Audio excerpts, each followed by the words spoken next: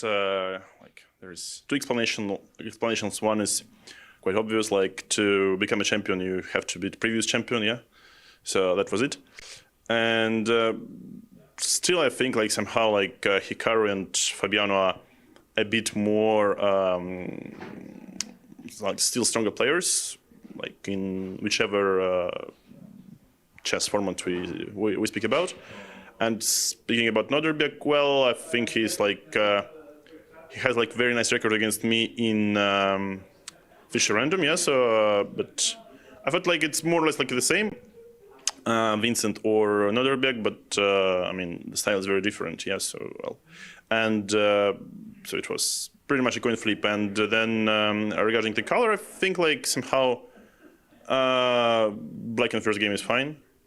Because normally, like, depending on the strategy on the second day, you can determine, like, for example, if you like overpress with white pieces, and then you have to play on for a win with black. It's sort of a bad idea, but in KO format, I think like black in first game, it normally doesn't hurt. Were you satisfied with how the game went? No, not really. I think like I got quite nice position after the opening. Like at least like when I got this h6 g5 structure, everything was fine. And then I did something extremely stupid, like I allowed him to put like 95 plus 93.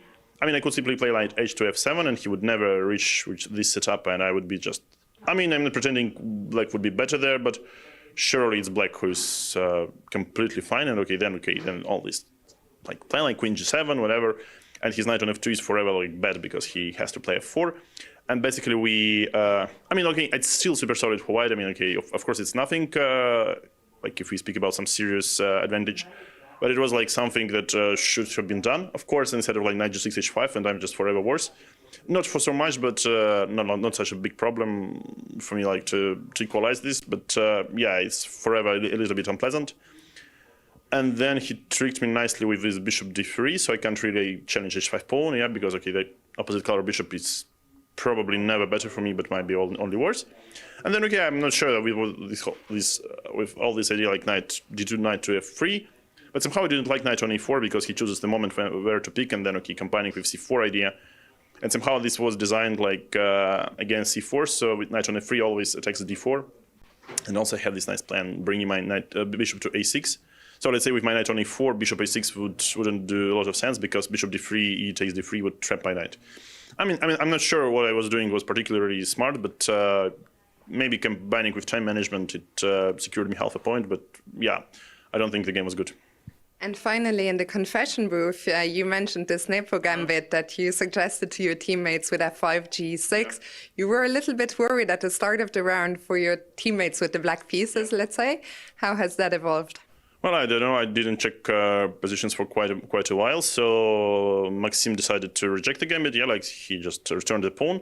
I think Arjun did like very critical line because okay, if I would see this g3 f4 idea, I would probably not suggest this ever, because I think that's the way to capitalize like the advantage. But I think so quickly position became quite unclear. So okay, in a way, gambit worked.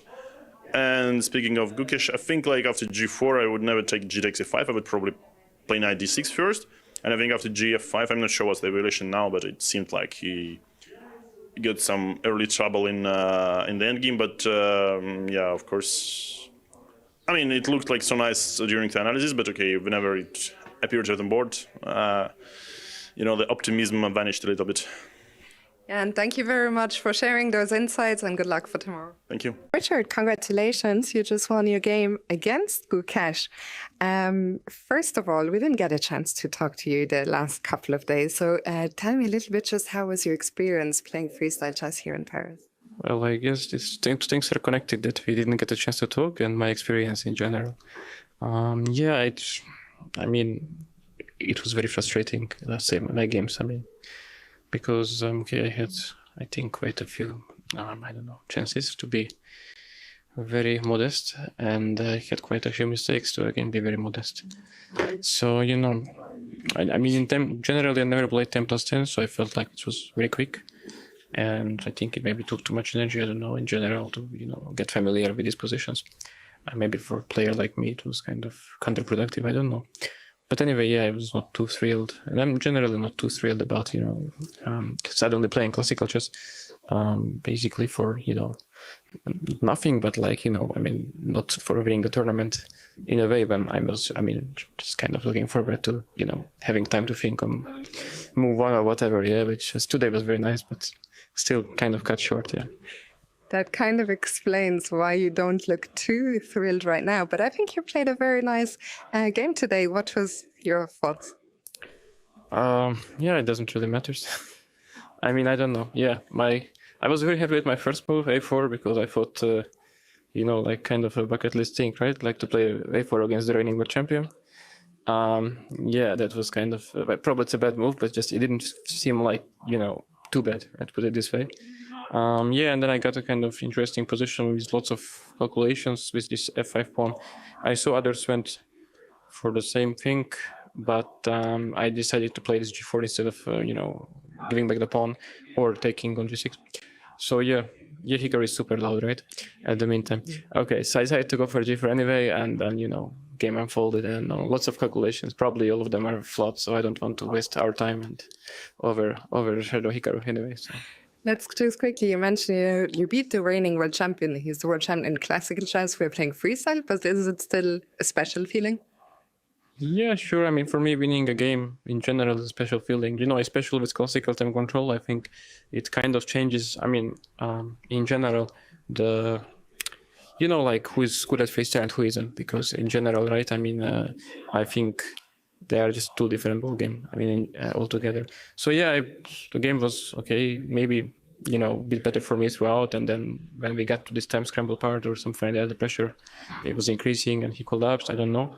But in general, I was very much looking forward to playing against good opponent with this time control. And yeah, that was fun. Yeah. Well, Richard, congratulations once again, and good luck for tomorrow. Yeah, thanks. Hikaru, you just drew your game against Arjun. Before we talk about the game, you were the last player to be picked at dinner last night. Is that what you were expecting? I wasn't really sure what would happen. I figured it was between Fabiano and myself. Both of us have had our ups and downs in recent times. So I was mildly surprised, but, you know, doesn't really make a difference who I play. You just talked about ups and downs. The game today also had ups and downs. What was your feeling at the board? Yeah, I'm trying to think of a nice way to put it. I mean, basically, you know, one of the things is we analyze in groups, and sometimes certain people have some outsized influence. And in today's case, I think we were looking at a couple moves, and we were unsure about this about this E4 move, and then I was like, F5 takes G6, knight G6, E5 D5, knight D6, black's great. Develop your pieces. You're winning. Computer says it's always great. And then I played it, and I mean, Fabiano also played it, but Arjun was the one guy who was very, very principled. He just took the pawn and sort of asked me the question of what I was going to do. And very early, I was upset, and I just like. I wanted to kill someone, or maybe kill Nepo specifically, because I just thought I was going to lose a game because of what he said. But then somewhere, I think in the late middle game, Arjun he was trying to be too precise. He was looking for a clean knockout. He couldn't find it, and then the game got very messy. And I haven't had a chance to look yet, but I suspect that if I had gone bishop f6 instead of rook e8, I would have had chances to win. But on the other hand, time is getting a little bit low. I've kind of messed up some games both here and in Wiesenhaus when I've gotten low on time. So it felt like rook e8 was a more practical decision, where at the very worst it's a draw, and if Arjun makes a mistake, I win. He defended it very well, and so it was a peaceful result. You mentioned, you know, Jan at the start of his game, after only one move, went into the confessional booth to say, I feel bad having suggested Nepo's gambit, and I don't get it. You realized it was bad too? Yeah. Okay. He saw your position and he realized what he had done. Yeah. I mean, but like Fabi, I mean, it would have been really interesting if Maxime hadn't been principled. Because I mean, the thing is, Maxime could have looked up, seen the position that Arjun had, and probably done the exact same thing. But then, I mean, I think he has principles he doesn't want to copy, or, you know, you want to try to be original, so he didn't do it. But I mean, there's a very good chance that both Fabiano and I could have just lost our game today without a fight. So, you know, I'm a little bit lucky and somewhat relieved. So do you think that preparing together comes with pros and cons? I mean, I think in general it's not a big deal. It's just that when you go for gambits, you really don't know what the objective evaluation is. I mean, it can be either great or it can be horrible. You just have no idea. So without knowing, I think it's probably a little bit much to play like this in a classical game. I think in Blitz or Rapid, this idea would have been completely fine. But in a Blitz game or in a classical game, I mean, I think it's just bad. So, yeah, I mean, there might be ups and downs, but I think I'm probably going to go back to what I did in Wiesenhaus, which is trusting an American and not a Russian. Thank you very much for sharing your insights, and good luck for tomorrow. Thank you. No drink can be too big, 'cause this is the start of something new. 'Cause now I know this is my time. Time to just be me. Time to pull my key. 'Cause this is my time. Time for me to choose what I wanna do. My time.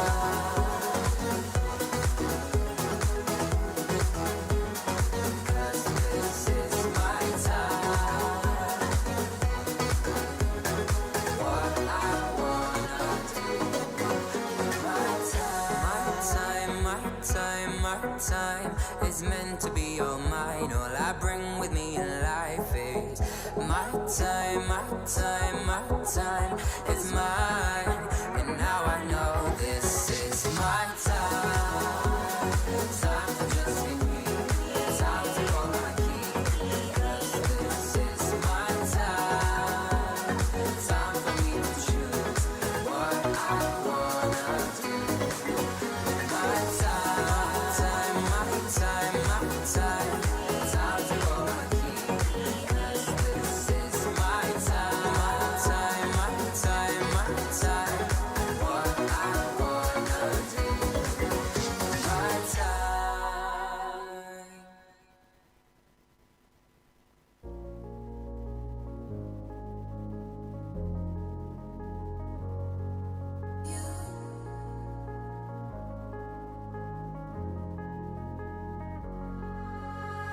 I wanna know you, I wanna show you, and I wanna give you everything you wanted, and I wanna see you, don't wanna leave you. I just wanna give you everything you dream, but hold on to me, 'cause I know I can make you believe in something that only we can see. Also, baby, hold on to me, hold on to me, hold on to me.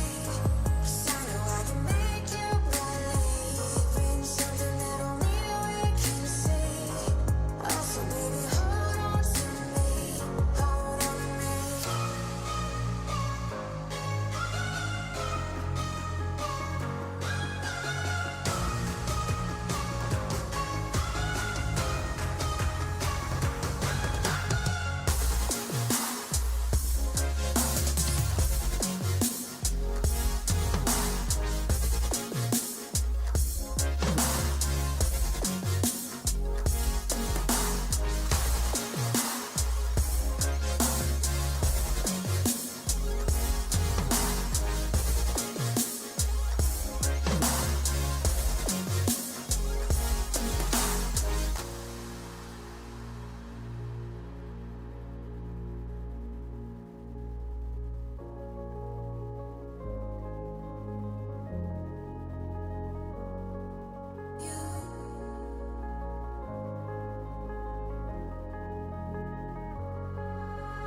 Baby, wait, I know that you're afraid, but it'll be okay if you just stay with me, and we can run from here, and we can disappear, and they won't find us where we are going, dear. So baby, hold on to me, 'cause I know I can make you believe in something that only we can see.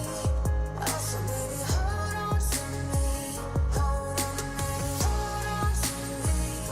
'Cause I know I can make you believe in something that only we can see.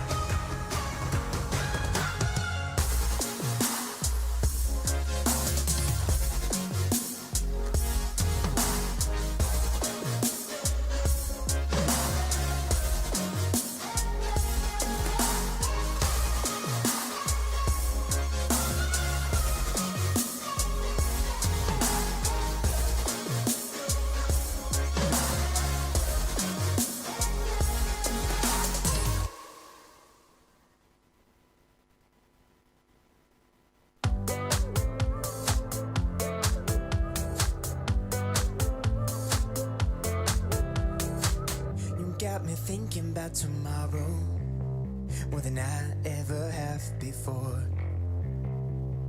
You're bringing light to my shadows. Every day you leave me wanting more. Every time you come up in my mind, a smile comes across my face. Even though I have no idea what we'll find, when I'm with you it falls in place. You're one of a kind. You're one of a kind. You're one of a kind. You're one of a kind.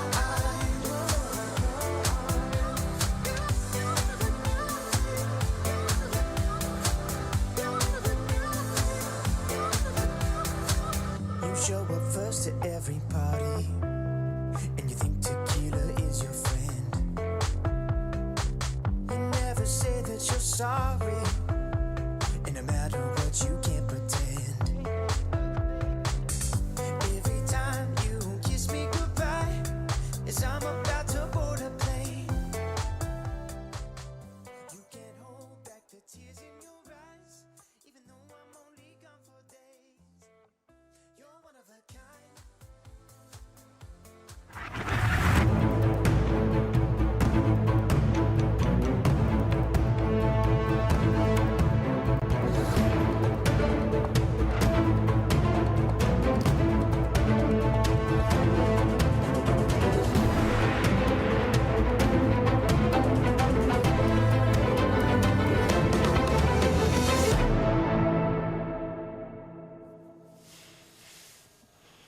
Hello, everyone, and welcome to day 2 of the quarterfinals here in the 2025 Freestyle Chess Grand Slam Tour taking place in Paris, France. From 8 players down to 4, we will go, narrowing the field in that race for first place. I'm joined once again by Tanya Sachdev and David Howell to preview the day and break down all of the action. But Tanya, before we talk about maybe who we believe will make a statement today and qualify into the semifinals, I think we have to talk about yesterday and some of the history that was made down there in the playing hall, starting first and foremost with a little bit of hilarity that ensued, if I may call it that. Nepo giving us our first ever opening, named opening in freestyle chess, the Nepo Gambit. The Nepo Gambit. And the best part was that everyone else got to play it besides the inventor himself. And, you know, it was, can I show it, what it was like? Absolutely. Get it out there. This was the starting position, and invented by Nepo, endorsed by Chaos, and regretted by Hikaru Nakamura, as we saw later on.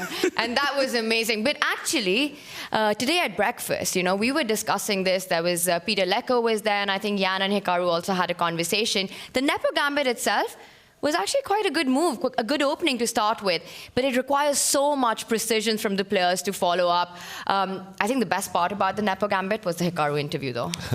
That's right, and actually I did check afterwards. This is one of the top suggestions by a computer, so 100% objective, correct assessment from Nepo, but unfortunately, yeah, just the practical side and the fact that he maybe wasn't so honest with his description of it just being winning for black. I think that just threw everyone off. I will report, though, that things are good between Jan Nepomniachtchi and Hikaru Nakamura. That's good. Nothing to worry. Jan survived the night, and we've got our 8 players who will be fighting for the 4 spots. I feel like really what I've learned is that Jan is a good salesman. He was able to sell a bunch of top-level players on his idea, and fortunately for them, while they found maybe some difficult positions, both Hikaru and Fabiano managed to get themselves at the very least to a draw just yesterday, bringing us into today's second quarter final day. Let's pull the bracket up just so we can take stock of the field and where everybody stands in the current standings. As you can see there, we have 3 of our 4 quarterfinal matchups in a half-point to half-point draw. Currently,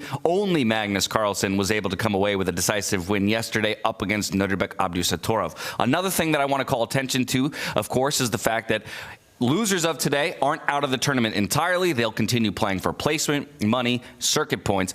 But there's a whole nother conversation, David, to be had about just the split of the bracket, right? And which players are going to have to go through each other to maybe an eventual final matchup. Right now, I'd say most people favor Magnus to move on, but that means winner of MVL versus Fabiano Caruana is very likely running into the world #1 come semifinal time.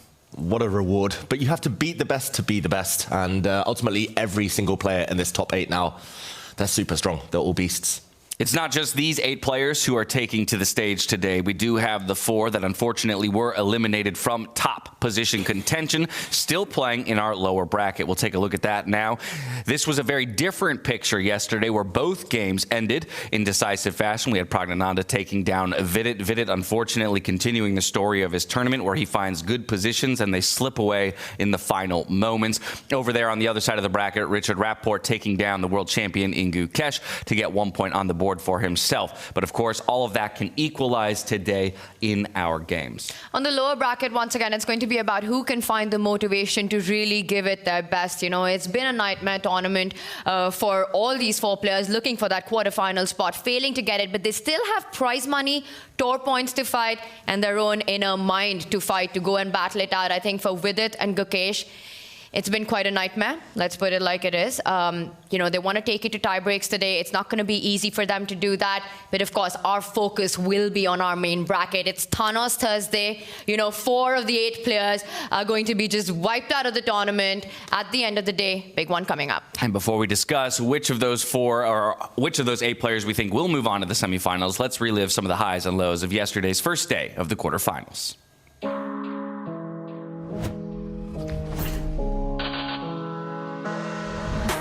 The quarterfinals have begun here in Paris, and classical time controls have brought a different kind of tension. Longer games, deeper preparation, and more at stake on every decision. But the biggest story broke before the first move. As players gathered to explore the day's starting position, Jan Nepomniachtchi introduced a sharp idea, a bold pawn sacrifice, the Nepo gambit. I'm a bit concerned that the gambit will, finally work out because, what Arjun did is quite sensible to me, and also what Rapport did is quite interesting too, and and one more game is from MVL, and maybe MVL also finds a refutation, so it will be Nepo gambit 3 times refuted, yeah? Hopefully not. Confident in its potential, he seemed enthusiastic about it. But when the game started, it wasn't Nepo who played it. It was Hikaru Nakamura and Fabiano Caruana who picked it up. Nepo could only watch from the confessional as his creation unfolded on 2 boards, and not entirely to plan. Almost winning, he had called it, but that optimism quickly faded. Nakamura faced Arjun Erigaisi, who came out swinging. Arjun planted a dominant knight in Hikaru's camp, held the initiative, and looked in control. But as time ticked down, Hikaru reversed the momentum and reached a rook endgame with an extra pawn. Still, it wasn't enough. His rook was too passive, and the game ended in a draw. Hikaru left the board visibly disappointed.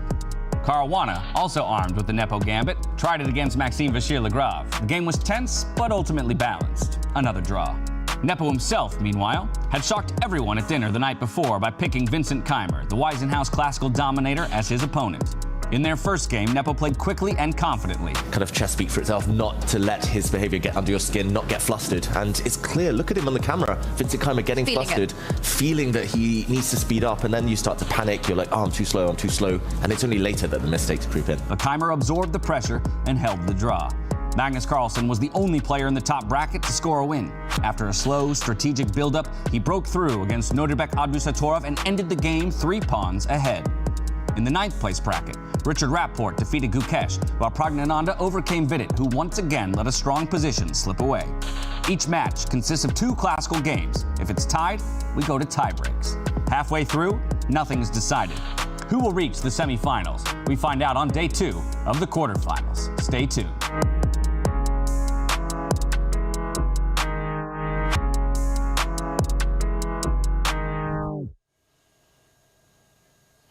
In not too long, we'll have the stage set for our players to do battle, a new starting position that they'll all have to analyze and figure out how to set themselves up for success. Obviously the story, in a hilarious way, the Nepo gambit just yesterday, but in particular, I am excited for that matchup against Vincent Keymer, if for nothing else than to see if the same kind of time disparity exists between those 2 players than what we saw just yesterday. At a certain point in the game, Nepo nearly an hour on the clock, while Vincent sits below 10 minutes. I don't know if he's going to get away with a draw if he finds himself in that kind of a time situation a second time in a row. That's the biggest takeaway for Vincent Keymer, right? He's got to be better better on the clock. That said, his moves did the talking. I mean, he kept everything under control, really. But if he gets a different nature of the position, if it's more complicated than what he had yesterday, which was a lot of closed pawn formations, a lot of trades that happened, made it easier to play with little time on the clock. But imagine, David, getting into that time trouble. 10 minutes on the clock, your opponent an hour ahead, and absolute chaos on the board. That's extremely difficult to handle against a player like Jan Nepomniachtchi. Yeah, I've been there many times throughout my career, being low on time, of course, but I've also faced Jan Nepomniachtchi, and he's probably the one who can take advantage.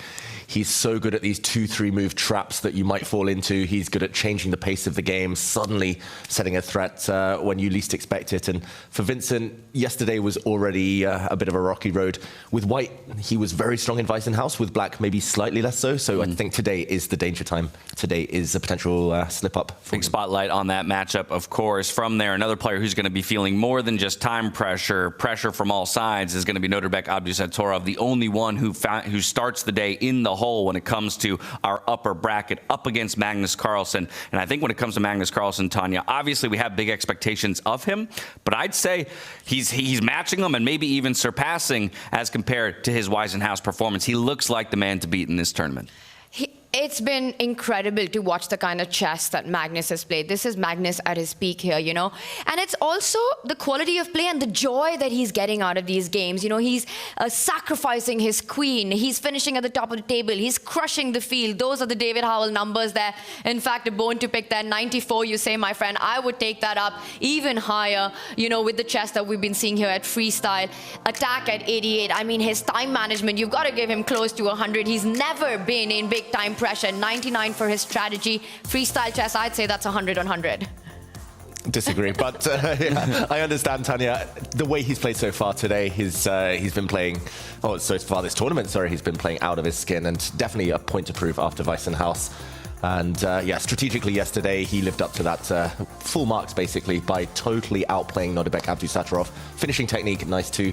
For Nodirbek, it's going to be hard to bounce back, hard to overcome the GOAT. Yeah, Magnus Carlsen, ever the fan of high-level sport and competition. We had the privilege of going to the Champions League quarterfinal match with him just last night. So, again, while he's locked in battle for his own big tournament prize, he's still taking the time to go appreciate top-tier play across other sport as well. You got to love it. Yeah. That's classic Magnus, right? And today at breakfast, I was walking out and I saw Magnus with his iPad. And I'm thinking he's playing Nodirbek, he needs only a draw to make it to the semifinals. The guy's so locked in and he's preparing hard. He's probably practicing a bit of freestyle chess. I walk by, I look at it, and he's intensely concentrating on a basketball game instead. There you go. The food midway, doesn't care about what's on his plate, loves sports, but yeah, what's going on there? It's no coincidence. The top players, Magnus has his sport, his many hobbies. Hikaru has his streaming. Fabiano has games night. They all have ways to kind of zone out, to turn their minds off the chess in the evenings. And you need that in order to give 100% when it finally does come down to game time. Yeah, I think it also just speaks again to the intensity that is required of somebody to reach this high level in any field, right? That everything they attack it fully. And we'd expect nothing less out of Magnus Carlsen today. So tough task here for Nodirbek Abdusattorov. Again, a reminder to everybody that this guy was a last-minute replacement. And I mean last-minute replacement for Hans Niemann, who stepped out of the tournament, hopping on a plane 48 hours before the tournament would start. So even just to have put up the round-robin performance that he did, buy himself that quarterfinals berth, incredible. Maybe a bit unfortunate that he got selected by Magnus Carlsen. And I think that's the heartbreak part here, right? You feel the stars are aligning when you get that call, get on a flight, get to Paris, and you get this opportunity, and then you have this dream run in the round robin, finishing day one undefeated, 5 out of 6. I mean, that's a massive score. And then, you feel the stars have aligned, but you've actually run into the biggest superstar in quarterfinals. Never got a chance in that round one. It's a big uphill battle for Nodirbek Abdusattorov. Again, David, 85 for Nodirbek. I've got to say, not so generous with those marks or that photograph. Tanya, we've talked to all the players and they keep saying I'm very fair. You keep saying I'm very harsh. I don't know what to believe. I want to know what the audience think at home. Are these numbers too low? Do you disagree? Do you agree anywhere? Maybe low on the attack numbers for Nodirbek, I will grant you, and low time management for Magnus. But either way, two fantastic players. At their best, just monsters. Regardless of which world we live in, if those numbers were to increase for both, the disparity is still there. And I think it paints a good picture, again, of what it is that Nodirbek is going to have to do. Maybe find one of the best performances of his life just to buy himself a tiebreak here today, because he has to get the win in the classical portion just for an opportunity to qualify through to the semifinals. And so while Magnus kind of looks like the player to beat in this tournament, I think the board that I think might be most likely to have some fireworks on it today would be Arjun Erigaisi up against Hikaru Nakamura, in part because of how it broke down just yesterday. Hikaru himself said, had a very solid advantage, but maybe almost tried to play too precise for a knockout blow as opposed to a little bit more incremental advantages. But it sounds like Hikaru recognized that Arjun had him on the ropes and had the opportunity to win. I think Arjun might come out swinging again, feeling the same way. That's the only kind of chess the guy knows how to play. And I was going to ask James, what gave it away that it's going to be a firecracker of a match? I mean, look at these two players. By the way, 19 above here. David, I think I would agree with you. I mean, I think these are pretty close stats to their strengths and weaknesses. So incredible numbers there, and just shows how closely contested this battle is. That's what the storyline was in their first classical game. Arjun coming out on top out of the opening. Hikaru showing exactly why you've given him a 96 on that defense. Incredible resourceful play, and then eventually ended with a peaceful draw. I don't know, who do you think was what's the word for it, more disappointed or maybe relieved with that result? Yeah, I think both players yesterday a bit disappointed. The top players, they're perfectionists. They knew it was a very imperfect game yesterday. Hikaru, it was mostly the opening and maybe the finishing stages when he obtained an advantage. He let it slip very quickly. But for Arjun, it was that middle game when he totally lost the thread, went from being almost completely winning to almost busted within the space of 3 moves. So neither player at their best yesterday, but that just shows how much they want to fight. The only thing that I was disappointed about with this game and the outcome of Hikaru versus Arjun was Hikaru's title to his video, a roller coaster game. I was expecting something a lot more punchier than that. Yeah. I mean, we were expecting something to the effect of, I almost strangled Nepo, or, Coming for you. Nepo, I'm coming for you. Exactly that. Well, look at that. Hikaru getting some love from the fans outside the venue today as he arrived just a bit ago ahead of his all-important matchup, looking to perform better than he did at Weisenau's first step, get to those semifinals. Of course, he wants to make it all the way to that top table, and we'll see if he can do just that. What are the predictions? How many of these matchups? We've got Magnus, who's taken the early lead, right, with a point advantage, but all the other 3 boards are tied. How many tiebreaks, playoffs do we get? And do we get an Armageddon? Prediction time. Okay, so I do think that Magnus comes away with the victory through classical time controls. I'm not confident to say it'll be with another win, but of course all he needs is a draw, right? And so I think that one is done and dusted. I think there's a very solid chance that MVL and Fabiano goes to a tiebreak in some fashion. That's one tiebreak. But I think Arjun and Hikaru will end decisively. I just don't know which way, to be honest. But I think, like we were talking about, both are going to take some risks here, and ultimately the position is going to fall one way or the other. So one tiebreak in the top MVL 4. Fabi. And then, Jan and Vincent, I personally think is going to end in classical, in part because I think Vincent will believe he has to win it here, scared of a tiebreaker against Jan, saying, hey, if I go into that quicker time control, I am disadvantaged. So again, might take some risks that he otherwise wouldn't in the classical portion. Could result in a victory for him, could result in a loss. So I think only one tiebreak situation. Then the question is, do we go all the way to the Armageddon between MVL and Fabiano? I'm going to say no, we don't quite get to the Armageddon. Of course, we haven't talked about the lower bracket opportunities for tiebreakers yet, but maybe we isolate those top 4. I think quarterfinals, David, I'm predicting 2 tiebreakers and 1 Armageddon. Okay. 2, so yeah, 1 will get decided in the rapid. So which are the 2 that go to tiebreak? You agree, Fabi and MVL? So I would put it at Fabi, MVL, and I think Jan and Vincent does get to tiebreak, and 1 Armageddon out of those 2. I'll say tiebreaks only Arjun and Hikaru. But does it get to Armageddon? No. Okay. I think it might be a bit of a mirror image for Hikaru with Weissenhaus, where against the younger players, Javokis and Darov, he had some chances, but ultimately played it a bit safe, went to tie breaks, and it does become a lottery. Arjun's extremely good at rapid chess, and like you said, James, that dynamic of who is actually happier with the tie breaks, that's going to play a large part in this classical game, but either way, they're all going to be close. I do also think we will get one tiebreak in the lower bracket, just because of kind of the nature of playing in that lower bracket. I think there are just you're less risk averse at that point. You're more willing to just kind of throw some ideas at the wall and see what happens. And so we saw both games end decisively yesterday. Maybe one of them today just goes the other way. We end up in a 1-1 tie. Also very interested to see how Maxime Vachier-Lagrave against Fabiano Caruana handles his first ever black and freestyle chess classical time format. He's played those games in St. Louis, but they've all been rapid. You know, this is going to be the first time he plays with the black pieces, what position he gets, if he's able to survive the opening phase. And there he is, the French maestro arriving. We've seen fans, you know, the home crowd there, that's always ready to welcome him. Very important for Maxime to get out of the opening without too much trouble. Important to note, strolling in from home, right? The only one to not be staying, of course, with us all at the hotel. So the comforts of home, will they serve him in this matchup here today up against Fabiano Caruana? Time management 85. Really, David? This is based on 2024, Tanya. We're just lambasting David. That's what this whole broadcast has turned into.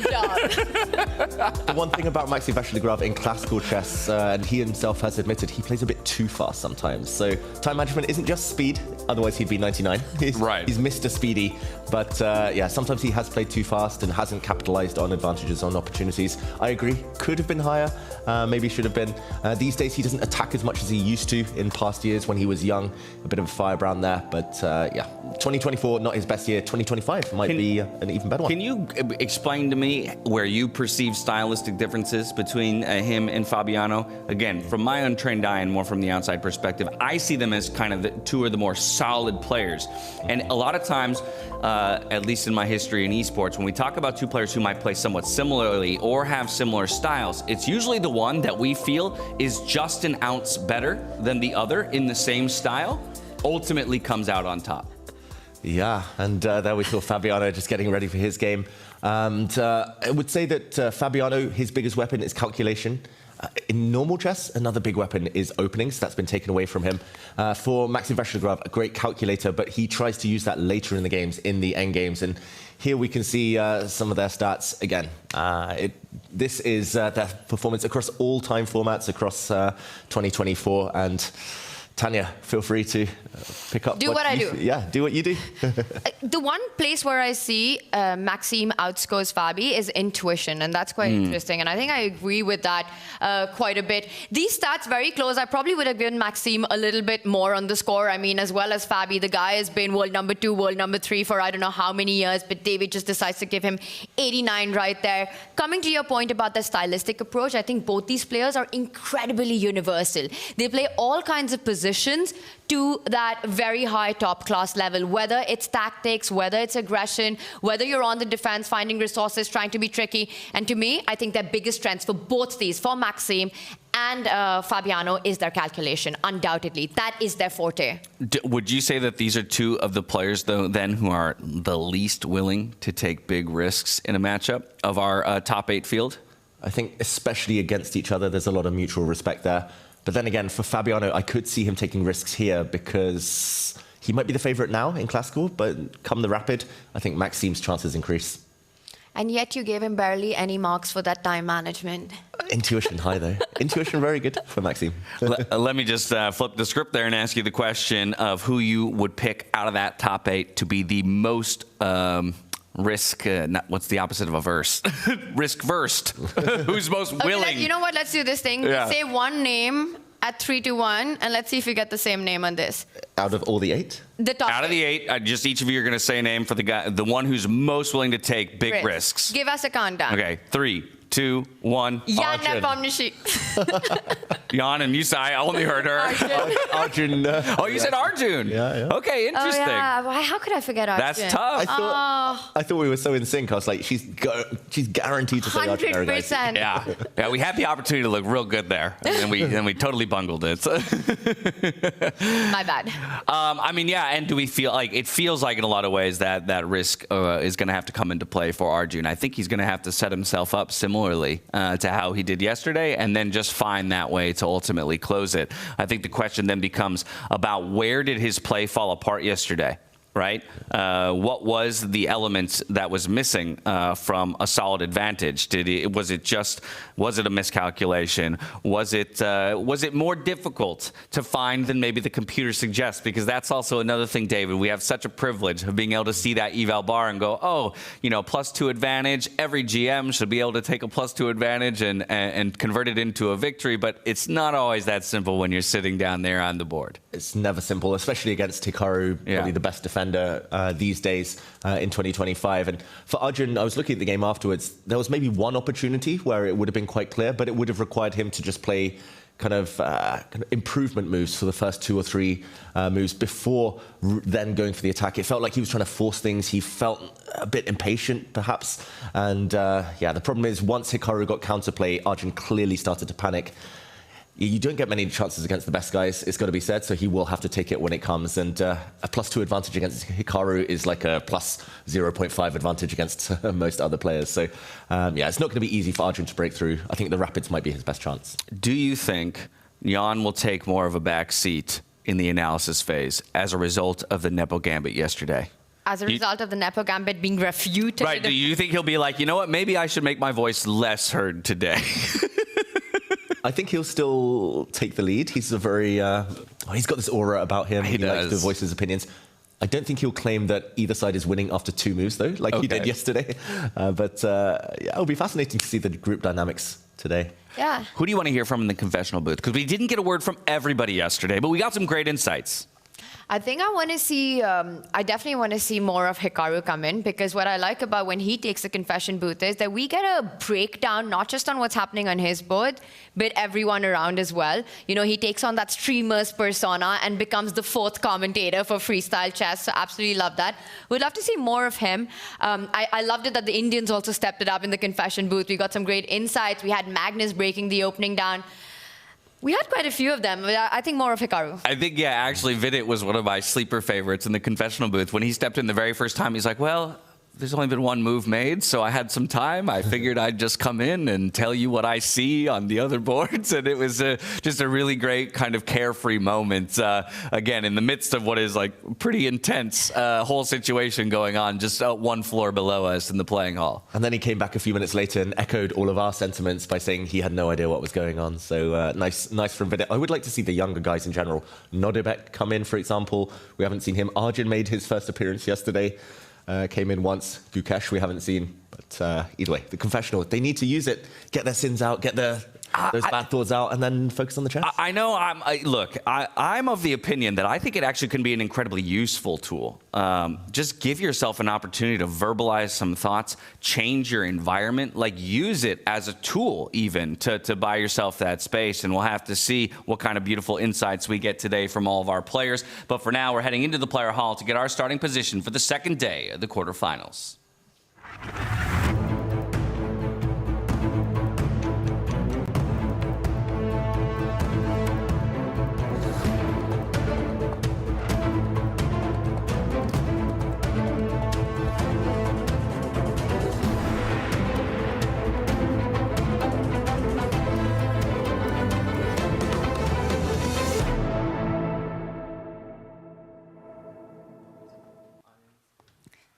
Hello and welcome to the Paris leg of the Freestyle Chess Grand Slam Tour. My name is Fiona Stahl-Anthony and I'm delighted to be your host today.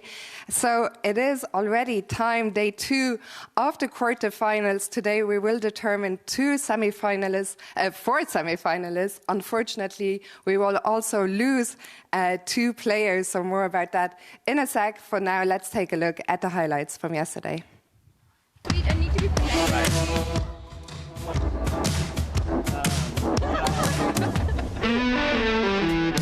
Freestyle chess is getting more and more popular. We walked through Paris and met lots of passionate chess fans, especially at the iconic Blitz Society bar, a real hotspot for the scene. Even here, freestyle chess is now being played and has become a major topic among fans. I'm loving what the freestyle guys are doing right now. It's already very popular, and it's like the F1 format, you know? Yeah. Every Grand Prix, there's like a different city, and it's perfect.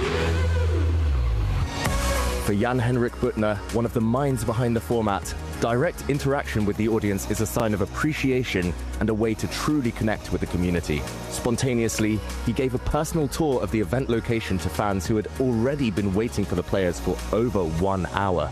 As you know me, we're always acting spontaneously, right? If there's like 10 kids waiting there like for an hour, giving us time and energy, and we want to show you around. And of course, that made them happy. Paris has worked out spectacularly. We think its fan engagement is great, so we will see if we can introduce even fans at the next events in terms of real audience. The journey of freestyle chess continues to grow. Day 1 of the quarterfinals brought excitement and set the tone for what's to come.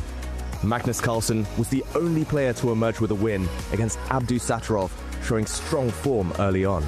I think my first 5-6 moves were pretty bad, and he really sold it a lot better than I did. After that, I took over and I played better, but it was very, very tough. The other matches ended in tense, hard-fought draws, proving just how evenly matched the competition is. Stay tuned for the second day of quarterfinals.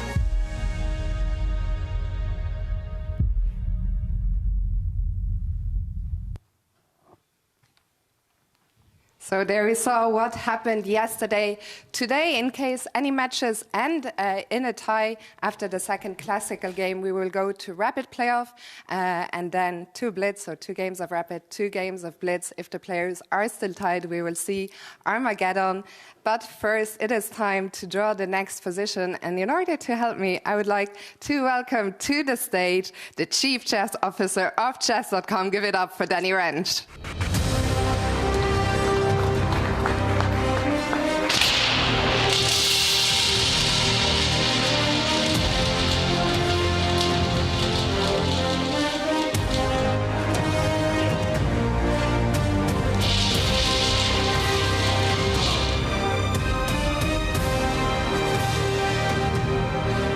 Position number 73, 073.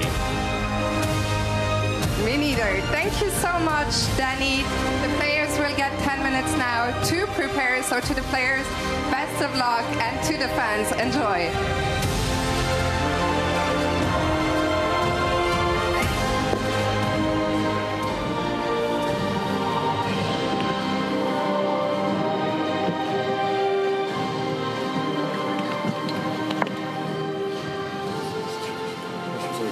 Bishops again. Isn't it very similar?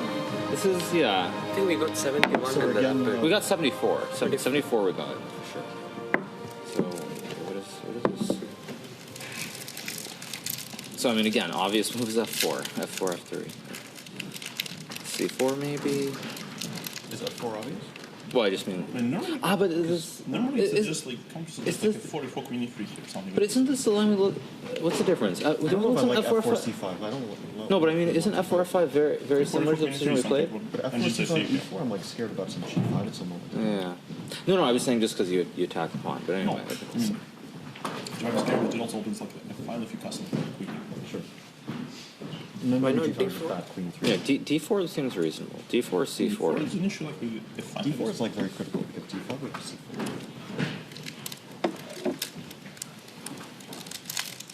C5. C5? Yes, C4 is fine because we attack. Yes. And if with C5, we can play E4.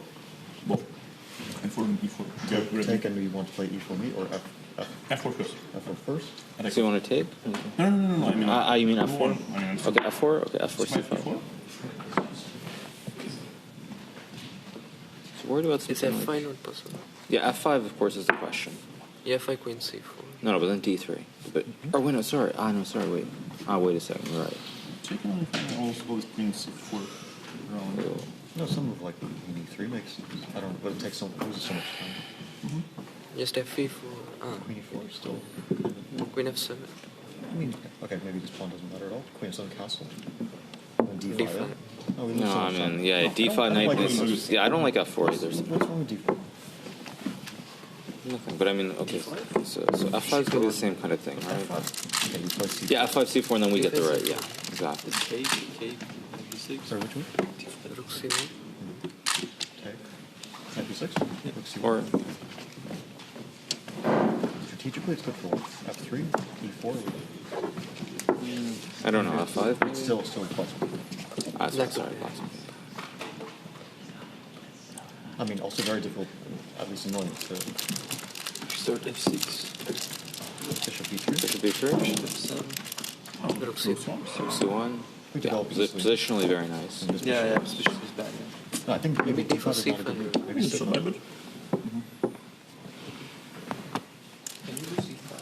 Yeah, c5 is the question. Take. d5 is not the way. d5 c4. Yeah. d5 c4. Yeah, I mean, I have Unclear. f3. No, d5 f5.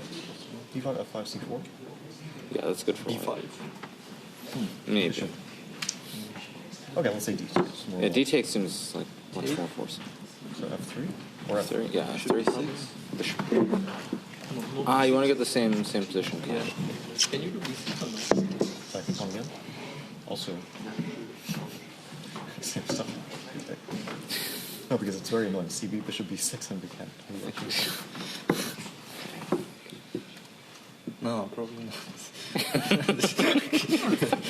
No, but this is. more or less fine.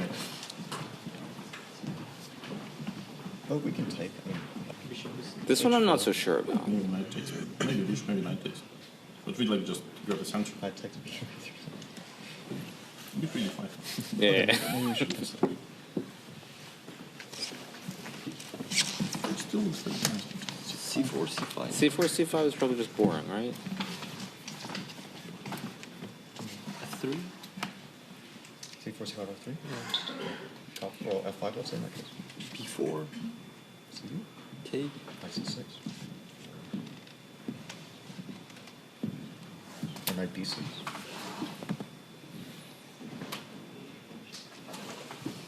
Yeah. Okay, let's try this again. And if we start c4, what? c5. Yeah, like we want this. So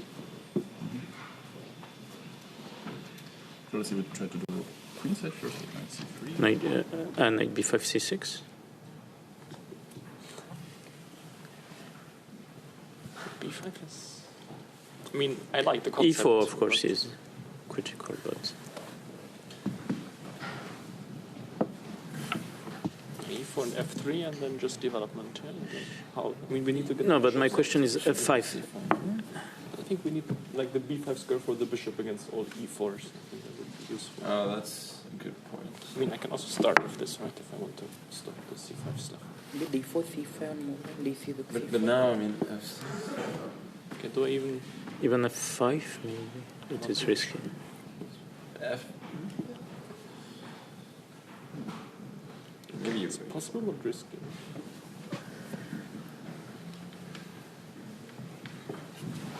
c5, d3, rook c4. Yeah, maybe just like that.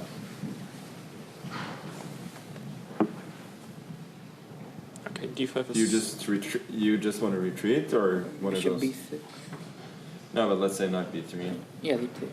c4. f6 already. f6. It's nice. Maybe you go b4 and c4. Are you sure? Still f6. Still f6, yeah. Bishop b3, bishop f7.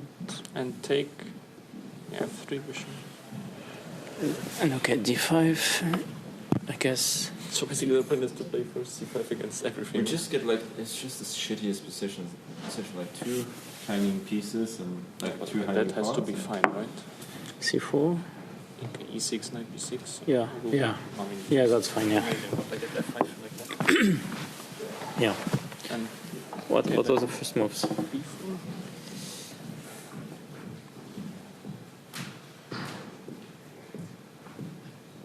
Should probably consider one of 4 as well. Yes. Okay, But I guess f4 were f6 also, like we. But I would like to. Are we?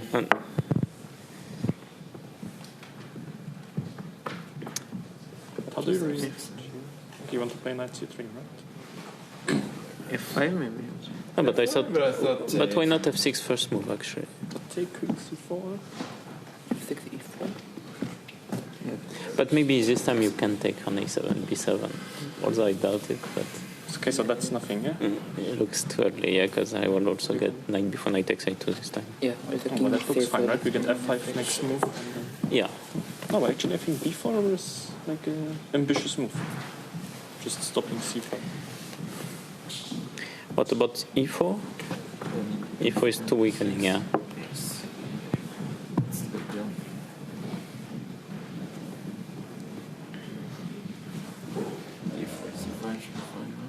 Yeah.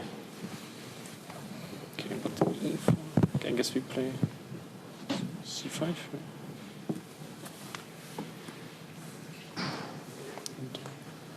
Yeah, I guess we don't mind this.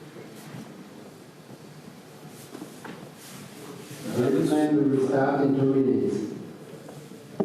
C6. Maybe can we get our knight B6 and against B2 quickly?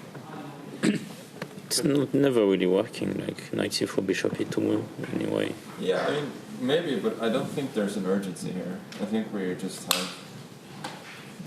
Yeah, knight C6, knight B3, D6. Yeah, it looks like a decent... Pawn moves E5. I mean, knight B3 moves C4. Yeah, also. So what's... If we are going D6, how will we get the queen? Yeah, I'm not sure we play D6. I don't think we can... I mean, this guy's the problem. Yeah, C6. I mean, F4, F... Okay. Probably have to protect this, but I'm like not even... Not even I'm sure. also kind of tempted.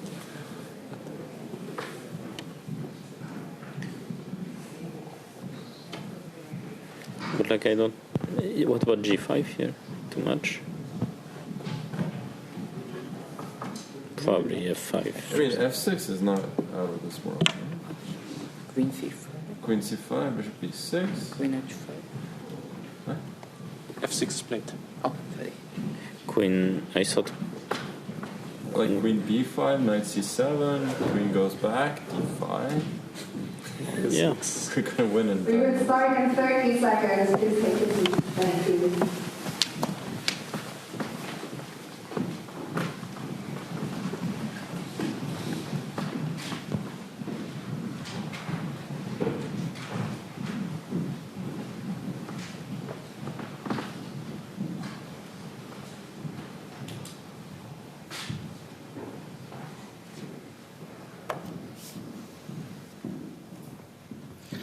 Position 73, and the players take their seats here ahead of the second quarter-final day. Magnus Carlsen, Nodirbek there on your screens. A lot of questions around what the first moves will be made, but interestingly enough, if you had your listening ears on and that at the very beginning of the discussions, Hikaru quickly reminded all the players, we recently played position 74, just one away from position 73, and this was on the second day of the round robin, the 10th game overall. So second to last game they played. We're going to just explain to you real quick the minor differences between that position and the position that they have in play today.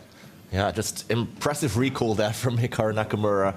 And this position, 73, there's only one difference to a position they had 2 days ago, and that is the position of these two pieces, the kings and bishops. If you can imagine them swapping over, kind of taking each other's place. That was the position in round 10 of the round robin, and it was a very controversial one because Black won 3 of those games, and there were 3 draws alongside. That was also the famous round where Vincent Keymer won very quickly as Black in under 20 moves against Praggnanandhaa. So not just similarities to positions that we saw a day or two ago, Tanya, but also some interesting similarities to the position that we saw yesterday. With that bishop and the king jumping places, we're back to 2 bishops sat squarely in the middle of the board, just like we had yesterday. I'm just mind blown by the fact that Hikaru could actually instantly pinpoint that. I mean, they've played 11 rapid games. They've had 1 classical game between each other with all the training that they've been doing and just the instant reaction. And that just shows the pattern recognition is already developing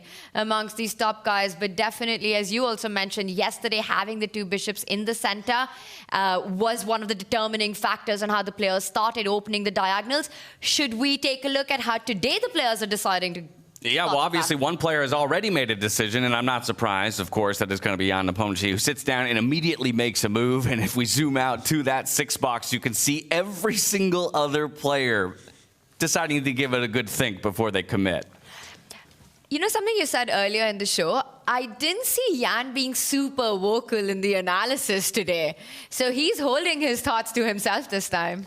And do you want to know something funny? Jan has made a move. The computer immediately says, decent advantage for black. Uh-oh. He's made a bad first move, and it's a bad first move because black should play the same move that would have occurred yesterday in the Nepo gambit. Black should do the exact same thing that Nepo was recommending in yesterday's round. Is Nepo going to get Nepo'd by Vincent Keymer? Will it happen?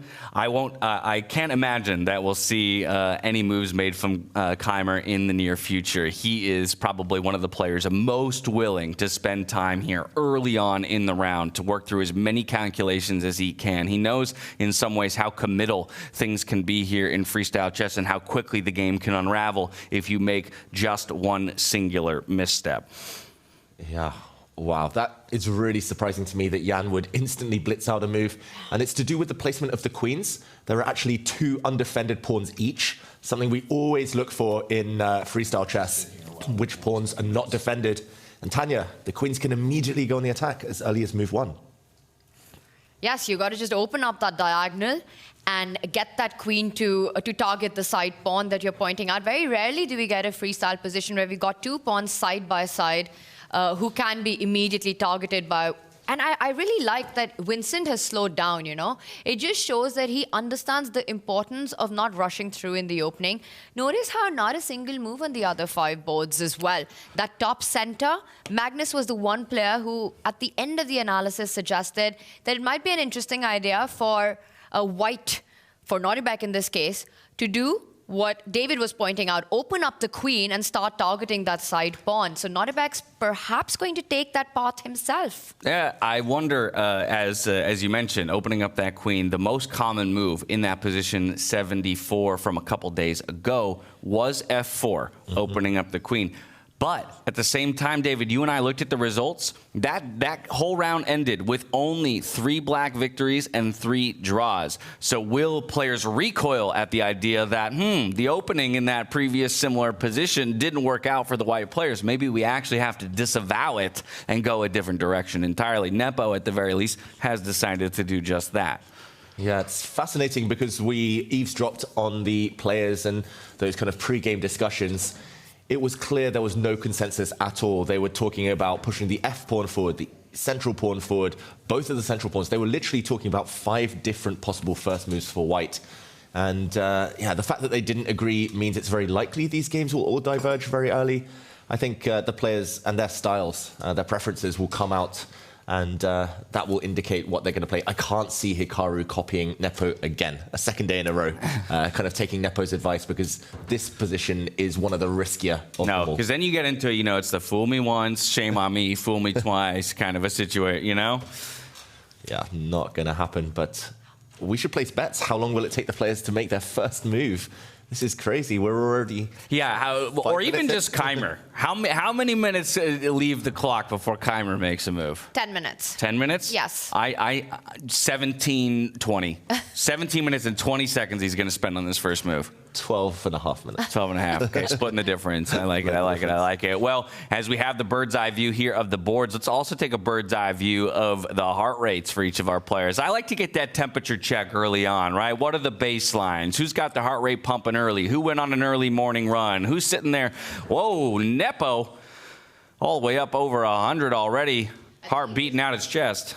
You play first, think later seems to be Nepo's strategy, and maybe that's what happened. He rushes through to the move, makes that move in just seconds after sitting on the board, and his heart rate spikes up as he realizes that an idea that he was discussing just yesterday could be disastrous for him today. Okay, well, as soon as we made our predictions, we were all made liars by Vincent Keymer. I think, if anything, that's the board that we should zoom in on, because he has found his response, and once again, Nepo has blitzed out another move of his own. So going to keep up the time pressure on his opponent, just like he did yesterday, but maybe this is a bit of a learning by Keymer himself from yesterday, saying, hey, I didn't give myself too much time to work with in the end and maybe got away a little lucky to come away with just a draw. Today, I can't find myself in a similar position.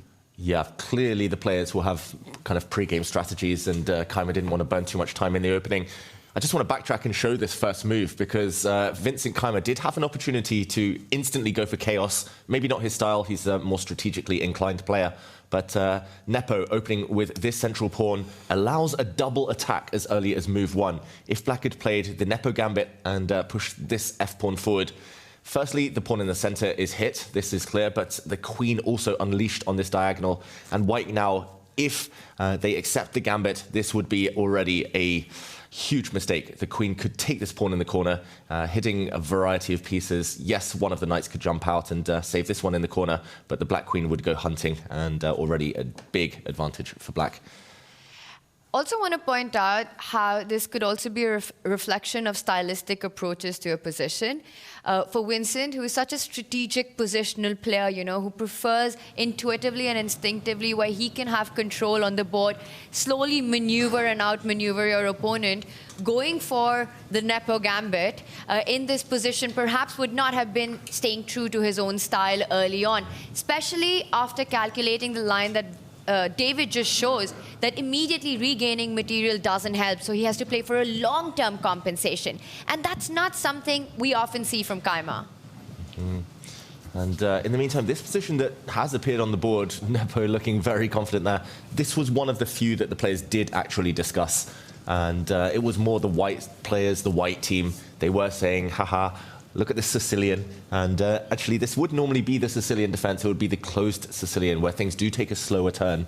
So I totally understand why Keymer wanted to avoid any immediate chaos and go for that slower maneuvering type of position. The rest of our quarterfinal matchups still yet to make a move. Both lower bracket bouts have decided on a move. One of those matching the opening move there by Jan Nepomniachtchi. The only difference there, of course, being Vidit electing for that f4 push. That would be more similar to position 74 from the round robin. But either way, it's a slow start for all of our boards. As I say that, Nodirbek Abdusattorov, the one who finds himself starting the day in a hole, has finally committed. He as well will deviate. He's going for that f4 pawn push. And this is exactly the move that Magnus was vouching for at the end of their analysis. It opens up the queen diagonal with the first threat on the very first move by White on that side pawn. And it does, this sort of a position does have a tendency to go into a very standard Sicilian setup. So for White to get control over the center, not only by pushing the pawn that's in front of the king, but eventually the pawn that is in front of his bishop 2 steps forward, and then taking out that queen, getting the king to castle, we might very soon be in familiar pattern territory here. Yeah, let's just try and predict the future as you're doing there, Tanya. First of all, as you mentioned, the first point is that this pawn is hit, so Magnus already having to play on the back foot and react. Magnus now looking at screens, trying to see what's gone on other boards. Let's say that Black does go for this block, pushing the pawn forward, protected by the rook, just to close the diagonal. And now, White controls the center, as you predict there. I'm not sure exactly what Black will do here. A variety of choice. The knight comes out, for example. The queen could move.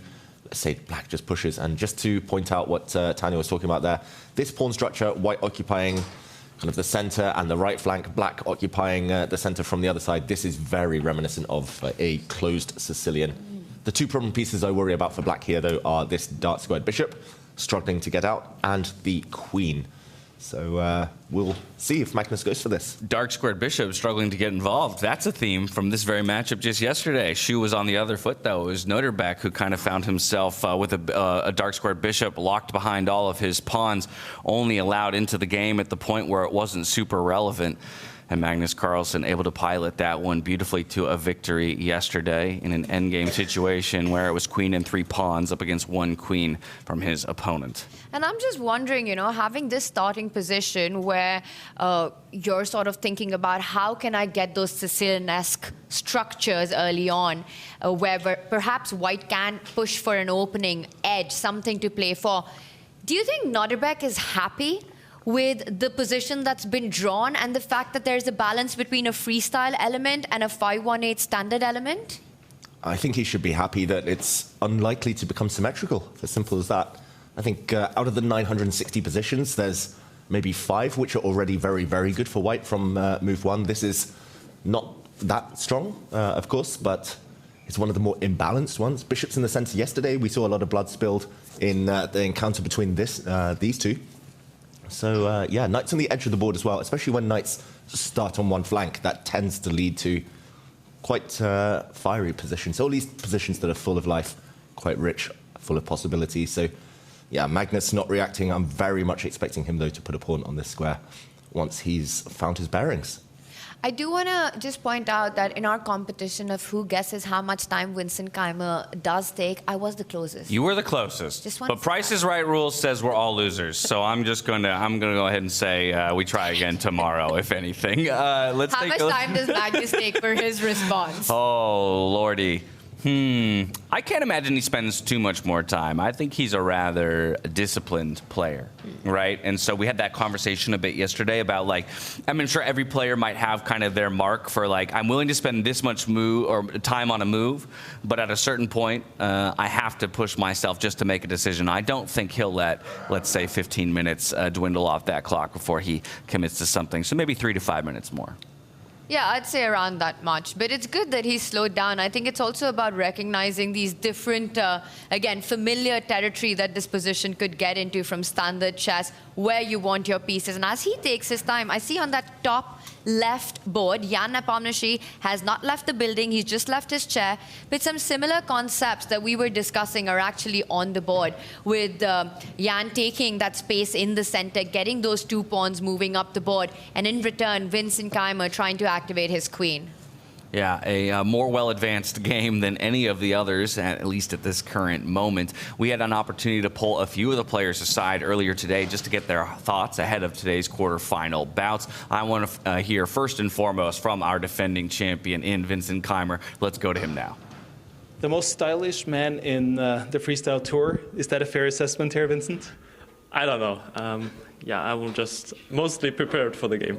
That means yes, by the way. He is the most stylish man in the Freestyle Tour. But how do you feel about your chess? What kind of feeling did you bring in sleeping after the game yesterday?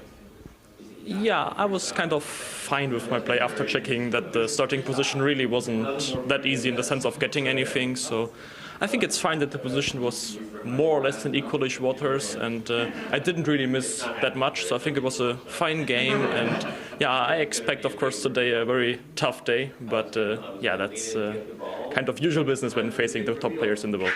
And what was the feeling waking up? You feeling good today? You feeling fresh? Yeah, I tried to repeat the same routine as in Weissenhaus, and I'm feeling good. So I think that's pretty much the best preparation I could do. Good luck. Thank you. Perfect. Thank you. Hey, if it's worked for you before, don't fix what ain't broke. You know what I mean? Saying I'm trying to hold to my Weissenhaus routine. One of the things that he told us about that Weissenhaus routine was just getting up at a nice early hour, going out for a brisk, chilly air walk, making sure that he's got that sunlight, he's got that fresh air, and he's got, you know, a clear mind heading into the matchup. Also kind of interesting to me that he talks about reflecting on yesterday's matchup and feeling fairly good about both his assessment and approach to it in the course of the day yesterday, saying, yeah, there weren't too many opportunities to win. I think I played rather solidly. So now really it just comes down to today. Absolutely, and getting and staying in that good mind space, you know, having a positive, fresh outlook to the game is so important in freestyle chess, because really how much can you prepare or what's about to come up? Yesterday night, I was out at a walk and I actually bumped into Peter and Vincent taking a walk by the river as well, you know, deep in discussion about the action that's unfolded and just getting some fresh air. I think it's definitely a big part of Vincent's preparation, just to be as ready as you can mentally for what's coming up. But I want to talk about that most stylish award that Sverige just gave. You know, this is a community stream. I want our community to get involved, who they think is the most stylish player. We're in the city of fashion as well. You know, French couture, Vincent Keymer, without Ali Reza in the building, without Gucci Reza here, that spot is open. You know, that award is up for grabs. Who's walking away with a Louis Vuitton collaboration? It's a big question. Not us. Not us. Definitely not me. Oh, dagger through the heart, Tanya. Oh, my dreams have been killed. So while you guys toss your answers into chat, let us know who you think is the most fashionable player here on the stage today. I just want to make a quick note that our 3 other top bracket boards have all followed the same opening as each other, different from Vincent and Jan Nepomniachtchi. We can just pick one of them perhaps to dive in and get a little bit of an understanding, maybe what some of the ideas are behind this opening. Let's go ahead and go to Hikaru Nakamura versus Arjun Erigaisi. We said this is one that we expect to see fireworks from today. My question becomes, as we dive into this board, is it the kind of opening that we think supports fireworks? Does it ask for action? I want to say yes. I think it's still very early days. It depends on the next few moves, but I think definitely Hikaru wants the action. It's always interesting to me to see Hikaru spend this long in the opening in freestyle chess, because in Weissenhaus, 3 games in a row, he said he was just copying Fabiano Caruana. Yesterday, he copied Nepo. It feels like he wants someone to set the blueprint before deciding what to do next. And as soon as Nodirbek, as soon as Fabiano played their moves, a few seconds later, Hikaru copied yet again. So I think he wants action, of course he does. This pawn structure, it does have a name, Tanya. I can't quite remember it. It's such a rare guest in traditional chess that I can't remember what it's called when you put a pawn on c4, f4, and it's kind of you leave your central pawns in the center, in the middle there on their starting squares. It's a bit of an odd pawn structure. You kind of control the center from the side, but either way, it's very unorthodox stuff. And, I'm going to call it the K9 tooth start. I was going to say, maybe we should just name another Yeah, opening. if we feel like those is like this kind of looks like a bottom row of teeth for me, and then they're perfectly spaced, it's your K9 teeth. K9 teeth. I like it. I like it. Or the fangs. The fangs. Maybe. I like that. I think let's go with the fangs. You know, it does have its sort of fanged up moment on that center of the board, those central squares moved up, opening up the diagonals there. David, I tried to check up on, try to Google that bit of information, can't find it. Maybe our community, our chat can help us with the name of what this is called in 518, this pawn formation that we're seeing on the board. And I think coming to what we've got in front of us right now, I don't think Hikaru wants to stop here. Perhaps if given an opportunity, we're going to see another pawn advance very soon. But I want to point out one difference here. You know, with the pawn in front of the rook having moved 2 steps forward, if you were to move that pawn in front of the bishop 2 steps forward, you gave Arjun a huge outpost at the center of the board. And that would be a square, that central d4 square, if we highlight, where the knight can jump into. So suddenly Hikaru might have to just be a little cautious about this trade-off. You gain space, but leave a big square. Yeah, and it's now Arjun thinking for the first real time in the game. Nakamura spent a long, long time on move 1. Arjun replied quite quickly. Do you think he's going to play copycat? Is it going to be the double-fanged variation? The double fang. That would be mirror chess as well, right? And why not? Till you can do it, continue doing it. And I'm going to expect, if given an opportunity, if you continue playing copycat chess here, Hikaru will try to break. He'll try to break the symmetry on that move 3. Mm-hmm. Yeah, he's not going to endure the symmetry for too long. This is our prediction for a fireworks board over the course of the day. We also had an opportunity to speak to both sides of this matchup as they arrived to the venue. So let's hear from both Hikaru Nakamura and Arjun Erigaisi. Hikaru, how are you feeling today? I feel pretty good. I like the look. You got a cup of coffee. You look pretty relaxed. It's a different version of you here than it was in Weissenhaus, just zen-wise. I mean, I think, first things I'm playing someone, at least who on paper is a much stronger opponent than my opponent in Wiesenhaus. I mean, Arjun, obviously, top 5 in the world, someone who I think many look at as a potential world championship contender down the road. So I think that's the first thing. But then also, every position is random, and you don't really know what you're going to get. And I think that also makes it a little bit easier, at least before the game, to kind of just relax and take it as you go. Additionally, I would say, however, that unlike the match against Sindarov, I mean, it's not a situation where it was as easy to win. There was a moment when I was winning, but I also very easily could have lost the game. So it wasn't one of those like smooth games from start to finish. So, I mean, I feel pretty good overall. Good luck Tuesday. Yeah, thank you. Arjun, it was a draw yesterday. It was a little up and down, as we were saying, that whole game. But do you bring confidence into day 2 after what happened yesterday? Yeah, I have some things to be happy about, that I played quite well till a point. And then, of course, I also have some things that I should do better on, like how I went wrong. So overall, it's a mixed feeling. What should you do better today that you thought about? So when I went for this bishop b3, I calculated knight e3, knight takes f6, queen takes f6, bishop e3, d8, queen e3, rook g2, d4, bishop e6, queen e6, queen d4, queen e8, knight d8, bishop c2, queen d2, queen e4, rook e2. And I just stopped here thinking it's getting too long. But had I just seen one more move, queen d3, I would have gone for it because it's very good after that. So that's one thing, maybe try to see a bit further. Do you take anything from that situation that you can bring into today's game, what you should focus on? Yeah, that's something that I think I should focus more on because I just stopped it thinking it's getting too long. Not that I was unhappy with that position. So maybe not do that. And you're feeling good? Yeah, I'm confident. Good luck. Thank you. Great to hear from both of our players in this matchup. Ahead of their matchup today, Arjun Erigaisi, I'll remind everybody, has kind of been the terror of Freestyle Fridays, at least from the perspective of being the winningest player in Freestyle Fridays, winning 3 consecutive. That said, his opponent is the one who sits just behind him. 2 Freestyle Friday wins and the most recent winner of a Freestyle Friday coming into this event. The big notable difference there is it's a completely different set of time controls when you're playing that set of freestyle positions than what they're playing right now, Tanya. I think Arjun is the Hikaru of Freestyle Fridays. All the Title Tuesday wins that Hikaru keeps getting, Arjun does that when it comes to Freestyle Fridays. And I think he's shown that it wasn't just for online. His performance in the round robin, also very solid getting through. His first game in the Classical, impressive. He got that advantage. Yes, he wasn't able to convert it in those critical moments, but that can happen. And I also want to point out that he was never completely worse or in extremely big trouble. When he needed to defend, he was able to do that. He's playing against one of the absolute best in the world. Looks pretty chilled on camera. I like that he's slowed down. Arjun's a player who plays incredibly fast. He's super quick, but he knows the demands of this format, the demands of this position, how quickly you can land up in trouble. So Arjun just calculating his way ahead. What do you think? David, you predicted at the start in the show open that this would be the game that goes into tie breaks. That means a draw coming up in this one.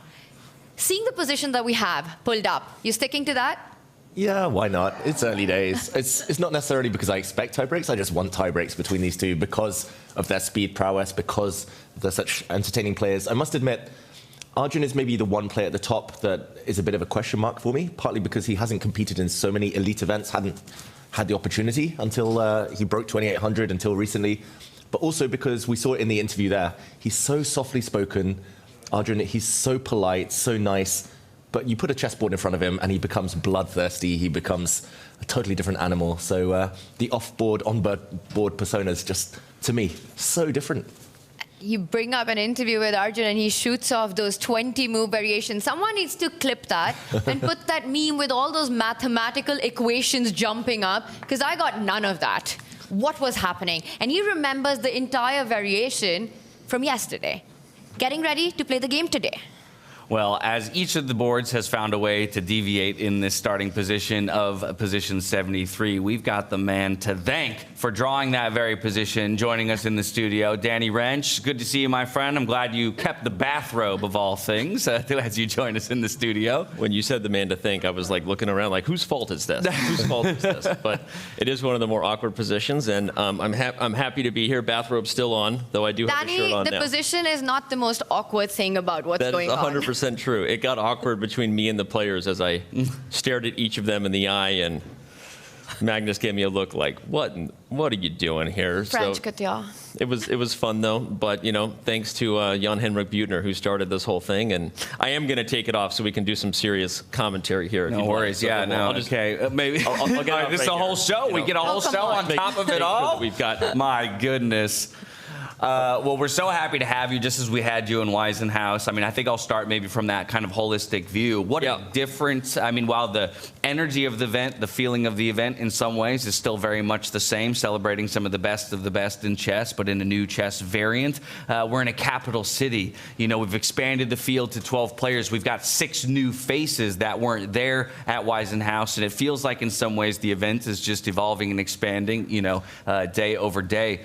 For yourself, having been to both, what have been maybe the highs and lows, the major differences for you as you step foot here in Paris? I mean, you nailed it, right? There's a lot of differences here, right? 6 new faces. There's an amazing city. By the way, is the weather always this gorgeous in April in Paris, or did we just get lucky? Like I was told, we got away with something. This has been incredible, and so just the vibes are high. And of course, it's nothing against Weisenhaus, which had a ton of things going for it. Obviously, we were there in Germany at an amazing resort, but the weather was very different, right? It was cold most of the time. So that's been amazing, just speaking personally, getting outside a bunch. But the best thing about freestyle is the chess is never the same. So I guess if we're looking for the obvious difference, it's that we sit down every day going, what in the world are the players going to do this time? So no, it's been amazing. I'm happy to see the tour just continue to expand, and I can't wait for the road show to continue. I mean, it's been awesome, and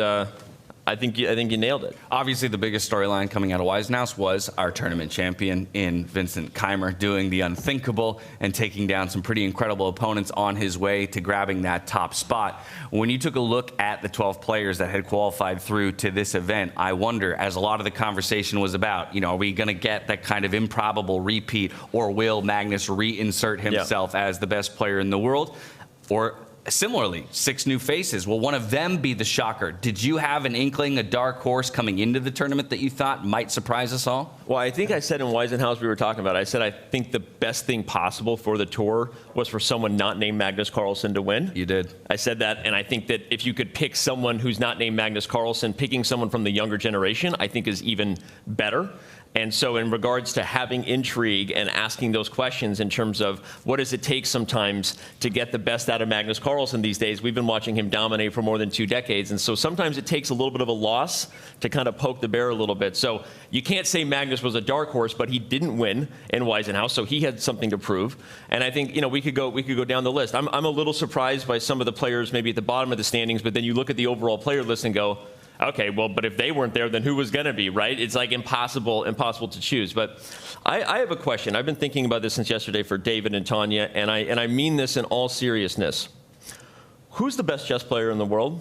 Or even more importantly, what do we really think is the best system to decide it? Because FIDE's system clearly cannot deliver us the best player in the world. No disrespect to Dommaraju Gukesh, he is not the best player in the world, and at this point, I don't think he's even a top 5 player, if I'm being honest, and debatable, maybe top 10. Fabiano Caruana is maybe the best classical player in the world, and Magnus Carlsen is sitting on a rating that is untouched because he refuses to play classical, and there's a lot of conversation about this. And then, of course, the online arenas themselves are never compared to this stuff, but that's where most of the players are playing. Fast chess, time controls that are more challenging to the sporting elements. And so I'm like sitting here like, what exactly are we going to do to determine who the best chess player in the world is going forward when you have a FIDE system that's a mess? It doesn't deliver the best player in the world. You have freestyle doing its own thing. You have all these online systems going. So I know the obvious question is, the obvious answer, David, will be, well, Magnus Carlsen is still the best. But I'll change the question then say, how do you really know that? How do you really know that right now?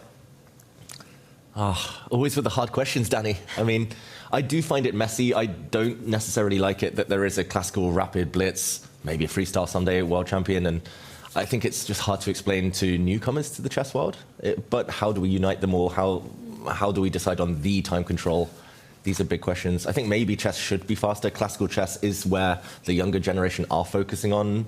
I think just because they see the FIDE title as the most prestigious, but like you say, I mean, Gukesh, he's shown here he's not the best yet, and maybe will be one day, but I don't know, Tanya, save me. It's just hard. There's no correct answer, right? There's no consensus. There's no indicators what we should be looking for in the future. And maybe that's a reflection of the fact that something needs to be fixed to find exactly that one player who absolutely rules or dominates the chess world. Coming to the point of Gukesh, he admits it himself, right? He's won the world championship, but he's never said he is the best player in the world. In fact, he wants to work up to that world ranking. How do you get there? How do you determine? I think right now, popularly, you know, this is the community stream. If we ask our chat, everyone would say Magnus is still the absolute best in the world, despite the fact that he's not the world champion in classical, in rapid, and he's a co-champion in blitz. So without those titles, and right now in freestyle chess, this format is just blowing up. It's just starting, right? So maybe a mix. I mean, thinking of what a possible solution could be to determine that one player, you know, that one player who rules them all. There was this suggestion, right? A world championship which also involves classical, rapid, and maybe even a shorter format on the same day with different point decision. The one format that I think gets to me is Armageddon, where it gets a bit random. So instead, that's switched to freestyle chess if it remains tied to the very end to decide the absolute winner of the day. I don't know what's the answer, Danny. You're the king of that. Tell us. That's why I threw it to you guys, because I spent a lot of time thinking about this last night, but I realized I'm just going to throw it to David and Tanya instead of, you know, driving my points home. Magnus Carlsen is not the world rapid champion. No. He's not the world blitz champion, at least not clear. No. He's a co. He's not the world champion. No. And I would say that Magnus Carlsen would probably lose a classical chess match to Fabiano Caruana if it started right now, because he doesn't like it and he doesn't want to play it. And so we have a world where we have a lot of, I'm actually excited about this, because I think for the first time in a long time, we always knew this day would come. You have a young generation that is challenging. When Vincent Keymer is on, he looks like the best player in the world in this format, right? And it makes you excited. Again, yes, there's a world where it sounds like a problem. We do have a problem with all the different systems and all the different things going on. But sometimes I like to say the best way to solve a problem is to make it bigger. And I'm actually just asking this question because I actually don't know what the right solution is. But does the best player in the world, does he need to be the world champion in classical, rapid, blitz, and freestyle chess? Is that something that would determine, or is it just one of these formats? What does James think? Well, yeah, let me propose half an answer and half a question, right? As the non-endemic chess person in the room, who's the best runner in the world? Okay, so this is why I like this, because you're pointing out that what we see as a problem within our bubble is maybe not a problem. It's okay to have greatness as defined by different types of disciplines, right? A sprinter is not winning, and they are not built to win a marathon, right? Yeah. Their bodies are different. What they do in terms of the strategic approach to winning a sprint versus a marathon. I think that was my point too, is I don't know that this is a problem we inherently have to be stressed about. It's not a joke. A very wise person once told me the best way to solve some problems is to make them bigger. And I'm just having a conversation here about the fact that I like that we are in a world where I really don't know that anyone clearly has the answer to that question. Yeah. And it's exciting. But I do love the question. I love the conversation, because I think so often in sport, too, you want to know who the aspirational figure is, right? You want to know who's the guy to beat, who's the one who's setting the bar for everybody. But definitely, I think when you look at even, okay, who's the best driver in the world? We talking F1, we talking NASCAR. We talking driving only left turns in a circle. We talking about driving, windy courses. We're talking about totally different machines underneath those, players' drivers' hands. When it comes to runners, yeah, Usain Bolt and Kipchoge. I mean, yeah, we know that Usain Bolt's going to win that 100-meter, but beyond a certain point, Kipchoge's taking that every single day of the week. And so, from where I stand, I think it's not necessarily the worst thing in the world that you have people that are superior in different formats. But if you did want to get to a conversation of who is holistically the best chess player in the world, that's where maybe you rely on maybe something like some kind of aggregate algorithm that takes performances across all 4 different and spits out a new kind of ELO, right? If you have an ELO across all 4 formats, now we somehow combine them into a new ELO that has just the overall chess world rankings. And then we say the person who's got the highest number there is universally the best chess player in the world, maybe not even being the world champion in any one of those formats. They could be number 2 in every format and still have the highest overall. I think the chess world was really spoiled exactly because of the reason that you said for many years until Magnus decided to step away from the World Championship, because he was the player who was world #1 in all the FIDE rankings, where it was classical, rapid, blitz. He was also the world champion. He had the triple crown for so many years, you know, winning the blitz, rapid, and the classical match as well. And now with freestyle coming up, that was the one crown that he didn't have, the one format that he loved. And now here he is, where he's perhaps not playing as much in the classical. He's here, and all of it becomes just really confusing. With Magnus deciding not to play so many of the formats, who really is? And maybe the answer is there is no one best chess player anymore. Do we need to shake up the rating system? I mean, I'm looking at tennis, where if you're inactive for a year or 2, you're kind of taken off. Yep. And I mean, that's the closest maybe one-on-one sport that we can draw analogies to. The World Championship title doesn't exist there. It's about the Grand Slams. It's about your performance throughout the season. Maybe that would incentivize Magnus to play a bit more. I agree, and I'll just echo that. I think Hans Niemann has made that point very clearly, and Hans Niemann is as controversial as it gets these days. By the way, where in the world is Have Hans you spoken Niemann? to Hans? We have not, and everyone hopes he's okay, like legitimately. Yes. So hope that Hans is okay. Very surprising that he's not here. I think it's a disappointment for everyone. But Hans has made this point, and I completely agree with him. I think that rating deterioration, performance deterioration exists in other sports for a reason. And it's not because I don't know that inherently gets us any closer to answering these questions in terms of who the best player in the world is. We don't even really have a clear rating system for Chess 960 freestyle, by the way. In fact, there was a discussion I'll just share behind the scenes yesterday where we're already talking about what does it look like if you use a Chess.com rating where more Fischer Random is being played than anywhere else with Freestyle Friday, combined with some sort of aggregate. To your point, how do we find the right average here between those ratings? Who knows? And again, it's interesting because we're in an exciting world, and that the chess is more interesting than ever. These discussions are perhaps more complicated than ever, and I think that we all want there to be some sort of gauntlet where we sit down. And by the way, we haven't even talked about esports chess. Here comes the esports World Cup, and you will say, oh, well, that's not classical chess. I'm not saying it's classical chess, but it might be maybe the most exciting chess. The Speed Chess Championship in many ways spoke for itself in terms of how people feel about that event. Here comes the best chess players in the world being signed by organizations. They're headed to Riyadh. And by the way, playing for some of the biggest prizes we've ever had in the history of our game. And so if I was to design it to answer the question, I would say there has to be some sort of event with multiple disciplines. Exactly. And I think that without that, or, as you pointed out, James, maybe you don't need to ever have full unity in terms of the organizational aspects of the tour, as long as there is a way to measure performance across, right? And we see a lot of sports do this, and other sports have this problem. I mean, college football has this problem because not every team can play every team, right? So you have to find a way to do it. So we're not alone in this, but it is an interesting time. I think the difference from the example you gave, James, when it comes to, for example, running, athletics, you've got specific athletes who truly train for that skill or that format pretty much all their life and excel in it, right? A 100-meter sprinter, like you said, cannot perhaps be winning the marathon because it's a different skill set completely. Sure. However, in chess, what we see is that the best player, let's say across classical standard chess, is often the one performing at the top and the best in pretty much all the format. Magnus might not be the world rapid champion, but he is the world #1 in rapid. He's not co-champion, but he's still the world #1 in blitz, right? Hikaru, he's the one who's performing the best across formats. You've got Fabi also at the top. So perhaps it's slightly different from that. You could have one unified king to rule them all. Yeah, go ahead. I'll edit my analogy because I actually do think it is a great analogy for this reason. So I took the extremes. In my example, the marathon is freestyle chess, and the 100-meter, or we could do it the other way around. The marathon is classical chess, and the 100-meter is freestyle chess. But then the half marathon is rapid, and the 10K is blitz, right? And so within that, what I'm saying is, Kipchoge is going to perform well. He's going to be very much a Magnus Carlsen across those different events. The fundamentals of running do not change. They right? don't, but the Noah basics Lyles, of running do not change but Noah between one Lyles type of event and only another. won the 100-meter. But so in this analogy, Hikaru Nakamura is Bolt.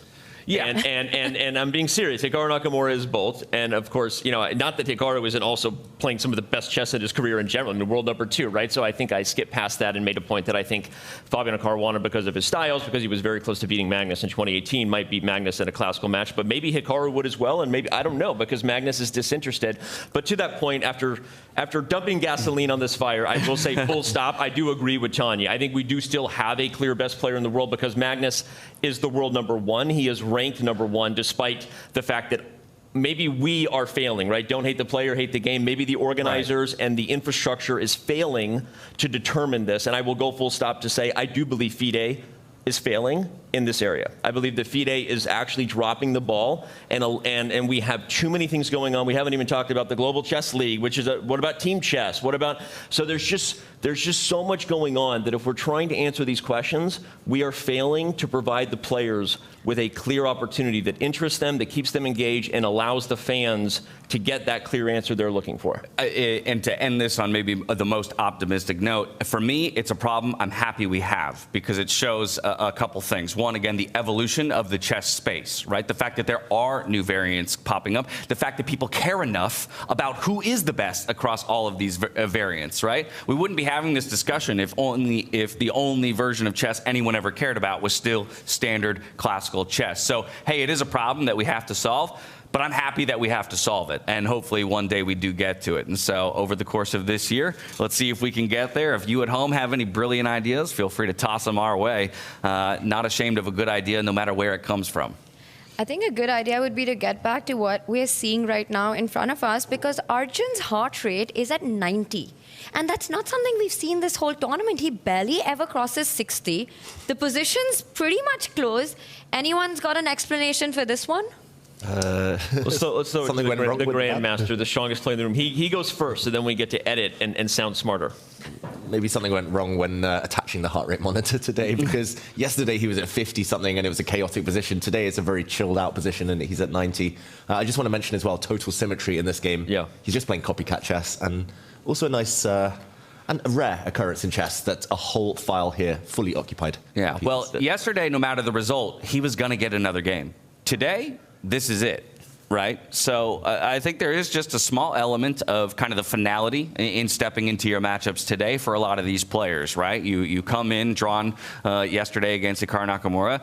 If you go down 1-0 decisively in this game, it's over. You're out of the running for the top spot. So I would have to imagine that everyone's baseline is already a little bit more jittery than it was yesterday. That's probably true. Although in general, I feel like all of the young players from India maintain a pretty, I don't know what's the secret. I know the answer to that, but you know, when you talk to Prague, you feel like you're talking to someone who's like, you know, lifetimes beyond you and just like so wise, and like they don't get rattled easily. So I would argue that most of the time their heart rate being low is reflective of the work they do, the mental work they do, and ultimately the best chess players in the world do have that just innate ability to focus on the moment, to not lose themselves to their own demons. I think they all share a little bit of positive short-term memory loss. They forget their mistakes quickly and they focus. And I think the young Indians in general have a very good just culture of that. And I know that from talking to them. So I guess what I'm saying full stop is maybe the heart rate today is a little off if David is right, or to James's point,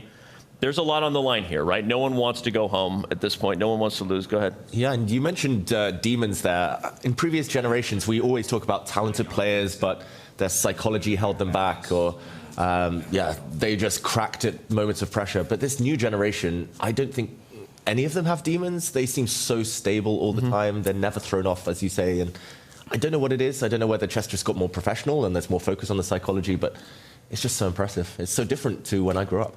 Well, we have a stacked file, symmetry on this board. We're still waiting for Hikaru Nakamura to be the one to break it. At least that's our assumption of the one who's going to look to break that symmetry. From here, we go to our evaluation bars just to see if anybody has found themselves into a significant advantage early on. It doesn't look to be the case, but there are very different board states across each of our top-of-the-ticket matchups. So I think we might benefit from a little bit of a trip around the horn, starting first and foremost with Jan Nepomniachtchi, our #1 out of the round robin, going up against our defending champion in Vincent Keymer. Still a solid time advantage for him piloting the white pieces this time around, but at least the game, to me, feels more advanced than it was yesterday, and less time has trickled off the clock here for Vincent Keymer. Yeah, more advanced, I'll say more chaotic than the board we just came from, where it was total symmetry here. It's very asymmetrical in this position. Just quick action replay of the last few moves, because we left it quite a while ago. We left it on move 2. We joked about how it looked like a closed Sicilian, where black controls this central square, white controls some space of his own. And, okay, very modest looking move from Vincent Keymer, pushing his pawn forward, opening up the black queen, although this pawn now defended, unlike earlier variations we talked about. And, okay, gaining space here, Jan Nepomniachtchi. The black bishop comes out, staring down the white queen. Not too threatening because the white bishop can step forward. And now, this move from Vincent Keymer wasn't on my radar, I must admit. And a little provocative. Yeah, very provocative. Not his normal style, Vincent Keymer. Took him a lot of time on the clock, though. And we know he's a beast at Freestyle Classical. So what do we make of this? I love it. It's move 4 and already a critical decision on the board to be made. How do you respond to this tension between these two pawns? Do you trade? Do you push? Do you keep it as is? And neither of these choices are easy ones to make. You don't see Jan thinking often. You know, it's not a sight the chess world is used to, but he's taking a few minutes, and that just goes on to show that he also realizes the importance of this moment right now. I think what Vincent wants, Dani, here is a quick development of the queen. If he was to accept the trade on that square, the queen jumps out, hitting that central pawn that would be left weakened. But to me, the question here is, White's got a beautiful response to this, right? You could block that threat and counterattack the queen that's just jumped out. So what does Vincent have in mind for this one? Yeah, and if the queen has to move again, maybe the other bishop comes and white quickly, wherever the queen goes, the other bishop comes out and white gets the king out of the center. Suddenly black is regretting g5 because that king on f8. Look how many pieces have to get out of the way, I guess. Although that's not true. You can move the bishop and still castle, but those knights are then stuck in the corner. I love freestyle stuff. So every time you say something would be a principle, it doesn't mean it's any good for black, of course. But yeah, it's wild. I will agree. G5, having observed the players after drawing the ball, I stood in my bathrobe and awkwardly observed the players discussing. I didn't see a lot of G5 thrown out there. It's funny. So this is the fact that Vincent took a bunch of time, I guess, before playing G5. I was just sort of validating that maybe the players get to the board, they know they've analyzed it with their peers, and sometimes a new idea strikes you or you feel like you want to break the mold. So will Vincent regret going a little bit more aggressive than the other players? We'll see. Speaking of how freestyle chess can sort of throw the standard chess principles to the wind at times, I'm going to ask the 3 superior chess minds in this room a bit of an impossible question. Understanding every position is unique in Chess 960, I'm curious how you guys, or maybe the players themselves, evaluate the overall value of each of the pieces, right? We're kind of taught very early on, at least when you step online and you're interacting with a digital chessboard, this piece has or is generally considered to have 3 points of value, 5 points of value. Well, bishops that start in the center of the board, how does their value change as compared to bishops that start in the corner of the board? And ultimately, how should we be considering, you know, what trades I'd be willing to opt into from a materialistic point of view? This is normally we'd want the strongest player in the room to go first, but I guess we'll go the other way. Thanks, Dani, but I'll let you start. I'll say I think it's actually a fascinating question because certainly a knight on a8 is less of a knight, more of a donkey. I mean, look at that thing. It's ugly and it's not getting out, and so there's no world you evaluate that piece objectively the same way you would a knight that is traditionally developed into the center. And we could go around the horn and just say that the pieces in the open board were given their value by the chess gods long ago based on their absolute power in the open board. But in freestyle, we see so many times that their ideal position, their optimal squares are very rarely reached. So again, from a math point of view, I don't think the players think about it like that. I think they're less focused on material value in the way that players at more beginner levels are. I think they're thinking about it holistically. Where is the pattern? How do I formulate a plan where the pieces are coordinated so it's more about the overall structure and approach to the position that they're looking at rather than the individual value of the piece. But Tanya, David, stronger players than me. Go for it. I just feel the values are relative. Okay, a queen might be worth 9, but here the white queen totally trapped, can't even move. But if it comes to a trade, queen for queen, it still makes sense. Yeah, bishops in the center of the board, very clumsy. They normally want to start on the longer diagonals. I think position by position, it's just about piece activity. That's how the players think. They don't think in numbers. They're just like, okay, this piece has squares, has scope, has potential. And yeah, it's only when it comes to those trades that they really kind of quantify things. Yeah, we've seen so many of these games where one of the majors is just stuck in the corner and never really found the time to get out. And then what do you do with that 5-pointer or that 9-pointer? It means absolutely nothing at all. Which is why very often the one pattern that's emerged out of freestyle chess is because the queen and the rook are placed so randomly, you really want to get them out quickly into the game so that they really can be worth the number that we've attached to 5-1-8 with them. Even when it comes to minors, you know, it really is about the quality of the pieces and not the number of points that we assign to them. A bishop could be stronger than a knight. It's not 3 versus 3. A knight could be stronger depending on where it lands. Again, is that so different from our traditional chess? You know, it's really the case whether it's 5-1-8 or any of these 959 other numbers. Yeah. Well, coupled with that, I have maybe a follow-up, slightly different, but still related in a way. One of the guys who holds some of the biggest vault of data around chess and games played that probably exists in the world. I'm curious how you guys are approaching collating data for Chess 960 in general and internalizing that. Today, we had what was our closest opportunity to a repeat position. This is position 73. Just 2 days ago, we had position 74, only one minor difference between the two. The players themselves are already recognizing those kinds of similarities or maybe even repeat positions. But I think that itself is going to do wonders over the course of this year and following years in the way that players begin to prep or identify similarities. They'll go, oh, okay, I've now played this position 6 or 7 times in a Freestyle Friday somewhere. Yep. So to answer the first question, I mean, we do have a lot of data, but just to share the numbers, which vary slightly, you know, day over day, week over week, month over month. We are back at around 20 million games being played every month, which is exciting. Those are peak numbers we haven't hit since February 23, where we were all in a middle of some sort of boom that was happening there. We've talked about it as the short form content boom, the mittens boom. We don't know what happened around that time, but it was really significant. 2024 was more of a level year. Here we're seeing about 20 million games being played again, but we're still around 50,000 at most Freestyle or Chess 960 games a day, and those are actually on days when Freestyle Friday is happening. On average, it's lower, and I think that we will, with time, see more theory develop as we just get more and more data, and we do have a pretty long roadmap of products we'd like to develop to make sure that fans and the players can get access to all that stuff.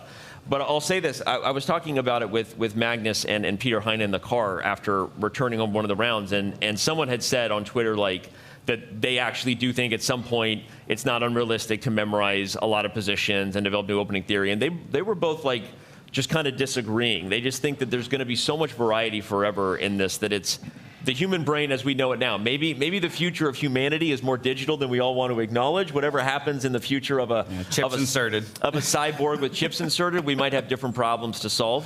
But I don't even know where we're going with this. We're all on the edge of our seats because we've never been here before. I mean, if they keep putting up prizes like they have here, then I'm pretty sure players are going to start to focus more and more on this format. And I don't even think it's about the human brain processing things. I think it's just a time issue. Do you prioritize this over classical? Do you prioritize it over rapid blitz? Do you prioritize this over doing chores at home? Who knows? Always over chores, I'll tell you that much. Always over chores. I just want everything to coexist and everyone to love every format that is there. Nodirbek put it best, right? I think right now for the younger generation especially, because there is this whole talk that is freestyle chess sort of being pushed by the older generation, you know, the Magnus, the Fabis, the Hikarus of the world, who perhaps have had their share when it comes to classical chess and are looking at this more exciting new way to sort of test their ability. But Nodirbek, when we had him in the studio, he said he enjoys freestyle chess more, but classical chess, standard chess is still more important for the younger generation because I think they're still eyeing that traditional world championship crown. And I think I don't think there's anything wrong with that. First of all, I think a lot of people do just love every format, and it's one of the things we do. We always try to create some sort of debate about something that is humanity. But I think that all the formats matter. But at the same time, the point you made is a really good one. That like the more the younger players are not just winning the events. We talked about Vincent Keymer winning Wiesenhouse, but sharing those types of thoughts and feelings. Like, hey, like of course classical chess matters so much to me. I grew up wanting the world championship, but I'm not going to lie, I really do enjoy this more. There's obviously significant prizes. They treat the players incredibly well. There's a movement, a bit of a sex appeal happening here with the Formula One and kind of the stuff happening with freestyle. I think there's a lot of reasons to be excited and to enjoy this as a player. And so when they start sharing that, we might see more of a shift than we anticipate, that it isn't just a thing that Magnus Carlsen cares about because he's tired of prepping for 6 months for a world championship match. So we'll find out. Bringing us back to a little bit of chess action, I'm going to turn to the man with the mouse in his hand. David, what do you have to show us? I just want to have some fun. I want to put Danny and Tanya on the spot by asking you to guess Black's best move according to the computer in this position. We predicted the future there. We did see a trade of pawns, and now the white bishop has just attacked the black queen. A bit of a puzzle for us, huh? Bit of a puzzle, guess. I like how you only said they get to. You didn't include me. You're in. No, I get it. This one right. That would be amazing. I can't see any engines here. I'm at first I was thinking c4 to open up the bishop, and that would maybe lead to a trade of queens. But white has bishop h6 check at the end of that line. So I think that white is winning a piece with that. Oh, but you can take the you can take the bishop and the queen is trapped. You just take the bishop back. Oh my God! Oh my goodness! Okay, that is okay. So instinctively, I was like, it's gonna be something odd. So c4 was the idea, and that is absolutely you got to show in the end the en passant. Yeah, you got to show the en passant. Wow. When in France. To block the attack of the queen. When in France, excuse my French, en passant. Wow. Those are patterns that only exist in freestyle, and that is true. It's the type of pattern that can't even catch a top player off guard because they've never seen it before. So that is fascinating, David. Good call out. Yeah, why would my queen ever be there? But then, yes, it's something you have to consider in this very moment. A beautiful trick found. We'll see if we're lucky enough to see it on the board itself. Has Vincent seen this? That is the big question. Yeah, he looked like he was about to play c4 there. Like his body language was moving toward the right side of the board. And David, what about the human options of just moving the queen somewhere else? Yeah, it's fine for black, but the computer does start to give quite a big advantage, actually. It thinks that the white knight will jump forward now. There's actually a triple attack on this square, only defended twice. And now if you start to step forward, it's a bit different. The white knight jumps in, occupies the center. Scary. It just feels like the black king. Does he play it? He's about to make his decision. Yeah, I mean, Danny, you said in some ways it felt sort of intuitive to you, even if you didn't make it all the way through that line. I wonder if it felt intuitive to him. And by the same token, we talk about this all the time. How many different real options are there for a player, right? And will they ultimately work through all the bad options to the one good remaining options? I agree with Danny, by the way. Just the amount that Vincent's shifting on the camera and how fidgety he looks, I think he sees this tactics. James, he's considering all the options. He will realize that white has an easy hand at development if he simply retreats. I'm predicting that pawn push by Keymer here. I'm with you. c4, it's explosive. Dynamite. Let's go. I think he'll find it and get the emoji ready. I'll get it ready. Yeah, get it ready. I mean, sometimes we do read too much into the body language, of course, and we are wrong. Although I think when you watch these players enough, you get good at predicting how they really feel, and just something about the he sees it. He's going to play c4. I'm hyped about this. I want to see c4 on the board. Yeah, I mean, there's only two other main candidate moves, maybe to retreat to this square or to go the whole way back. Neither of those look like good squares. Neither look appealing. The black queen is a bit passive on this square, for example, and on this square she gets in the way of her bishop. So, yeah, it does feel maybe process of elimination he'll get there. But then again, it's easy with a tap on your shoulder being like, there's a good move here. But it's far harder to even just comprehend that c4 is an option in the first place. And David, can you also show why black can't recapture the queen immediately? Because that's what Keymer has to spot, right? That instead of taking the queen back, you're actually just picking up the bishop. Yeah, the black queen falls, and if you get hasty here and capture the white queen, as Danny mentioned earlier, as Tanya mentioned there, you flick in a check a Zwischenzug, and just after the black king has to react, then you take the black bishop, and the dust settles, you are a full piece up with white. So, yeah, just one final detail as well. In this position, after taking the black queen, the key move, of course, taking back the bishop, black is threatening to castle with check. So, for example, that variation with en passant, black can suddenly castle, and, okay, it's not winning on the spot, but black is emerging in very, very healthy shape at the end of this. Those are some boss vibes from Keymer. I would be shocked if he doesn't play this. I mean, everything about him is screaming that that's about to happen on the board. He's nodding as well. Yeah, it feels like he's about to move. I hope it does, because he has sacrificed a decent amount off the board, of course, talking about the fact that he's 20 minutes plus behind on the clock. A lot of people fall behind on the clock when you're playing Nepo. He's one of the fastest players in the world in his generation, maybe ever. But I think if he doesn't find C4, he's going to get in big trouble. Danny's about to do it. Yeah, I want to see him do it there. He's reaching forward and he finds it. Oh, here we go. What a move by Vincent. He knew this was a critical moment. He makes sure to check all the boxes, cross the T's, dot the I's, and finally finds the pawn move. Oh, what a boss! What a boss! Nepo will come to the board and he'll do vintage Nepo face. Ready? I'm gonna act this out. Okay. Here we go. We get the camera on. Yes. It's gonna be the lifted eyebrows, and he's gonna look, and he'll take a quick peek at his opponent. No. Okay. Maybe he expected it. Usually he takes a sip of tea and looks at his opponent. Never mind. No Nepo. No Nepo. Okay, here he goes. A little. There it is. Sometimes the Nepo read is that when he slows down and take a sip of whether it's his tea or water, usually that's when a move isn't or wasn't immediately expected by him. So perhaps Nepo will finally spend a little bit of time on the clock here. Yeah, a bit of a furrowed brow and a smirk. So happy we were here for the moment that Vincent found the move. Of course, I don't want to do a disservice to the rest of the boards that we have in play. Magnus Carlsen, the only one to come away with a victory yesterday. He stepped in the confessional booth just a little bit ago. Let's hear from our first top player here today on how he evaluated the starting position. Take a look. Yeah, this is a little bit of a weird move and a weird think at this stage in the game.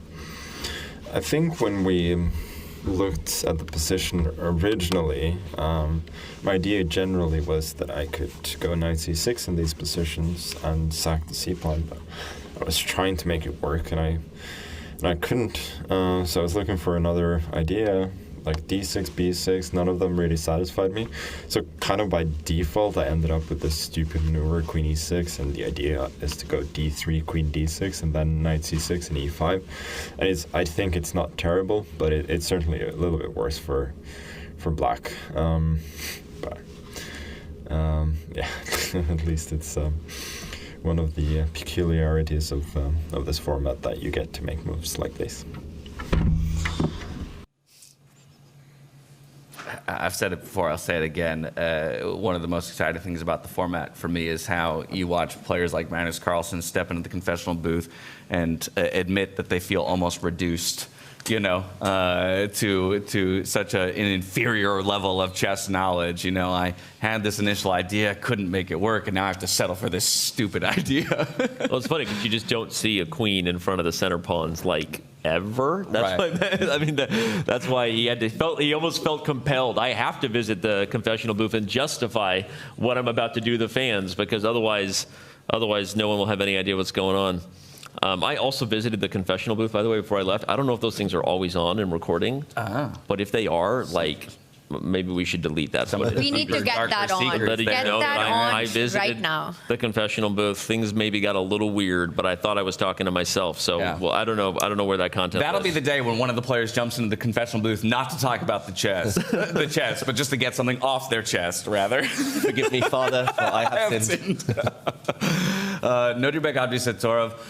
It's been a storyline for us all week long, Danny, as we talked about Hans Niemann stepping out of the tournament. This guy, the way that he showed up in the round robin, hopping a flight from Uzbekistan, last minute notice. It's an incredible sight to see. I got to wonder, if there was a sense of freedom for him of just look, I wasn't expected to be here. Now I can just let it all fly. And he performed in such a brilliant way. Of course, then he runs into the brick wall of Magnus Carlsen. And what a way to be greeted in the quarterfinals. You're right. I mean, shout out. Again, we said we all hope Hans Niemann's okay. That was an unfortunate turn of events. But Nodirbek Abdusattorov saves the day, literally, coming in on 24 hours notice. And he's just such an exciting player to watch. And the thing about Abdusattorov is he just has like a bit of a swagger, a bit of like an eye of the tiger whenever he shows up. And you got to love the fight that he brings. Of course, getting chosen by Magnus, not ideal for anybody, right? And he did lose the first game, so maybe the event doesn't necessarily end well for him depending on this match. But Nodirbek is I'm a huge fan. I'm a huge fan of what is to come with the next generation, and he's definitely one of the guys leading the way. And we haven't talked about this, but with Nodirbek last minute replacing Hans, and you mentioned this earlier as well, and of course we all hope that everything's okay, because it's sort of been uncharacteristic, right? There's been this whole radio silence, Hans wanting this opportunity to play against the absolute best in the world. He's been so vocal about them, and he gets this incredible chance to be here in Paris, and then last minute decides to drop out. Nobody really knows the reason. I think it's all pretty much speculation. What we've heard is undisclosed personal reasons. Do you have any idea about what's going on here, Danny?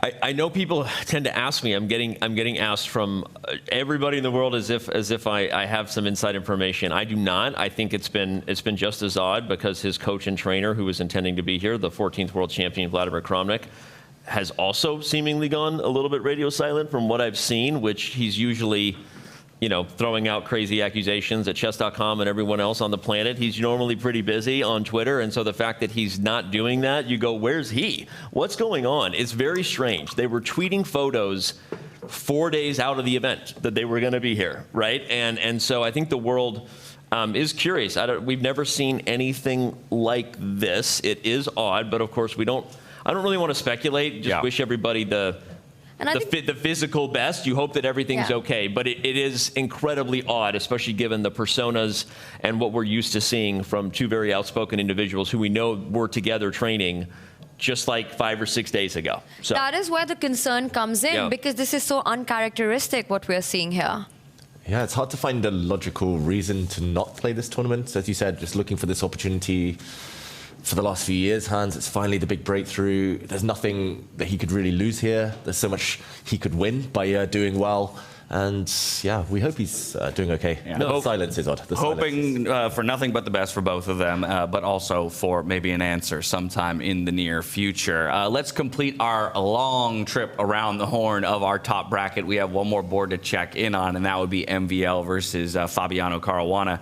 If we can hop on over there. For me, Danny, these two players, Maxime rather, in this event has felt like in some ways the most stable player, kind of almost stealing the moniker of consistency from Fabiano that Fabiano had on display back at Wiesenhaus. Fabiano, on the flip side, had that tremendously rough start to the round robin, taking 3 losses in a row before he could really kick it into high gear and barely scrape through into the quarterfinals. I think this matchup is particularly exciting for me because I do think of them as somewhat similar players in that regard, rather solid, rather consistent. And then it just comes down to who's having the better day. Sometimes if your styles are so different, it doesn't really matter necessarily if you're having a better or worse day of chess. It might be more about how those styles actually interact. Here I feel like it is just about who's playing that 1 ounce better today. Well, they say class is permanent, form is temporary, right? So who's in better form? Although if you look at the clocks too, I mean, Maxime just passed by. There was a moment there where you were talking that they both had exactly 1 hour, 1 minute, 8 seconds. So just to kind of validate your point, clearly the players are very evenly matched. They have a similar thought about how this position should be played, and they're both managing their time consistently. And once again, here we go, G5. So the Keymer move on this board appears much later, but both these guys similar to the battle between Nakamura and Erigaisi. They made an effort, Tanya, to solve the knights in the corner problem. And because these conversations I love getting into with these guys, like with Magnus and others. How do you solve? You can't solve the openings in Chess 960, but how do you solve the patterns? And I think the knights in the corners bother some players more than others. Note that in this game, as I said, similar to Hikaru and Arjun, they both were like, I'm not going to let the queen side just remain dysfunctional. Another pattern of minors here is the two bishops in the center. In freestyle chess, we notice when we've got that kind of a setup, you know, the players don't decide which diagonal to put the bishop on because you've got this flexibility. You could go right, you could go left with it. So they kind of leave it on for as long as possible, not rushing with it, and then eventually taking the decisions once we've got some open diagonals on the board. And I think we're heading to that direction, right? Because there's pawn tension on the board. This last move is once again a big one. You open up your own king voluntarily, in some ways making it slightly unsafe, but what Maxime is relying on is the piece party close to the king to be able to defend it and also launch a counterattack in the center. Yeah, fascinating stuff. And I just want to rewind on this board a couple of moves because there's some interesting mind games. And it was just here where we saw total symmetry. Also, shout out to the big bathtub pawn structure and bring back the robe. The big bathtub. Where's the robe? I've never heard that, David. I love that. The big bathtub. I love the double bathtub. I'll draw black swan as well. The reverse bathtub. Lordy. But the pawn structure totally symmetrical. It was eventually Fabiano who broke this symmetry by pushing his pawn forward. I just wanted to mention this as well because the clash between Hikaru Nakamura and Arjun Erigaisi is in this exact pawn structure, but just back a move. And it's actually Erigaisi who's wondering whether to maintain the symmetry. So maybe just watching this board to see how it progresses, it was Fabi to blink first. And hard to keep symmetry now. There would be too much chaos in the center. So pawn to g5, and yeah, I'm always skeptical opening up my king like this, but Maxime's a very active player. He would love to get his bishop onto a nice long diagonal. I don't think white should take on black's terms. This is the main thing, because then there will be a lot of pressure on this backward pawn. And so now two boards with an entirely stacked c-file. Take a picture. You're not going to see that too often in future in chess. They should play bishop f6, bishop f3, two packed files. Too excited to keep this to myself.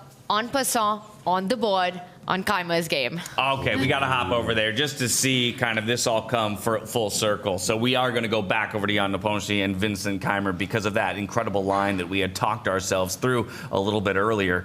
And as we arrive, you'll see that a number of those moves have been made. There's a queen missing on one side of the board. Of course, the other one is trapped and will exit the board at Keymer's choosing.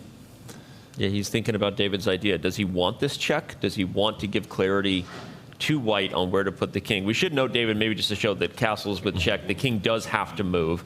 Because if you play bishop f3, black will play g4 and well actually, no, actually you could almost get away with bishop f3 because you kind of have to take the queen first and you could take with the king. Yeah. It's not a good idea, but yeah, what a weird position. I mean, Super weird position. Awesome. And through all of this, the computer says dead even. Yeah.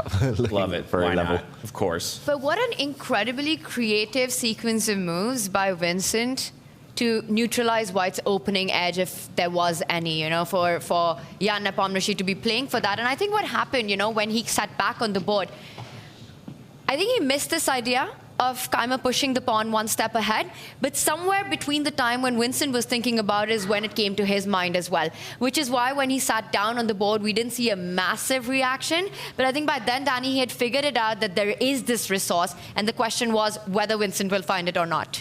I agree, and I want to shout out, you know, one of the things that makes Nepomniachtchi such a great player is that he doesn't, even if he missed it or not, we don't know what's inside his head, but he doesn't overthink the situation. He objectively recognizes that the position is probably still pretty balanced, and his biggest edge is on the clock. It's off the board. And Jan, you don't win two candidates by accident. You don't compete for a world championship title multiple times like this guy had. The guy is just so talented. We know that he has at times gotten himself in trouble, maybe handling critical moments toward the end game a little bit too quickly, but overall, the guy is, he puts pressure on people like nobody, and I think at this point, this is going to be a level game, despite the crazy fireworks we've seen with these unique tactics, and in the end, will Nepo have a little bit to play for, because we know that if a game is still going, whoever has more time when it gets critical will play better moves, so we'll see. Well, Danny, before I let you go, could I get you on record? Who do you think is going to come away as our second tournament winner here? We had Vincent Keymer shocking the world in the first one over there in Weisenhaus. Paris, France plays the host to our second one. 3 more before we make it to South Africa to crown an overall champion. Who do you think gets it out of our 8 remaining players? I don't think you pick against Magnus Carlsen at this point. I do think there's a lot of players on good form here. but Magnus Carlsen wants revenge for what happened in Weissenhaus, and he enjoys this format so much, which brings the best Magnus to the table. So I would be remiss to think that anyone else is the favorite here. But go ahead. Danny, I'm sorry, that was such an easy pick to make, so I'm going to put you on a spot one more time. Let's say Magnus makes it through the finals. Who's the player who challenges him there? Okay, there we go. Now, well, you have to look at the bracket because that's only 4 possible players. I'm gonna try to zen. So let's see. Thinking about the matchups as well, because you have to pick a victor based on those. Exactly. Based on the form we've seen and the form. When I talk about the form, I'm not just talking about what we've seen here in Paris, but also the players coming in. I would say it's either going to be Jan or Hikaru. And I think that based on the matchups as well, I don't have the bracket in front of me, so I don't know what I'm allowed to pick in terms of who plays who first. So I don't even know if it's possible for Hikaru. No, you are correct. It's Jan and Hikaru on one side, and then it's MVL and Fabi on the other. Given that I was lucky in that, not even knowing the bracket in my head, I would say that I would pick both Hikaru and Jan in their respective matchups, and I think the winner of that is in the final against Magnus. And yeah. Give me one name. Why are you doing this to me? Really putting the screws to you. Yeah, okay. I was going to let you get away with Magnus for the record. So I appreciate that. I'm going to take Nepomniachtchi. He's got a bit of a razor's edge here coming in, and Jan has obviously he made it through the round robin stage as the top seed. So you're making me pick. I do believe it is close to a coin flip in those two guys. And also I will say this. Maybe I'm already wanting to take back. Hikaru plays well against Jan. Hikaru's style is a very difficult matchup for Nepomniachtchi for whatever reason, but that often is in the games we're seeing in Rapid and online and other things where Hikaru has had historically very good results against Nepomniachtchi of late over the last few years. So Freestyle, what does that do to this matchup? We might find out if they're both playing in the next round. So anyway, I appreciate you guys having me. If the confession booth content comes on, just, I'm sorry to all the fans for anything. We'll just make sure to run it twice in a row. Yeah, exactly. Hey, we so very much appreciate you for joining us here on the couches. I want to wish you safe travels home and enjoy the rest of the event, my friend. Don't forget your Louis Vuitton robe. I will not. I will take the robe, and I appreciate you three very much. Really, really enjoyable stuff. So, alrighty. Thank you. Well, thank you again. As Danny steps away, we are going to go ahead and dive back into that confessional booth. Not for his confession, but for one from Vincent Keymer to see how he talked through the position and maybe give us some insights on this incredibly tricky line that we had worked through just a little bit ago. Let's take a look. Yeah, it has been a very up and down opening, I would say. In general, I am not really happy with the way that I played. I think first move c5 should be fine, but after knight c3 I should find a different way to continue. My idea was that after f6, f4 I thought I can play b5, knight b5, and then queen c4, bishop e2, queen e4. But here I thought that after spending a little more time, that after knight a7, if I have to go to some endgame after, let's say, queen f4, queen f2, take, rook c7, knight b5, rook b7, he will just have a better ending. So that's kind of the problem, that I relied on f4 not being too great because of b5, but I actually don't think that b5 was that great. I mean, there was an interesting option to go b5, knight b5, d5, but that also, I was not really sure. And what I played, bishop b6, it can't be a great move. I mean, bishop b6, bishop f2 again, I think g5 also not a good move, but I assume that he must have blundered that after fg, queen g5, bishop e3, there's the c4 move, because I think if he just plays f5 instead of fg, his position should be somewhere between better and clearly better. And now after c4, I'm quite happy with my position. Unless I blundered something quite big, I think my position can't really be worse. Like, I will, after bishop g5, take fg5, and this queen on g1 is trapped, so I will win back the material. And then he still has this issue to solve with the knight on a1, so I assume he will have to play d4 to force me to take cd en passant, so that he gets rid of the c4 pawn, which strangles the knight on a1, cd, and then I can even castle with check if I want to, bishop f3, bishop g1, king g1, and maybe, let's say, h5 here or something. In the least case, I think I'm not worse. Maybe I can even push for something, certainly after my opening, which I'm not really proud of. I can say I'm quite happy with the position that I got now, unless I really missed something quite big. Well, from where I'm sitting, Vincent, you didn't miss a single thing, literally citing every single step along the line that we had discussed, and all of those steps in play on the board. Yeah, and we talk about him as a strategist, but I mean, the calculation levels were incredible. He calculated so much as early as move 2 that lay beneath the surface, and he predicted this from quite a distance away. I guess I would say the one difference is actually how Jan reacted here in this final step, as opposed to recapturing with the bishop, which was one of the things, or recapturing the bishop with the king, I should say. Instead, sidesteps the king out of the way, and now would have the opportunity to recapture with the rook. Yeah, and he's hesitating, Jan. Actually, he's not even at the board. I was going to say he does have an option of flicking in a check first, if he so chooses, but more likely he's just going to take this bishop. Level material, queen's off the board, almost symmetry in the pawn structure. It does feel very, very level, which I think is a big success for Vincent Keymer. Although, if he does draw this, he will have to face the might of Jan Nepomniachtchi in a tiebreaker. Not going to be easy, Tanya, the rest of today for him. I mean, have you seen the field? It's not meant to be easy. This is freestyle chess with the absolute best in the world. So much money on the line, so many tour points on the line. And this game, even if it was to end in a draw, you know, we always want to see decisive results. But as they say, not all draws are made equal. And I think this is a case of one of them. Just one of the most, I would say, one of the most beautiful sequence of moves I've seen in freestyle chess so far. Sacrificing the queen, picking up a minor, castling before you recapture the queen, and working your way towards solving problems. We'll come back to this. Should we head over to some of the other action as the games heat up?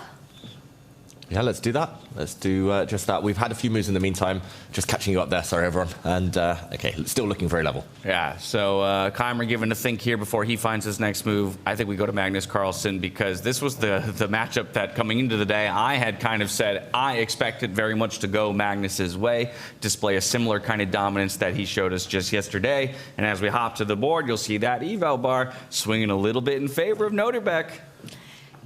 And I think that's great news for Nodirbek fans. You know, nothing less than a win against the world #1 will be enough for Nodirbek. He needs to take it to the playoffs.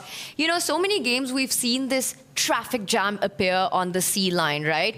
And I think this could be the case in this one as well. And the reason for that is with the 2 knights in the corner, it is really the fastest way to the center, because the square you want is that central D5 and its counterpart D4. And the knights somehow want to reroute themselves towards the center of the board, perhaps where the queens are placed, and then really get hold of that square that's being highlighted right now. Nodirbek can feel it. He's managed to be the first one to castle. The queen centralized, more space in the center. You know, he can start thinking about perhaps striking towards Magnus's king at the right time. Is he going to advance those pawns on the right flank? He knows that this is the best outcome he could have had out of the opening, David. Yeah, fantastic position. Still all 32 pieces left on the board. In a must-win match like this, in a must-win situation, you just want tension, you want options, you want an opportunity to go, okay, I'm coming to attack you now. And it feels like he's got that perfectly right now. The black dark square bishop, I feel really sorry for that piece, I should just mention. Oh, my Lord. What a sad sight to see.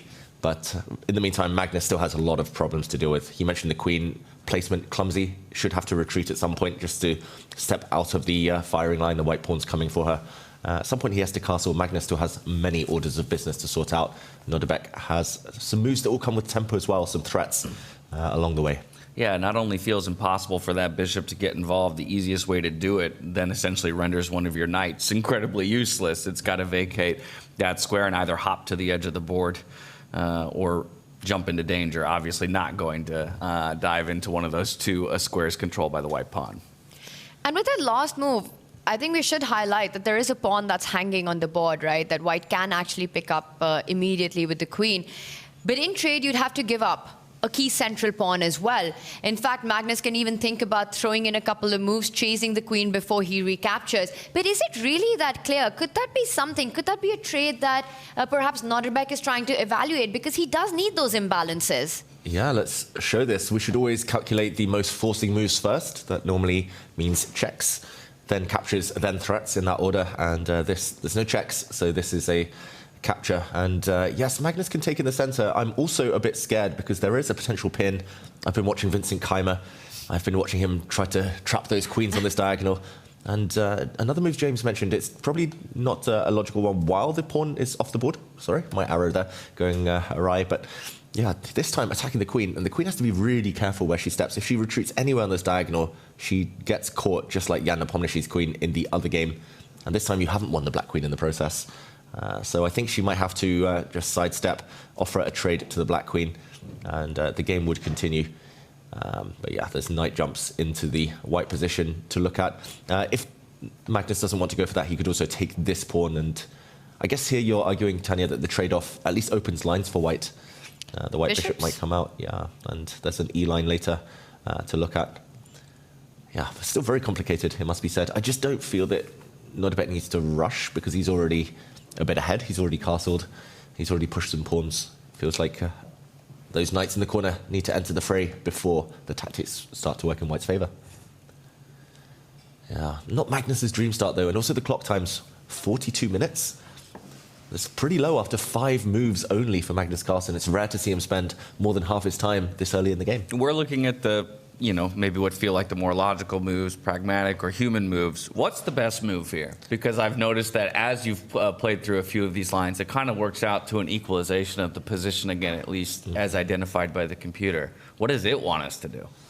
Yeah, so the top computer move, I would say, is also the most natural one. We haven't delved too deeply into it, but it is just to develop this knight from the corner. As you mentioned earlier, James, just prioritizing development towards the center. It gains time against this pawn, so Magnus will have to defend that. I'm not sure which one is best. I probably would prefer to push the d pawn just to keep the dark-squared bishop with some chances of getting to a diagonal later. But either way, no matter which pawn you push, and the computer now wants to continue building up, just developing these 2 bishops first of all. Maybe even just a very modest move to kind of defend this pawn first and then bring this knight into the center, as Tanya highlighted earlier. That would be a beautiful post for that pony a bit later in the game. Yeah, some choices to be made, right? And so much of it is with Nodirbek at the back of his mind, knowing that he needs a win. Does he go for a more direct, concrete approach, grabbing the pawn and creating an imbalance, trading a flank pawn for a central pawn, or does he take a slower approach? He's got control, slowly bring out the pieces and then perhaps wait for another opportunity to come by him. It's always so tricky when a player is in a must-win game. There are different ways to approach such a situation, and what makes it harder for Nodirbek is it's against the world #1.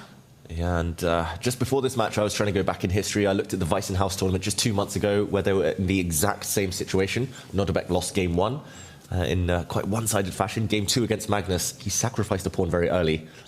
It just didn't work out, and he was on the back foot for the rest of the game, and got beaten 2-0 in the end. But yeah, it feels like he doesn't have to go for chaos this early in the game. But as Tanya mentioned, there is this urge, just this kind of natural instinct to go for the kill early, especially if your opponent's burning a lot of time. To just do something in the position, to just create a mess, a chaos somehow. And David, of course, as being our in-house resident grandmaster, Magnus so extremely well as well. You've played against these top guys so many times, have had your own set of good results against them. Such a situation for a player dealing with on the back foot, chasing Magnus. What would you say if you were in Nodirbek's camp right now and you had to give him advice of how to approach this position, this game? What would you be telling Nodirbek right now? Oof. In this position or just in general before the game? I would say general, and then we'll go to this position. Yeah, in general, I would say just don't rush. Don't necessarily commit too early, especially in freestyle chess. What kind of tripped him up in Weissenhaus was the fact he wanted to attack from move 1, 2, made some irrational decisions, I'm going to say, and he never really got a shot. The top players, what they hate, there's 2 things. They hate tension, especially if they just need a draw. If Magnus just needs a draw, he wants to be shown respect. He wants to exchange pieces. He wants to get a position he can handle. We heard Magnus in the confessional. He wasn't happy. So I think not rushing, and there we go. Nodirbek just pushes a pawn, very calm move. I think he heard you. He took your advice. Yeah, he must have heard me. I think in this position specifically, I would also advise just bring your pieces out. There's no need, there's no reason either to kind of go straight for the kill, because you haven't developed 7 of your 8 pieces. White's pieces still on the back rank, so immediate action, immediate tactics, unlikely to work. Yeah. They always favour the side whose pieces are more ready, and although we talk about White being ahead here, it's mainly because he's got pawns in the center. Black actually has 3 pieces out. Black is more ready for the fire. So, okay, nice move. And now this threat definitely on the board. great advice there. And the moment David put it out, don't rush with things, Nodirbek says, yes, coach. On it. He's got a pretty decent coach. He's here with Rustam Kazimzadov, former FIDE world champion. Wow. Former FIDE world champion, a grandmaster, and also his own CV of the students that Rustam Kazimzadov has had in his illustrious career, not just as a player, but as a coach. I mean, just to my mind, Vishy Anand, been a second and a trainer to the 5-time world champion, Fabiano Caruana, Arjun Erigaisi, another player that Rustam Kazimzadov's worked with, and here he is with Uzbeki superstar. That's why I'm sat here and Kazimzadov's coaching the players, because he's got the real gold dust of advice. You are right, though. What a resume that is, that he can tout on top of his own personal accomplishments within the chess world. So a stable move here for Nodirbek, just to kind of hold and solidify his advantage for the time being. Maybe we zoom out to the 6th board. It's been a little while since we've checked in with the state of all 6 of our games. We can see if anything in particular piques our interest. All right, we'll just make note for those at home that while the time differential between Jan and Vincent was a lot closer in the earlier portion of the day, Vincent, on his move to make, has now crept down to about 36 minutes on the clock to the 1:08 on the other side of Jan Nepomniachtchi. So starting to fall back into kind of the pattern that was established a bit just yesterday in their matchup. But of course, he did still manage in time trouble yesterday to at the very least navigate to a draw. Not too worried for him just yet. Across the other boards, I think Fabiano has managed to snag a small advantage, just the tiniest of advantages in his position, piloting the white pieces, whereas Hikaru Nakamura and Arjun Erigaisi still seem to be locked in a pretty stable but tense position. Yeah, the symmetry between the Caruana Vachier-Lagrave games and the Nakamura Erigaisi games finally been broken. They diverged, what was it, at move 8-9 there, so copycat for a while. But we should mention the players in the lower bracket fighting for the 9th to 12th spots. Those games very interesting. Gukesh was doing some very creative stuff and looks like he's doing well. Maybe a bounce back there, but not as relevant. Those 4 players on the bottom and on the bottom right there, they are not fighting for first place anymore. Well, actually, you speak of Gukesh, the world champion, up against Richard Rapport. Richard took that win yesterday to put himself up 1-0 in the matchup. And as I look at the board, I see a white knight has made the long trek to the other side and has arrived at the back rank. How did we get there? Yeah, shall we show it just very quickly? Why not? Do it. Let's jump in. It's definitely the most irrational of the positions, definitely the craziest of the 6 boards so far. And he is the world champion, Gukesh. Danny mentioned maybe not the best player across all formats, but still improving in freestyle chess. And yeah, there's a white knight. It has just captured a bishop, we should mention. So it's likely to lose. Didn't its go life. there just for fun. Yeah. It didn't, but maybe we can retrack the journey, Tanya here. Do a bit of an action replay. I want to go from move 1 because Richard Rapport was already doing Rapport things, being very creative as early as move 1. We haven't had too many moves here. After this central pawn push, as also chosen by Nepomniachtchi. Here, Richard Rapport even. Well, that would be quite an very interesting strong player. chess That would be a player. very interesting chess player right there, Vincent Rapport. Because Rapport is super creative and aggressive, and with his unconventional ideas, and Vincent with his strategy, so perfect mix. Exactly. I've created the next Terminator. All right, Dr. Frankenstein. But okay, the Black Knight came out. Richard Rapport made this move, and now Knight came out, and again, Richard Rapport being very creative. He pushed one of his corner pawns forward. We've seen this many times before, but normally when there's a rook standing in the corner, this time in front of a knight looks odd. And this only encouraged Gukesh to jump forward a double attack against 2 pawns.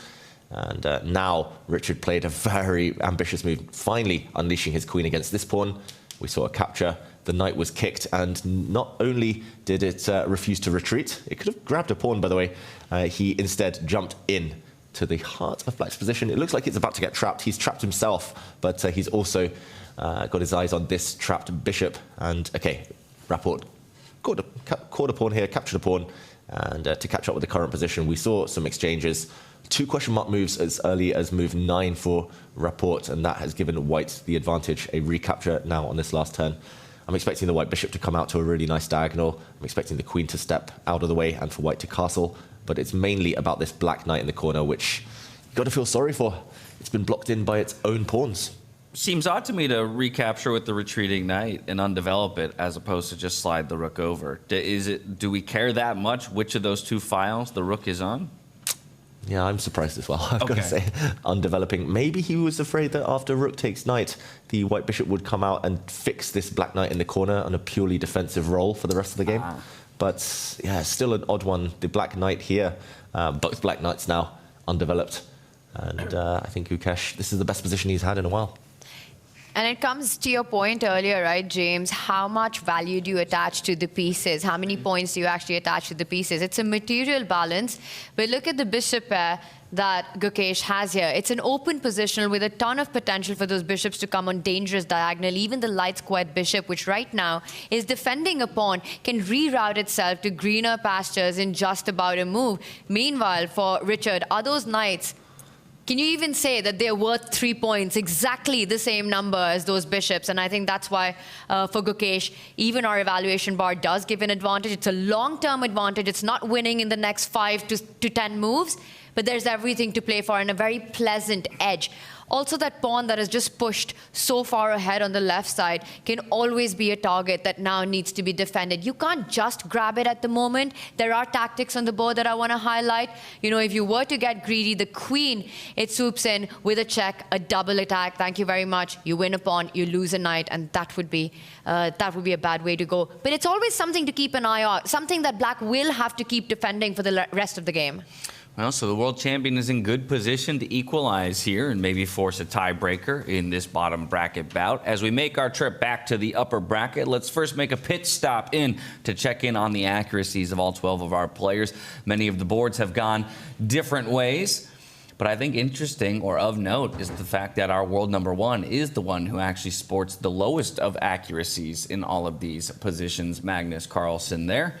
And so that bodes well for Abdusattorov in his bid to equalize in the same way that the world champion needs to do in his bout against Rapport. Look at Arjun and Jan, just over that 98% mark, showing incredible accuracy there. And right below that is the world champion, 96. A bit too little, a bit too late for Gukesh, but I think for Jan and Arjun to show up with that kind of accuracy in this position, it's such a critical moment in the matchup, you know, as it's a second classical game to decide who goes through to the semifinals. How are those heart rates doing? Ooh. Okay. I mean, so Nepomniachtchi been up in those triple digits basically the entire day. But everybody else still seems like they're relatively calm, cool, and collected. Nobody's hit too much of time trouble just yet. No one's feeling like they're, you know, put on their back foot and up against the ropes. I don't know what you're saying, because for Arjun, 97 is like 150. You're right. Get the medical team down there right now. Check on that man. The Iceman. Maybe he's been drinking too many coffees. Vachier-Lagrave down at 54 as well. That feels low. He's a super chilled guy. Yeah. Super chilled out in life, but Vachier-Lagrave, yeah, maybe just enjoying his position. That just tells me he's just waking up into the game at this moment. But of course, his game with Fabiano is, again, fairly stable by the computer's read. Since it was Magnus who had the worst of the accuracies, I think that's the board I'd want to continue to check in on, see if Nodirbek has found a way to continue to push his advantage and maybe equalize against the top player and the one who looks most in form up to today in this tournament. Okay, and just to peek in here, very brief update. There's only been one move since we were last here, so we won't linger too long. But the Black Queen did slide across, and this was something that Magnus highlighted about 45 minutes ago in his confessional. He did say that this was the plan, to bring the Black Queen out across. Looks clumsy, he said. He didn't like the move too much, but essentially there is the idea now of trading off the queens, and especially with the fact that a draw will help Magnus progress to the semi-finals. I think a queen trade would be extremely desirable for him right now. He really wants to get those queens off the board. So I'm expecting Nodirbek to cut across that plan. He has to find a way, and really time is of the essence before Magnus is able to get his development and get his king to safety with a castle. Notice how the rook and the king is lined up, and that's always sort of a red alert for a chess player. Whenever one of your majors is X-raying across the board, you know, it's a sign that you need to start thinking about some central breaks here. The last move that Nodirbek plays, he brings the knight into the game with a tempo, so still not giving Magnus the time to go castle on that right side of the board just yet. But David, James, I think the move, that central pawn moving one step ahead, is something that is on Nodirbek's radar. He needs to do something drastic in this position. If he gives Magnus enough time to consolidate, I don't know if he'll have enough to play for. despite having the space advantage. It might be a critical moment in a move or two in this game. Yeah, let's just show that idea that Tanya highlighted there. For example, if black does push this pawn forward, I think maybe the most logical move here, just to guard this pawn, then it's definitely on the radar to kick the queen away. This pawn is untouchable. You cannot capture due to the discovered check, and the black queen will drop off next move. So this would force the black queen back where it came from. Yes, and another very key point, that knight move that Nodirbek has just made takes away a key moving square for the queen. Had he gone with this idea just to move earlier, that would have allowed Magnus to trade the queens off from that d4 square where it pins, and this would exactly be Magnus Carlsen's dream, needing half a point. Yeah, so first flicking in this knight move, gaining a bit of time, and next going on the attack potentially. I don't think Magnus should plant his knight in the center of the board, because now, same idea, but the queen has to flee off onto the wrong side of the board, and not just that, but your knight will get hit in the process. Suddenly everything's coming forward for white, lines are opening up, and the black king could well find itself in huge trouble. It's an interesting point that Abdusattorov is the only one of the top 8 players who has to have that consideration in his mind at any given moment, not to offer draw-ish positions to his opponent, right? He's going to have to constantly consider, ooh, am I opening an angle for Magnus to equalize or maybe force some kind of a drawn position where for the rest of the boards, everyone on equal footing, that's less of a concern. In some ways, it's a double-edged sword, yeah? Because at times, yes, you can't take the objective decision that maybe the best move leads to a complete equality, and you can't go into it because the math situation just doesn't allow it. But when you've got your task so straight up ahead, right, you know you need to keep the game going. At times, that could actually also help you take certain practical moments and take that extra risk when it's required. Yeah, just removing certain parts of that decision tree, right? By saying, no, that's not an option to me because, yeah, the state of the tournament demands that I get a victory here and now if I want to keep my hopes of first place alive. How about Hikaru Nakamura versus Arjun Erigaisi? We can hop over there. I've seen a few moves played out, as again, there still is that tension in the middle of the board between all of the pawns. But this is the matchup in which we're kind of waiting for it to explode. Yesterday, both players at different times had advantages, but neither was able to capitalize, and that's how we ended up with half a point apiece. It's such a different position, David, from what we had in their round 1 clash, you know, which pretty much blew up on move number 1, the nepo gambit. And here it is, not a single pawn traded, not a single open line on the board. All the pieces still remain very balanced. Very, very balanced. And okay, I was going to say the symmetry had been broken, but now it's almost a totally symmetrical position again. There's only one difference here, and that is the fact that the white bishop doesn't occupy this line. I wish he'd put his rook back on this square and put his bishop on this square, then we would see 2 totally occupied lines. But it is Arjun trying to simplify the equation, trying to blow open these 4 pawns. If they disappear, if the symmetry continues, it means tie breaks extremely likely. I think that's a very solid move from Arjun, and probably now, just a very good one. In the case where the dark square bishop slides up and the rook slides over, what do we call that? We call that the well? The well. What do we call it? Just the traffic jam. Paris traffic. The shoot? Yeah, or the traffic jam. yeah, there you go. I mean, these are, again, to me, the scariest looking positions as a player. When I see multiple pawns eyeing each other, any opportunity to take them, I see those minor pieces beginning to develop towards the center of the board. I fear the amount of calculation that has to come with any decision that you make from this point forward, as opposed to relieving that tension as soon as it arrives on the board and never allowing it to stack in the way that it is. We end up with a congested traffic jam in the middle of the board. Well, speaking of calculation and speaking of difficult decisions to be made, there's a lot of that going on another board. Fabi versus Maxime, house on fire, board on fire, a million pawns hanging, and some big decisions ahead for the Frenchman here. Wow, this position has really exploded, and we shouldn't forget that this position started pretty much in the same way that Hikaru and Arjun's game started. Just 5 moves ago, those 2 boards were completely identical. One went one way, Hikaru, Arjun, total symmetry. This one, someone blinked. Someone here got impatient. Shall we roll it back and see who it was? Let's do it. Let's go back, because we did see just a few moves ago, rather than going for something like pawn to d5 like Arjun did, or actually here in this exact position, Arjun brought his bishop out and the game continued. This is how we saw things continue in the Nakamura against Arjun Erigaisi game. Here it was first Maxime who chose chaos by pushing this pawn forward. We saw the bishop develop just to kind of protect along this diagonal. The black queen slid across, eyeing up the white king indirectly, also putting pressure on the center. Now white's knight leapt forward, spotting a undefended pawn. The knight was duly captured, removed. A trade, the black knight drops back, and now this capture. I've got to say, I really like what Fabiano's doing, just because he has the safer king, and now there's a beautiful square for the bishops. We talked about the bishops being slightly problematic in the middle of the board.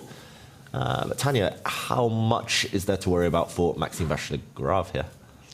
That's a tough question to answer. But, you know, you point out that diagonal, and if anyone's trying to get that initiative, one gets the feeling it's got to be Fabi. He's the one who's getting those first threats in. He has the possibility at the right moment to ease off the tension on the board. We've got moves coming in. I'm expecting Fabi to block that threat on the pawn with placing the bishop to the square that you were earlier highlighting, and maybe then defend that side pawn as well, which is currently under attack by the bishop. You know, its best friend on the A file could step 2 steps forward and just make sure that that pawn remains alive. You've taken a very important square from the knight and the bishop to actually arrive to the counterpart of that c3 square, the c6 one that we're just highlighting. Black can't make use of it. I think a slight pull for Fabi. I also want to take this moment to just sort of spotlight Maxime a little bit, you know. I do really think that, David, this is such a big moment in Maxime's career. Having this tournament, playing freestyle in Paris, his home ground, that comes with its own set of pressure, its own set of motivation. You know, Maxime Vachier-Lagrave has been the French #1 for such a long time until Alireza Firouzja changed federation, and then Maxime's been the French #2. They're very good friends, teammates. But I think it would mean so much for Maxime to go as far as he can in this tournament, to get this win against these players. You know, he's been one of the players at the elite who's been dreaming of the World Championship, but it hasn't happened. The candidates haven't gone his way so far. He hasn't made it there. So winning this amongst the world champions and getting that done right now, playing against Fabi, I think he's very motivated. But I wonder if that adds that ounce of pressure as well, the fact that the expectations of the fans. I'd have to imagine it does, and let's consider the road he'll have to take if he wants to ultimately be crowned the winner of his hometown event. It would be going through our runner-up from Waisenhouse, the runner-up from the year before in Waisenhouse, and Fabiano Caruana. He then earns a bid against the winner of Magnus Carlsen versus Nodirbek Abdusattorov. Of course, our expectation is Magnus, but right now, based on that board state, who really knows? Either way, already you're looking at going through 2 absolute titans of chess and of the freestyle format. And then, of course, you would face off against whoever promotes from the semifinal on the other side. Could be the possibility of a Vincent Keymer, a Jan Nepomniachtchi, a Hikaru Nakamura, or an Arjun Erigaisi. But either way, it will not be an easy road if he wants to take advantage of what you're saying as a critical moment in his career to possibly elevate to a new level. Yeah, and I fully agree with Tanya. The highlight of Maxime's career so far was definitely winning the World Blitz Championship in 2021. But he's the same generation. I mean, he's a 90s kid. He's seen Magnus dominate. He's seen Jan Nepomniachtchi qualify for 2 World Championship matches. Sergei Karyakin, another 90 kid, qualify for a World Championship match. And he feels left out almost. World Blitz title is nice, but a freestyle win in his hometown would be even better. He moves his queen out of the way of that threat. And I don't hate Black's position, but I do think Fabi has a small advantage here. You mentioned him maybe feeling a little left down. I'll tell you this much. It didn't mean that he'd leave us left out of his insights and his evaluations of how this starting position would maybe be played out. Let's dive into the confessional booth to hear from MVL. I decided to go for this g5 after I castled because I believe it's important to be able to push back the bishop if it goes to f3 with g4. And this way I will try to get my own bishop to f6. And hopefully that helps me solve the problems. Like there's a lot of breaks for Fabiano in the center. He can take and play e4. Take on c5 and play e4, he can play d5. He could have played e4 right away as well, like many options, but I feel like because my pieces are all solid and decently coordinated, so I think that's okay.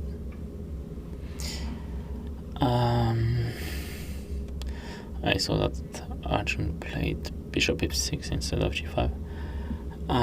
In the same position, I didn't like then if white goes bishop f3, that sometimes d5 can come, and I didn't really see a plan. I didn't like cd, I didn't like releasing the tension, so that's why I tried to put a bit more tension instead.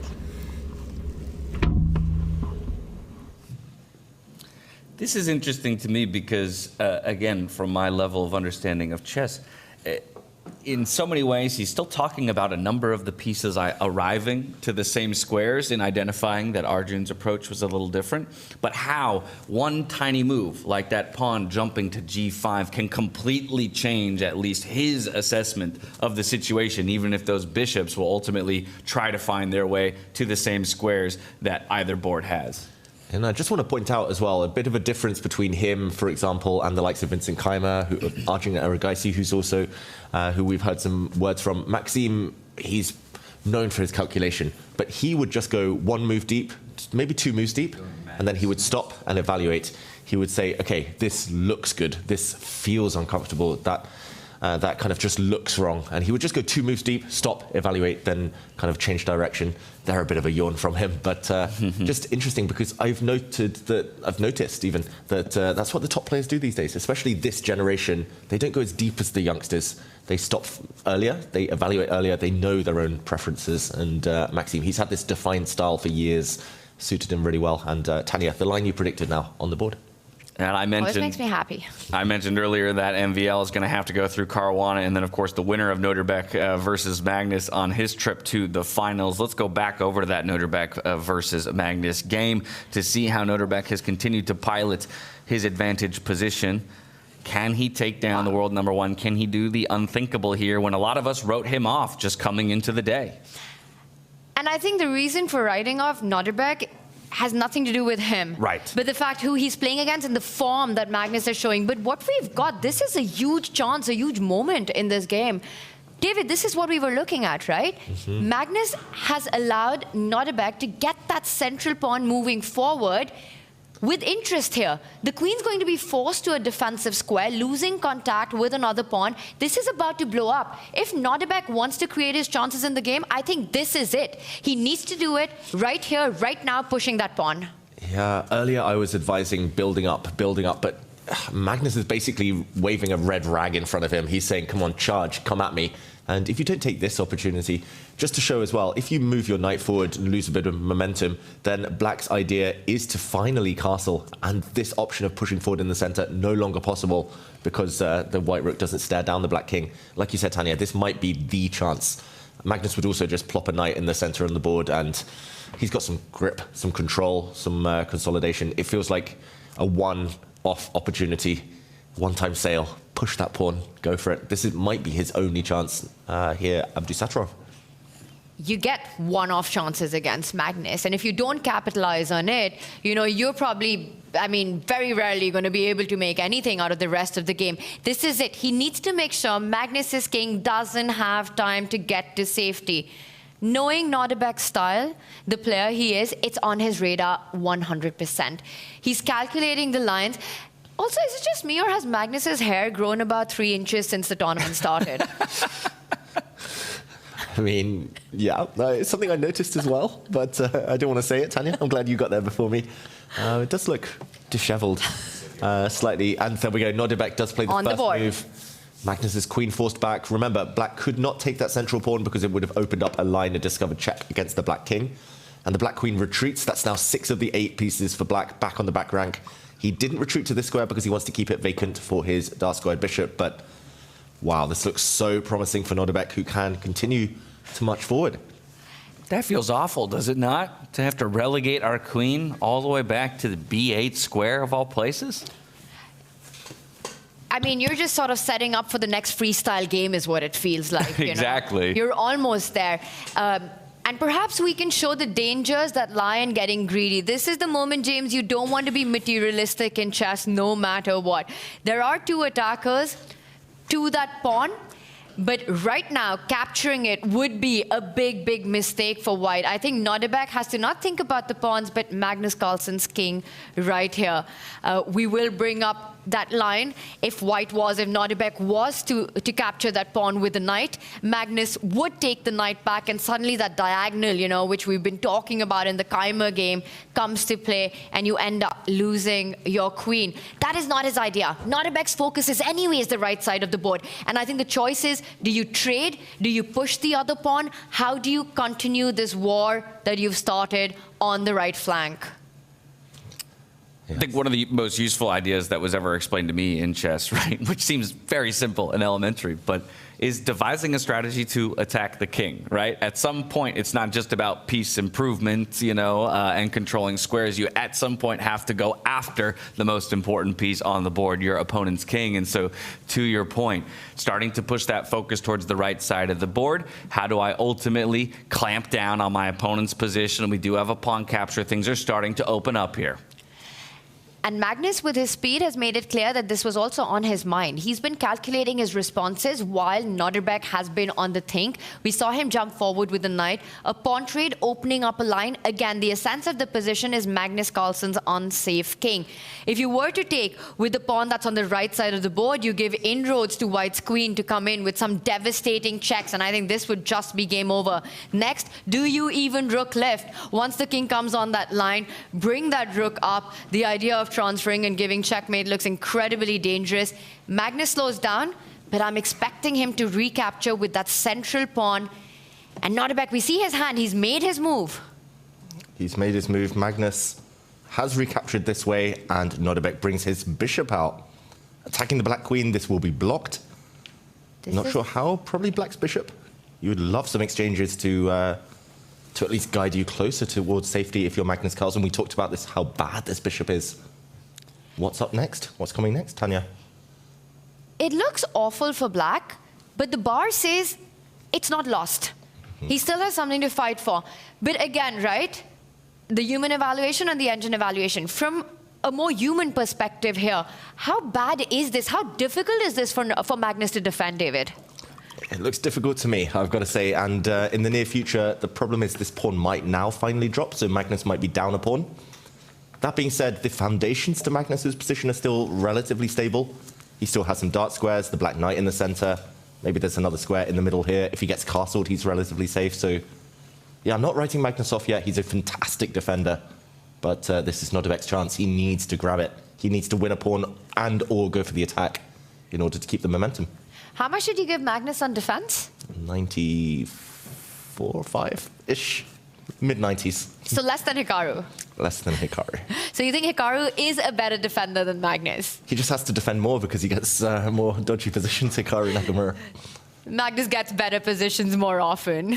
It's hard to get him on the defense, and when you do, when you have this opportunity, you need to make the most of it. David, your move on the board, played by Magnus. But the downfall of this move, or the drawback of this move, is that any idea of taking advantage of that diagonal where the white queen and the king are lined up is now thrown out of the window because the bishops are about to be traded. Yeah, just a clear pawn advantage for Nodirbek Abdusattorov. Again, not the best pawn in the world to win necessarily because black has a beautiful knight in the center, but okay, this is Magnus just trying to wriggle away. He's trying to survive this onslaught. Survival is the name of the game for the world number one right now. 10 minutes down, one pawn down. What do you think, Tanya? What are your predictions? Is he gonna survive this Magnus Carlsen, or is Nodirbek striking back? A pawn is a pawn is a pawn. And again, I think for Nodirbek to just get this chance, this opportunity is massive. I don't know if you have the stats of what our chat poll was at the start, whether Nodirbek makes a comeback or not, James. But whatever that number was, I'm sure if we ran that poll now, it would be completely different. Yeah, that's a really good point. I would be curious to maybe get that up in the chat and see, based on this position here, this current game state, if people think Nodirbek Abdusattorov is going to be able to push himself into a tiebreak scenario. Rapid, possibly blitz, possibly an Armageddon up against Magnus Carlsen, looking to extend what has already been kind of a Cinderella run in some ways here through the tournament. I don't think anyone predicted this match to go into tiebreaks, into the playoffs, into the rapid to decide the winner. And it's still far from it. Yes, Magnus is a pawn down, but we often talk about in chess that when you're playing against a strong player, you need to beat them thrice. And I think we've had this conversation before. You do it in the opening, you do it in the middle game, you do it in the end game. When you're playing against Magnus, you need to do it in each of these phases and every single move. So having a better position, having that extra pawn is not even half the job done against Magnus, especially as long as that knight, that stallion at the center of the board, lives on. Now, we're going to take a break in just a moment. Before we do, let's zoom out, take a picture of all those evaluation bars, just so you have that bird's eye view over the course of all 6 boards. Who's got slight advantages? The majority of our boards sit in balanced positions, and there's still plenty of time on the clock for all of our players to make many moves. I will just note for people at home that Jan Nepomniachtchi Keymer game looks very different than it did yesterday. There's far fewer pieces on the board in that matchup in particular as compared to yesterday, when it was like with 7 minutes on the clock, only one piece had exited the board at that state. But as we plan to step away here for just a few minutes, gives ourselves a moment to hydrate, rest up, and then come back and take you through the remainder of the games, I think we would be remiss not to leave you back on that Nodirbek versus Magnus board so that you can watch the world #1 try to defend against Nodirbek as he looks to extend his tournament life. We'll be back in just a bit. See you soon. Are you curious to play freestyle chess but don't know how to? No opening theory, no memorized moves, just pure strategic creativity. But how do you navigate 960 possible starting positions with confidence? That's exactly what I'll teach you in my Freestyle Chess Masterclass. You'll learn how to develop your pieces effectively, recognize key positional patterns, and avoid early disasters. I'll break down some of the best freestyle chess games ever played, featuring Magnus Carlsen, Alireza Firouzja, and Fabiano Caruana. Freestyle chess is still in its early days. This is your chance to get ahead of the competition. Sign up now and let's take your freestyle game to the next level. Join my Freestyle Chess Masterclass today and save 20% only during the Grand Slam. For pretty much the first hour and a half, I literally wanted to get up from my board and go strangle Nepo. So yeah, like it was. I guess I did a good job because I was very unhappy with the position I had. I mean, later on it was fine, but that's just my guess. Of course, I don't know. But having said that, of course, I was probably also lost out of the opening. You know, I guess the moral of the story is never trust a Russian. You know, I think all of us, you know, Nepo said this f5 g6, knight g6 is all great and fine. And then, I mean, I think quite a few of us played it. And Arjun was very principled, and he just took the pawn and kind of was asking me what I'm supposed to do. And I think it's just a ridiculous idea, and I think black just works. I think it's just ridiculous. Yeah, I can be unhappy. I can be happy. I think, though, it wasn't a clean win. I mean, maybe it probably was winning, but I don't think it was super clean, so I'm not too unhappy. And yeah, considering the opening, I'm somewhat relieved. Jan Nepomniachtchi, chess player. A first-time participant and currently world #9, known for speed, precision, and experience. It all began with an early start in chess. My grandpa was a chess lover, and when I was a kid, like whatever, 4 or 5 years old, I just used to look after adults, what are they doing, and I would be playing chess all the time. That's where his journey began and his playing style took shape.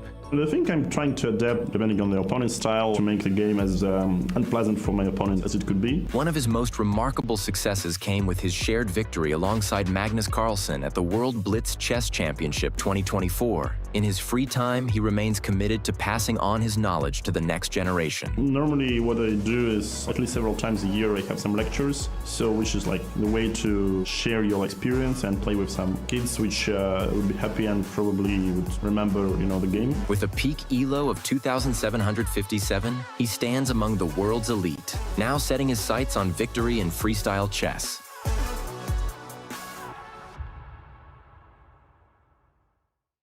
Do you still maintain that childish joy when you come into situations like that? Yeah, I think especially when you play freestyle where every game is so unique, then yeah, I mean there is just a joy of trying something you haven't tried before, right? And I think that spirit gets us to sometimes take risks we wouldn't normally take, and to produce games that we normally wouldn't be close to producing. Pawn. Pion. Dialog. Bauer. Bonne. Bierschka. Checkmate. Checkmate. Schachmatt. Schachmatt. Schachmatt. Mat Lander. Ja. Elnézés. Einsteller. Bok. Zivok. King. Roi. Király. König. Kornet. Karol. Okay, and how did you feel when Andrea and Alexandra Botez, as well as Nemo, shoved a giant croissant at you? Vive la France. As a French, I felt disrespected for sure. Okay, we'll kick them out of the venue next time. Nah, they're fine. Frank, congratulations. You just won game 1 against Vidit. Let's talk about last night. You had finished in 9th place in the round robin and you had a tough task at dinner. You had to choose an opponent between Gukesh and Vidit. Why did you choose Vidit? Yeah, I didn't, after how I played yesterday, I didn't think that, I thought maybe I will not even get top 12, yeah? But luckily there's only 12 players, so yesterday just didn't go my way. And then somehow, because I won the last game, I had to choose. But okay, I think all 4 of us are unhappy with how things went in this tournament. So I was just ready to play anyone. So. The game was a crazy game today. It looked like you were in quite a lot of trouble. Tell us what happened and your feelings during the game. I must have been just lost, yeah. I just didn't play well at all. I think opening went okay, like f4, gf4, ef4, and then after knight h4, I think from here I started to go wrong. I think for knight h4, I should have probably gone queen h1, bishop f7, c4, and maybe it's an interesting way to play, but I was too creative with rook a3, rook b3, which it just doesn't work. And then I think I kept on playing on the same side where I was clearly not the one attacking, and I also missed queen d5 because I was planning c4 all the time, and then I thought maybe it's better to start with knight d4, just completely missing queen d5. I don't know, there must have been a direct win, but still, like with less time, I'm still posing some problems. It's not obvious. And this was your first ever your first ever freestyle game in a classical time format. How was the experience? And also, this is my first win with white in this tournament. Before this game, I was thinking today, like after I chose white yesterday, while we were coming in the car, I was telling Arjun that while we were discussing, I realized that I didn't score a single win in this tournament. I made only one draw. That was against Arjun, and that game also I was completely lost. So yeah, white, I haven't been playing well with white. Even today I was like lost after like 12 moves. So maybe I should be less optimistic with white. In general, you were not the only one struggling with white, because black actually won one more game in the whole round robin than white. Why do you think that on this sample of games, at least, black is doing better, let's say, than in freestyle than in classical chess? Even this we were discussing in the car. I think it was largely because of me, because I contributed 8 wins for black, 5 losses with white, and 3 wins with black. So if you remove that, then okay, it's like white is winning. Yeah. So no, I don't think it's anything particular with color. It's just maybe I'm too optimistic with white, trying to create something. Trying to be too creative, which may be a problem. Well, Pragg, today, in the end, it worked out. I know it's not a game you're super happy with, but congratulations and good luck for tomorrow. Yeah, thank you. What was the favorite move that you played today? Yeah, so I think my favorite move that I played today was in this last game against Gukesh when I played this move pawn to a5. I think the Gukesh thought I simply had blundered a pawn, but it turned out that it was a very deep sacrifice that I had sort of worked out at the board. It ended up resulting in a victory for me, so pretty happy. Could you take us through the line? Yeah, so it goes a5, queen takes a5. I think Gukesh assumed that I hung the knight here. So then I played knight takes pawn. Looks like I'm down a piece, but after knight takes f2, if white goes rook takes f2. I have the move e4 here. And it looks like white is up a piece here, but if white moves the knight, let's just say to e1, for example, there's a move bishop takes h2, checking the king on g1. And after king takes bishop, I simply take this queen in the corner. And then what happened in the game was that Gukesh played the move after knight takes bishop. He took with the knight, and then I played e4 anyway. Same idea, to take the pawn on h2. So he takes the pawn, and now here I go pawn to e3. I'm attacking the knight on f2. I am down a piece, but if white moves the knight, I have this move pawn to e2. And now the pawn forks the two rooks. White can't save both of these rooks at the same time. They play the move rook e1, takes. And after the move queen to a4, even though white is up 2 pawns on the queen side here, with these very active bishops and the queen running across to f4 and h4, there's simply too many threats, and I went on to win the game. Beautiful. So we give you a little tour for 10 minutes if you want to come. Oh my God!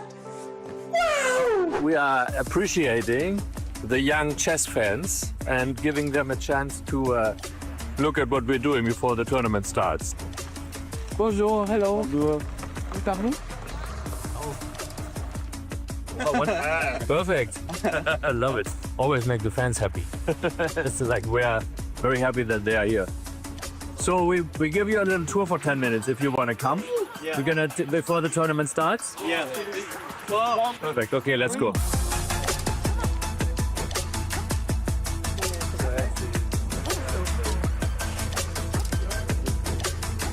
One, two, three.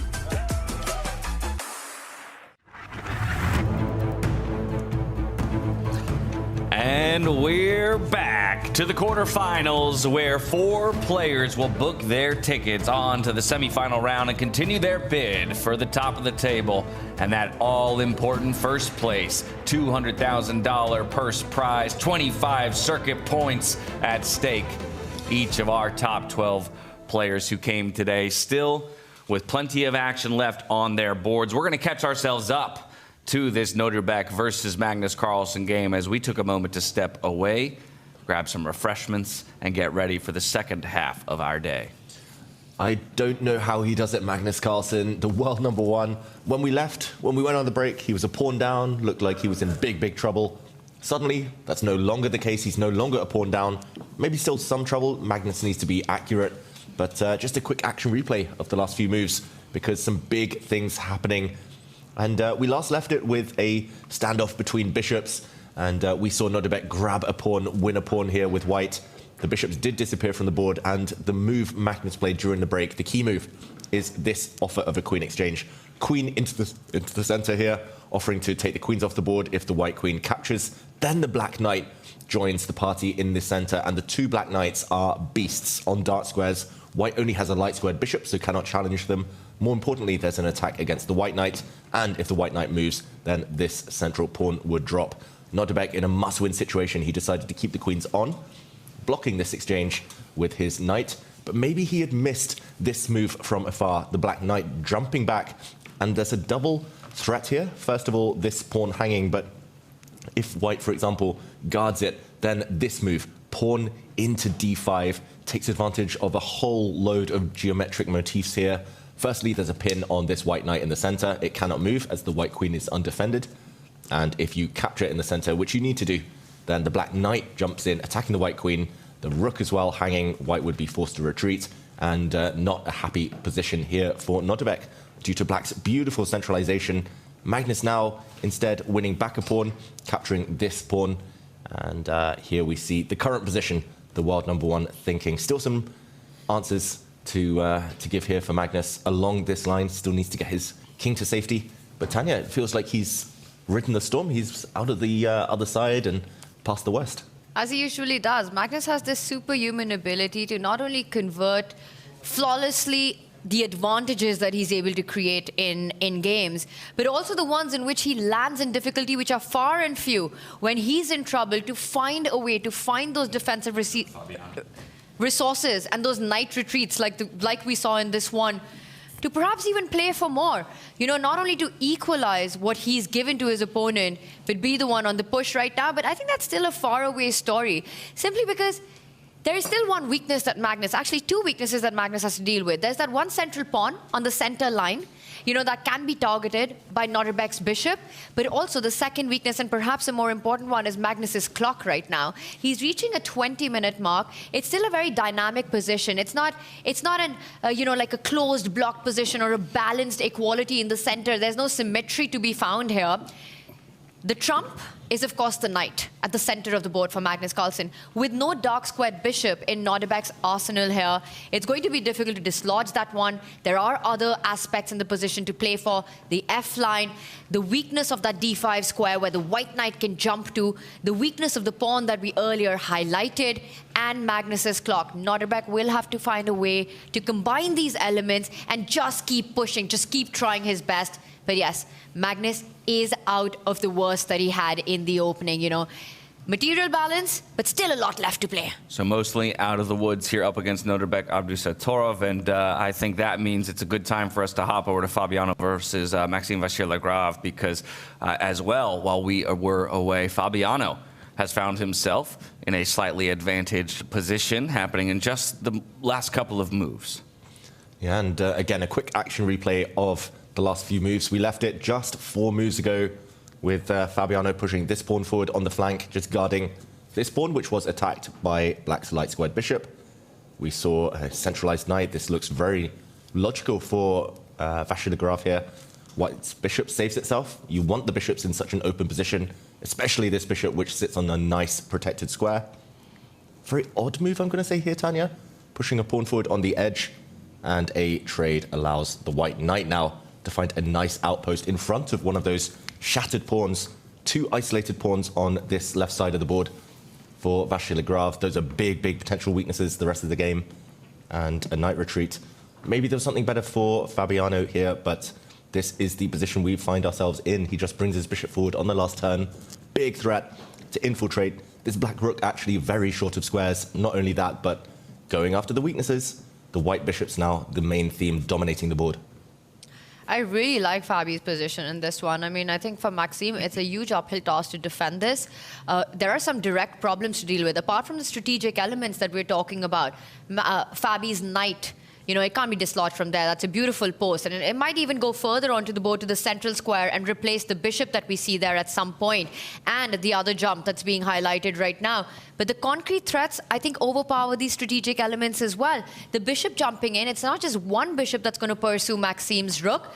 The rook's running out of squares. There's another bishop that's going to join the attack once you sidestep the threat once. And Maxime might just be about to lose material over the next few moves. Oh, this is horrible. This is suffering. Just to point out as well, there is a pawn hanging in the position, but this pawn cannot really be captured, as it would allow a simple knight fork. Hitting the bishop, hitting the rook. If you save your bishop, the rook falls, and not only that, but this bishop attacked, so there's no time to continue the taking of pieces here. This would just be a terminal disadvantage for black. It just looks like he's been outplayed here, Maxime Vachier-Lagrave. I think it actually started with that move he was talking about in the confessional, G5. He's just weakened his king. Why is black's king weak here? That didn't need to be the case. Why is the black queen on this side of the board when the action is actually taking place elsewhere? Well, and in a way, this kind of goes to Danny's point earlier. Class forever, form temporary. While Maxime definitely had the better form in the round-robin stages of the tournament, perhaps Fabiano, having a rough start, has found his form moving into the knockout stages. Again, I'll remind everybody that this guy is the one who always finds his way to the final table, while his opponent will be the one that kind of changes in between, now always playing second fiddle to the eventual winner. This time around, he's trying to get that #1 spot for himself. Yeah, this game especially, I think you start feeling that somewhere Fabi is back. Maxime also an incredibly classy player. We were talking about this, right? It's actually his first game with the black pieces in freestyle chess ever in a classical time format. And kind of handling those dynamics, even for the world's best, can be a challenge. Coming out of the opening, he's clearly worse right now. Fabi has a very tangible edge, a very tangible advantage in it. Yes, it's not winning, but everything to play for. Direct threats coming in with that last move. We've been highlighting them, not giving Maxime enough chances, enough time, to actually grab that side pawn.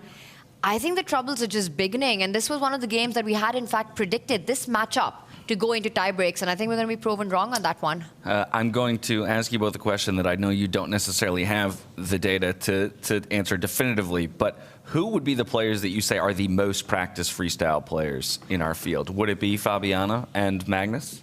He's definitely, I think one of them is definitely on the left side of our screen. Fabi, not only does he love this format absolutely and enjoys it thoroughly, you know, he's been playing it in St. Louis tournaments. He's been the winner in those tournaments several times, the Chess 9LX, amongst the very best in the world. He's the one who was here in Weissenhaus in 2024, made it to the runners-up, lost to Magnus Carlsen in the finals. In Singapore as well, with Magnus right there. And then, of course, Weissenhaus, the first slam of the season here, you know, took it all the way in convincing manner in the round robin as well as the knockouts up until losing out to Vincent Keymer in the finals and finishing runners-up. I think he's got immense practice, immense understanding. We've seen him analyze these positions at the start of the game. He just seems to know, you know, he's got this feeling that this is the correct move.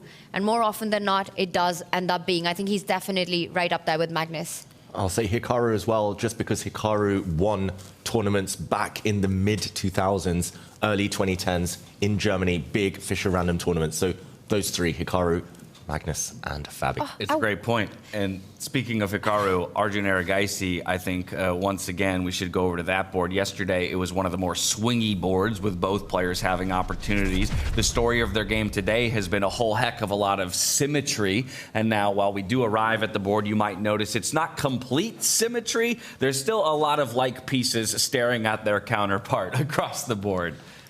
Yeah. Wow, this is crazy, Tanya. No open lines, no trades yet. A bit of a copycat last move, given a question mark there by our computer. The knight jumps to the same spot. I mean, to me, that looked like a move that forces Arjun's hand because you're doubling down on those central pawns, creating an attack.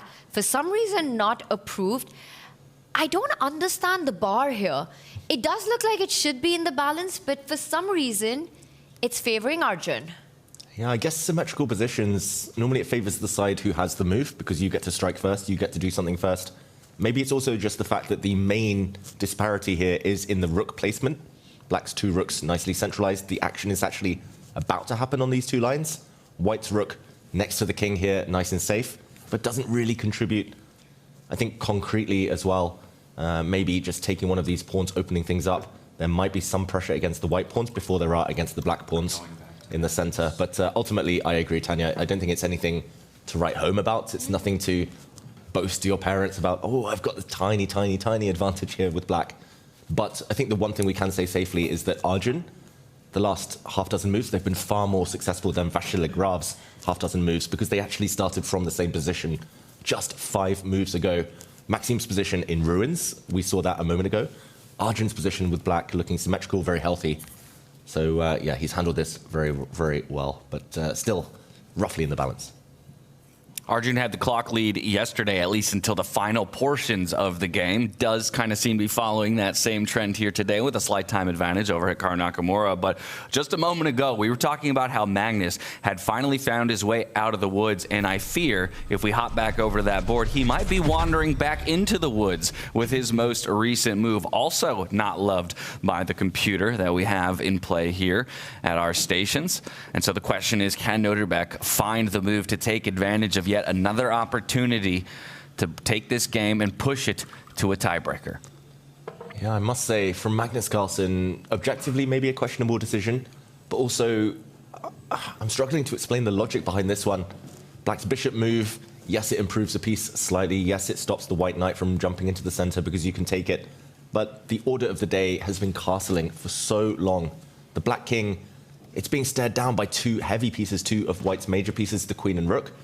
Does not feel comfortable at all. Magnus could have castled. More importantly, though, Magnus, he's such a good freestyle player because he was always in tune with which of his opponent's pieces are passive. And if we just rewind it back 1 move, it's this white bishop which wants to get into the game. Tanya mentioned the idea of coming to this diagonal with some targets. The black knight, first of all, the black isolated pawn in the center, and then the black rook. And he's just moved his bishop away from that isolated pawn. Now the white bishop can come this angle, for example, kick away the knight, start trying to snack on pawns. This looks really uncomfortable. It just feels like Magnus, yeah, it feels like he's playing a bit too complacently in this position. Maybe thinking he's out of the woods has been his downfall just in this last move. Often when things start to turn, you relax a bit too soon. Just to check with the computer, and the best move apparently by a distance was this one, pushing the h-pawn forward to control the square, not allowing the white bishop to get active. Tanya, bit of a surprise. Really, really interesting. And I think this is only going to get more fun for everyone watching, because it's also tick-tock on Magnus's clock. He's now under 20 minutes, and the position is far from simplified. You highlighted the square that Magnus needed to be controlled.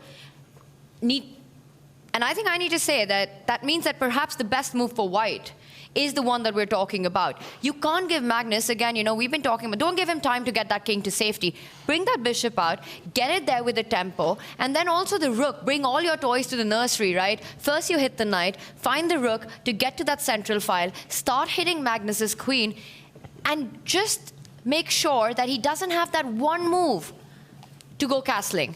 As long as that happens, Nodirbek has something to play for. And did I miss something? Have I walked into a blunder? No, just David spilling tea on himself is all. That's where we need the camera. How could we miss that? You're not going to see it on camera, so we don't need to go to it. But it was just a small shared private moment between him and I. You are bang on with your analysis. Don't let us... Feeling left out of all the fun here. Don't let us while deviate. I look at chess. No. But yes, I think this is going to get tricky one more time for Magnus, and 17.5 minutes on the clock. Nodirbek locked in there, and the best part for white is that you've got all the time on the clock to figure this out. Where do you want to put the bishop? Is he even maybe thinking about kicking that knight out with the pawn? I would be very hesitant to make that move. I mean, it might be tempting to push that pawn one step forward, but that just feels like playing with fire. Yeah, it looks tempting as well. The white bishop can also come out this direction to target the pawn. Either way, I'm just shocked that Magnus's king hasn't castled this whole game so far. 16 moves in. We talked about time management earlier. Magnus, so slow. What did you give him on time management? Clearly too high. 94, was it?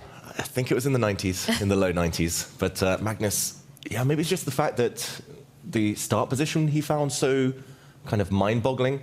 There we see the accuracy levels, Magnus below 90. That's quite a rare sight in classical chess in general. That's already a couple of mistakes from him. In standard 518, I'm trying to think, and I can't come up with a game where I've actually seen Magnus behind on the clock, at least by not a big margin.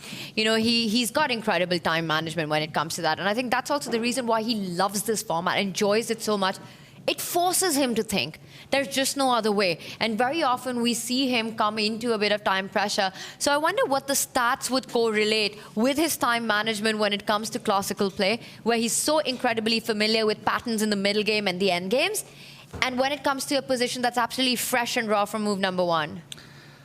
Yeah, I'm still trying to find the logic behind this move as well, David. I guess I have to assume while it's very slow, because it's going to require two movements, or one of those movements already being made, that if that light squared bishop from the white player slides out to that g4 square that we're talking about, then the black bishop slides one down into the left, just to protect that knight and possibly replace it if the trade ends up happening. And in essence, you're also guarding that unprotected pawn behind you. Fully agree. I think this is the ideal square that Magnus wants to use for his bishop, but I don't know, it does take two valuable moves. He does play it. It's on the board. And Magnus will retake his seat in that moment, denote the move on his pad of paper over there to the side, and now give a good think. 17 minutes on the clock. He's got half the time to play with that Nodirbek does. And yet he finds time to go get some snacks for himself. Yeah. As you should. Got to stay fueled. Got to stay fueled up, my friends. Exactly. It's all about those vitamins, all about that those calories. You might need them for later. And okay, the hit on the black knight, I think, pretty much forces the black bishop to come and defend. And then my main worry is this move you mentioned, Tanya, the other rook joining the party, indirect hits against the black queen.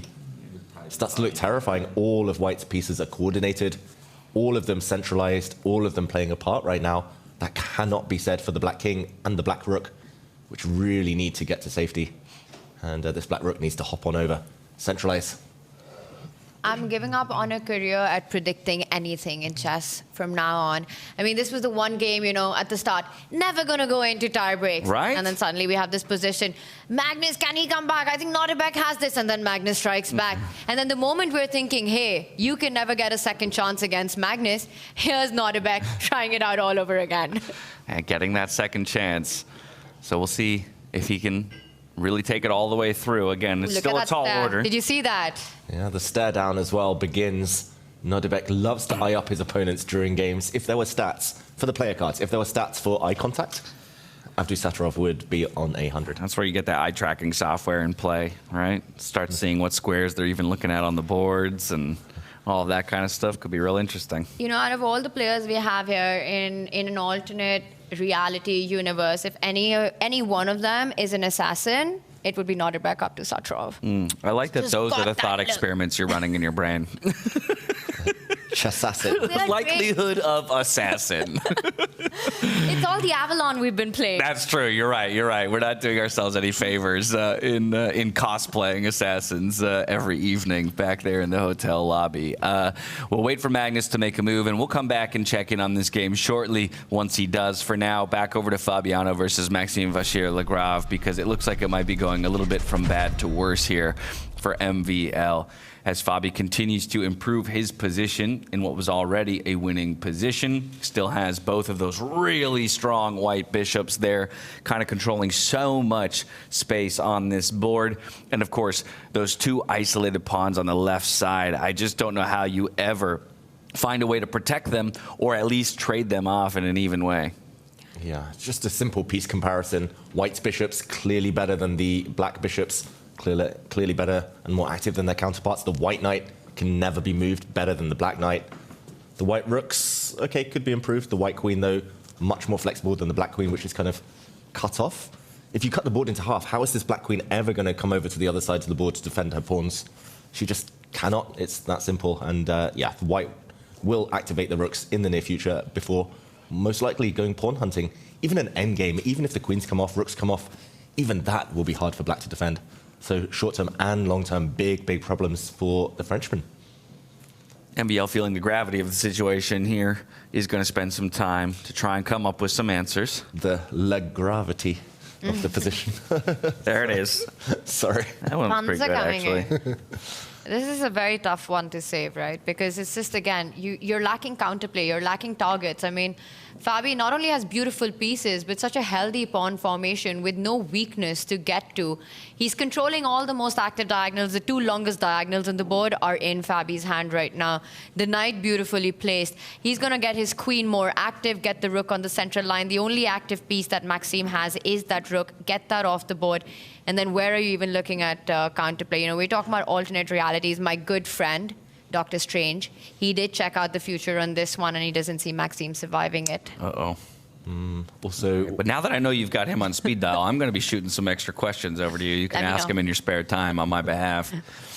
Okay, so we checked in on this one. I do want to fire right back on over to Magnus Carlsen versus Nodirbek Abdusattorov, because he did complete that response that we kind of expected from him, that double bishop move to ultimately guard the knight. So now it's a question of, with that tempo gained here by Nodirbek, how does he continue to keep his foot on the gas? Because we know if you give those couple tempos back there to Magnus, we go right back to an even game state. Yeah, if Magnus gets two moves, gets castled, gets the black rook into the center, no more weaknesses and no more advantage for white here. So I'm expecting this move, Tanya, indirect threats against the black queen. He has to play. The only thing is that Nodirbek has to move faster. You know, he can't let that time advantage slip. He really needs to use that as a weapon in this game, because it's still far from being clear how much of an advantage this is for Nodirbek. And if you only focus on the board and let your clock dwindle away, it might not be enough. You need to get Magnus really low on the clock so that when the big questions arise, hopefully he won't have enough time to navigate those defenses correctly. I love that call out, because actually he should take a lesson from yesterday where Magnus was using the clock as a weapon against him. There was a point in the game, Nodirbek making a move with just a mere singular second on the clock, and the move that he made, a tremendous blunder. That's true. No coincidence there. And I'm pretty sure his heart rate spiked at that one moment. Okay, Should we try and break it down, Tanya? What if Nodirbek plays this move? Rook into the center. They do say rooks opposite kings, queens. That's where they're strongest. Makes a lot of sense. And you've got some threats, right? Knight jumps. One I can see is towards the right side of the board. There are tactics across that you need to be careful about. Is this the moment? Do you have time to step away with your queen? Is that what you're looking at? Yeah, if the black queen runs away, again, for everyone at home, this is analysis, so not the live board. We're waiting for Nodirbek to make a move. But this feels like there will be sacrifices. A capture maybe. Oh, it feels like you can already break through here, but... Push the pawn and then give up your knight and then checkmate, queen, rook, everything coming in. Goodbye. Boom. And boom. And this is going to end in disaster. You make chess sound so simple. It sometimes is. Sometimes is. And just to show one checkmate, for example, the black king caught. It is incredible how from one game to another you can feel, you know, like chess is a simplistic game, and then the very next you're like, I don't understand a single thing about this. Sometimes in the same game, right, in the space of a move. But then, David, the big question would be for Magnus, if you don't have time to step away with your queen, you can't lose contact to that vulnerable pawn that's in front of the black king. You know, you need to keep it defended to that. The only other move that would make sense is to get your king to safety. Does he have time for castle?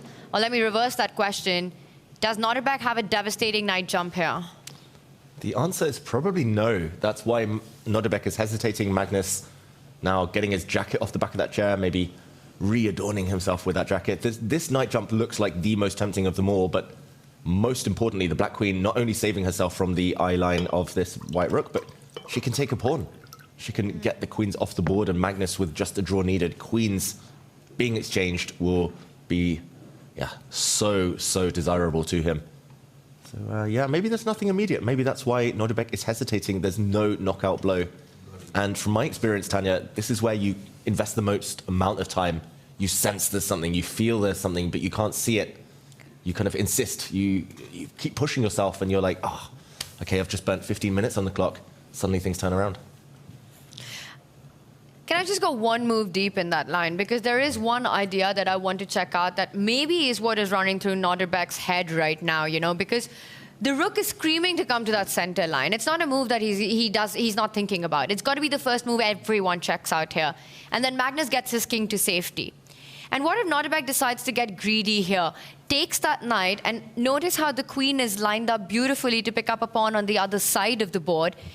And you're just saying that I think you're almost forced to recapture with the knight. I don't see any other way for black to do it. Yeah, now there's got to be a big jump with the knight. Yeah, I'm not sure where, but... Chess is hard. Yeah, maybe this one, and potential knight forks in the air, now threatening to take this pawn with a check and unleash a attack against the black queen. It feels too loose, these three black pieces coming under fire. So I agree, Tanya, knight takes bishop. And now can Nodirbek go pawn hunting is the big question. Can that give him enough to play for a win against the world number one? A pawn is a pawn. Is a pawn. Yeah. You got to say thrice. 3 times. Repetition. That's what the politicians do, right? They repeat the same policy 3 times to hammer home their point. And what if black's knight takes this pawn to try and restore the balance? There's another one hanging, so you take the knight back? I just realized I've walked into a blunder, but... Ooh. Wait. Oh, you don't take the knight back. You win something more. You win something more. Knight takes pawn, check. Now that the white rook actually guards this knight, it can retake if the black queen captures, and either way, the black queen is falling prey to one of the white rooks. So yeah, it just feels like this is the move to start with. I love that idea, Tanya. I feel a bit ashamed that I didn't think about pawn grabbing, because it's normally my middle name. Oh, you're a changed man today, David. How did that even happen? Just woke up on the wrong side of bed, clearly. Yeah. Grabbing this pawn is maybe the one thing that Nodirbek's not spotting right now, but I think, as you mentioned, so natural to bring the last remaining rook into the attack, into the action, especially because the black queen is the glue that holds things together right now. And it's amazing how that concept of checks, captures, and threats, you know, it might sound simple, but it can help you at every single level. It's sort of the path here as well, right? No checks in the position. You've got one capture to keep in mind, the trade between the bishop and the knight, and then you look at the most forcing threats that are possible on the board. So perhaps that should be something that Nodirbek should be thinking about. Checks, captures, and threats. Yeah, sounds simple. Capture, win a pawn. Still, from that position, winning against Magnus Carlsen is going to be hard. But Magnus Carlsen very rarely loses when it's level material, so might as well get greedy.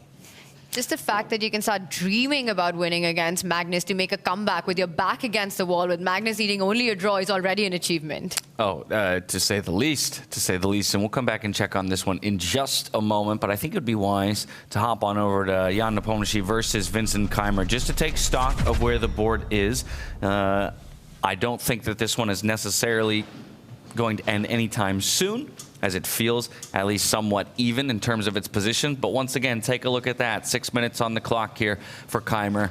Jan with over 41 minutes to his name. Yes, it's his move to make, so that clock will continue ticking down, but just wanted to give people kind of an appraisal of the board state before we hop over to the ones that feel a little bit more decisive. Draw? At first glance, I thought yes, and especially if Black gets one more move and puts his king on a dart square. But yeah, I mean, Black does have a nice square for the knight, but I do quite like the idea of planting a bishop in the center of the board, just to try and lock things down. The white rook has some targets. I think the main differential here is the white king being much more active than its counterpart. Should be a draw, of course, but I would rather be white, not just thinking about the clock time. You're just covering all grounds with that answer, you know, just in case any of the results happen. Well, I don't think Black's going to win. I'll go on record saying if Vincent Keymer wins this game, I don't know what I'll do. I'll join the Paris Marathon on the weekend. You were anyway planning to Okay, do that. yeah, I'm holding you to that. Please, Vincent, dear God, win this game. We need something more dramatic from David than that, James. What do you mean, running a marathon with no training? This man, he's going to be carted off the course. He didn't say that he'd finish it. That's true. But Eve, that alone would be entertaining. Get a camera on this man. I want to see how far he makes it. We'll start taking bets. 13th mile, 12th mile. Where does he fall out? I'll stay to the end. I'm a grinder. Okay. It might take me 24 hours, but I will finish that Sounds good. I've run one marathon without training, so I know what this experience is like, and I know what you're in for, my friend. And now I am Vincent Keymer's biggest fan. Oh, come on, Jan. But, no, I think it should be a draw, of course, but I just feel that Jan has the better side of that draw. And sometimes it's enough, sometimes it's not. And we'll see. So by all means, with this one being an expected draw, perhaps we can jump over to some of the other boards. Once again, returning to the hometown favorite, who's continuing to try to mount a defense here up against our #2 finisher from the Wiesenhaus Grand Slam in Fabiano Caruana. Ooh, and this one, it's become more of a concrete battle suddenly. We talked about the kind of general lay of the land, how White had the advantage, White had the better bishops. Fabiano has actually allowed Maxime to come forward. He's provoked him forward because he's got some tactics in mind. Quick action replay of the last two moves. We last left it in this position, and the Black Knight leapt forward. I actually thought this knight would be just whipped off in a heartbeat. I thought he would just capture this knight and then try to lift his rook up the board. I thought this was actually just decisive on the spot. Rook lift, skewer in mind. I had, however, missed that the black rook can come down and challenge its counterpart. Here, Black holds things together just about. And Black does have the two bishops, so long-term some chances. Fabiano did not go for that. He moved his queen out of the way of that knight. Instead, we saw the black bishop come out to a very active square. Suddenly, the black knight very nicely entrenched in the white position. But Fabiano's idea was to launch this bishop forward, and this is the current game position. The black rook now under fire, and it has to be really careful where it steps. You cannot, for example, lift it up one square attacking the white bishop because you land a fork now if you are Fabiano, and this is a devastating fork. Triple attack. Okay, what to do? Maxime Vachier-Lagrave, he stretches. He doesn't look too perturbed. He looks pretty chilled out, but the position becoming a bit hairy for him. A bit scary. It's been scary for a while, but the last few moves, it feels as if Maxime's the one who's made some progress, right? Getting that knight implanted there, the bishop on that diagonal. And yes, you've got this knight jump. Maxime's not going to walk into that fork. He'll find the right square for the rook. I'm guessing it's along the D line, but further along. And yes, you can jump with your knight to that square, hitting the queen and bishop, and optically it still looks like a fork. But Black's got a nice retreat that actually uses the queen to connect itself with the bishop. I believe we've got some moves. Yeah, he has moved. Wow, he just moved his bishop. Oh, that's a nice trick, almost. Yeah. Almost. I think you know what I was almost only talking counts about. in horseshoes and hand grenades, my friend. Well, almost is a word Fabi is very used to in freestyle chess, almost winning the championship so many times. This one, he really wants to do it. David, can you show the idea that I had in mind? But it doesn't work because of resource. Not quite yet. So he's actually sacrificing the exchange here, so rook for bishop. The rook can be captured. Now black could just land a check, forcing the white king into the corner. Yes, you can block with the knight, but that's a clumsy pin. You don't want to self-pin necessarily. And relying on pattern recognition from traditional chess, often this knight check is a killer blow. And the pawn recapturing, it looks like this is checkmate as the king cannot run. The bishop cuts off the escape square. And this is a very well-known checkmating pattern. But here, white's bishop at the top of the board can swoop back. This bishop can also go and block, so both white bishops can guard the king and save the day. It does beg the question, though, what if, for example, the knight does jump in with a check, and then instead of giving this check, you just take the bishop? I don't feel it's enough, but the white king is very open. At least this type of thing might scare Fabiano. Absolutely. Well, we asked our chat just a bit ago who they thought would come out on top in this battle here on the second day of the quarterfinals. And with 65% of the vote, chat does believe that Fabiano is going to come out on top and keep his run towards that top table alive. Of course, 15% of our fans still think MVL has a way to get out of it, while 20% are saying draw, and we go to a tiebreak. I think this position is getting complicated and super spicy right now. Yes, Fabi is going to be up material. I think he's going to pick up that rook. Well, at least if he does. But even just planting that bishop to the center of the board, you know, Maxime gets that king, the white king locked up at the corner with all these ideas, the tactical motives that we're talking about. You could maybe simply grab the bishop. You don't even have to give the knight up immediately and just keep those threats on the board.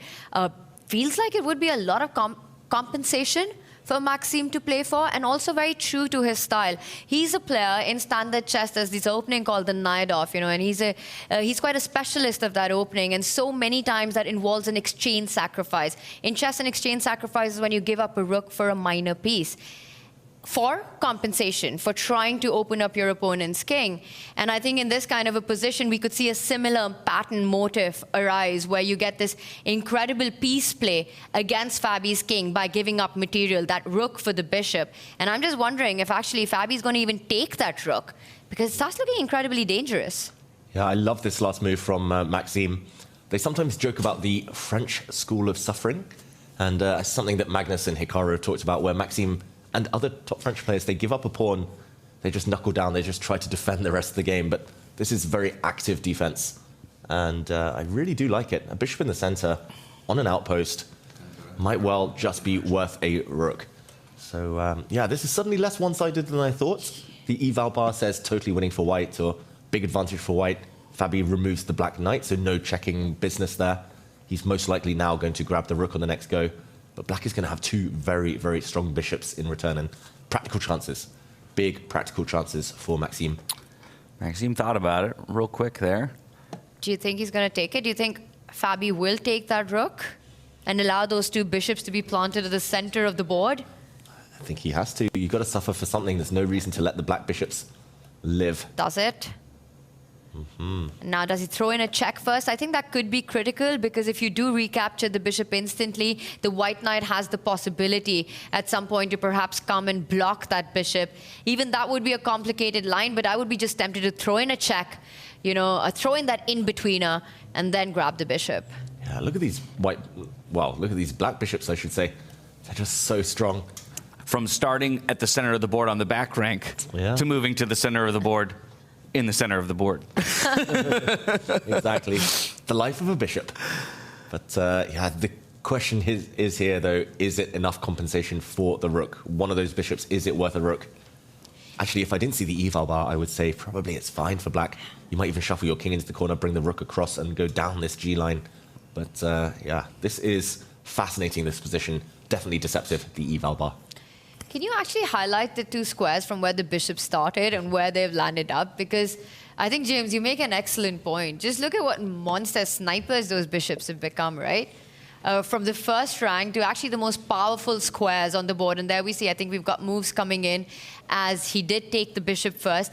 I think for tactical reasons, white can't stop this idea that Maxime has of getting that other bishop to the center of the board.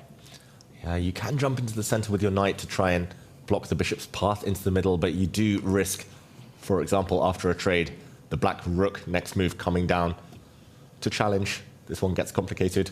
Also, initially, maybe this one's another good move, but this is a pin and the black rook undefended. Gets sharp, it gets complicated. Gets super sharp. But that's also the style of these two players, right? For attack, I think both of them scored pretty high on your player card as well.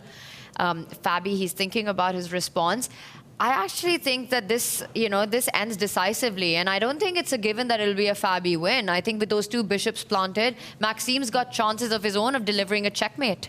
Yeah, I agree with you wholeheartedly on this one, and this might not be the only one that ends decisively as we jump out to a bird's eye view real quick before we zoom in to one of our other battles between Arjun Erigaisi and Hikaru Nakamura, where it looks like Arjun once again has an opportunity to take a lead over Hikaru. Again, they entered the day half a point apiece after both had opportunities to possibly win yesterday's game, and you can see they're slightly better for Arjun over on the right-hand side of your screen, the second one down.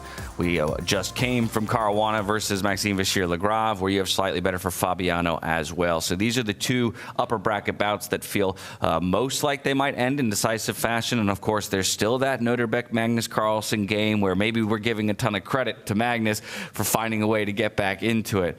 We'll see, we'll see, we'll see. Wow, this one is getting very concrete. If Hikaru gets another move, if Hikaru gets to, for example, bring his rook up the board and just swing it across, I think this is just dead level. It's very blocked. Both sides have good squares. But Tanya, can Arjun win Hikaru's queen? Whoa. Can he bring his knight forward? He's about to make a move, so maybe I shouldn't make a move yet on our board. He is reaching out. Oh, he moves his Not quite. And the bar doesn't like it.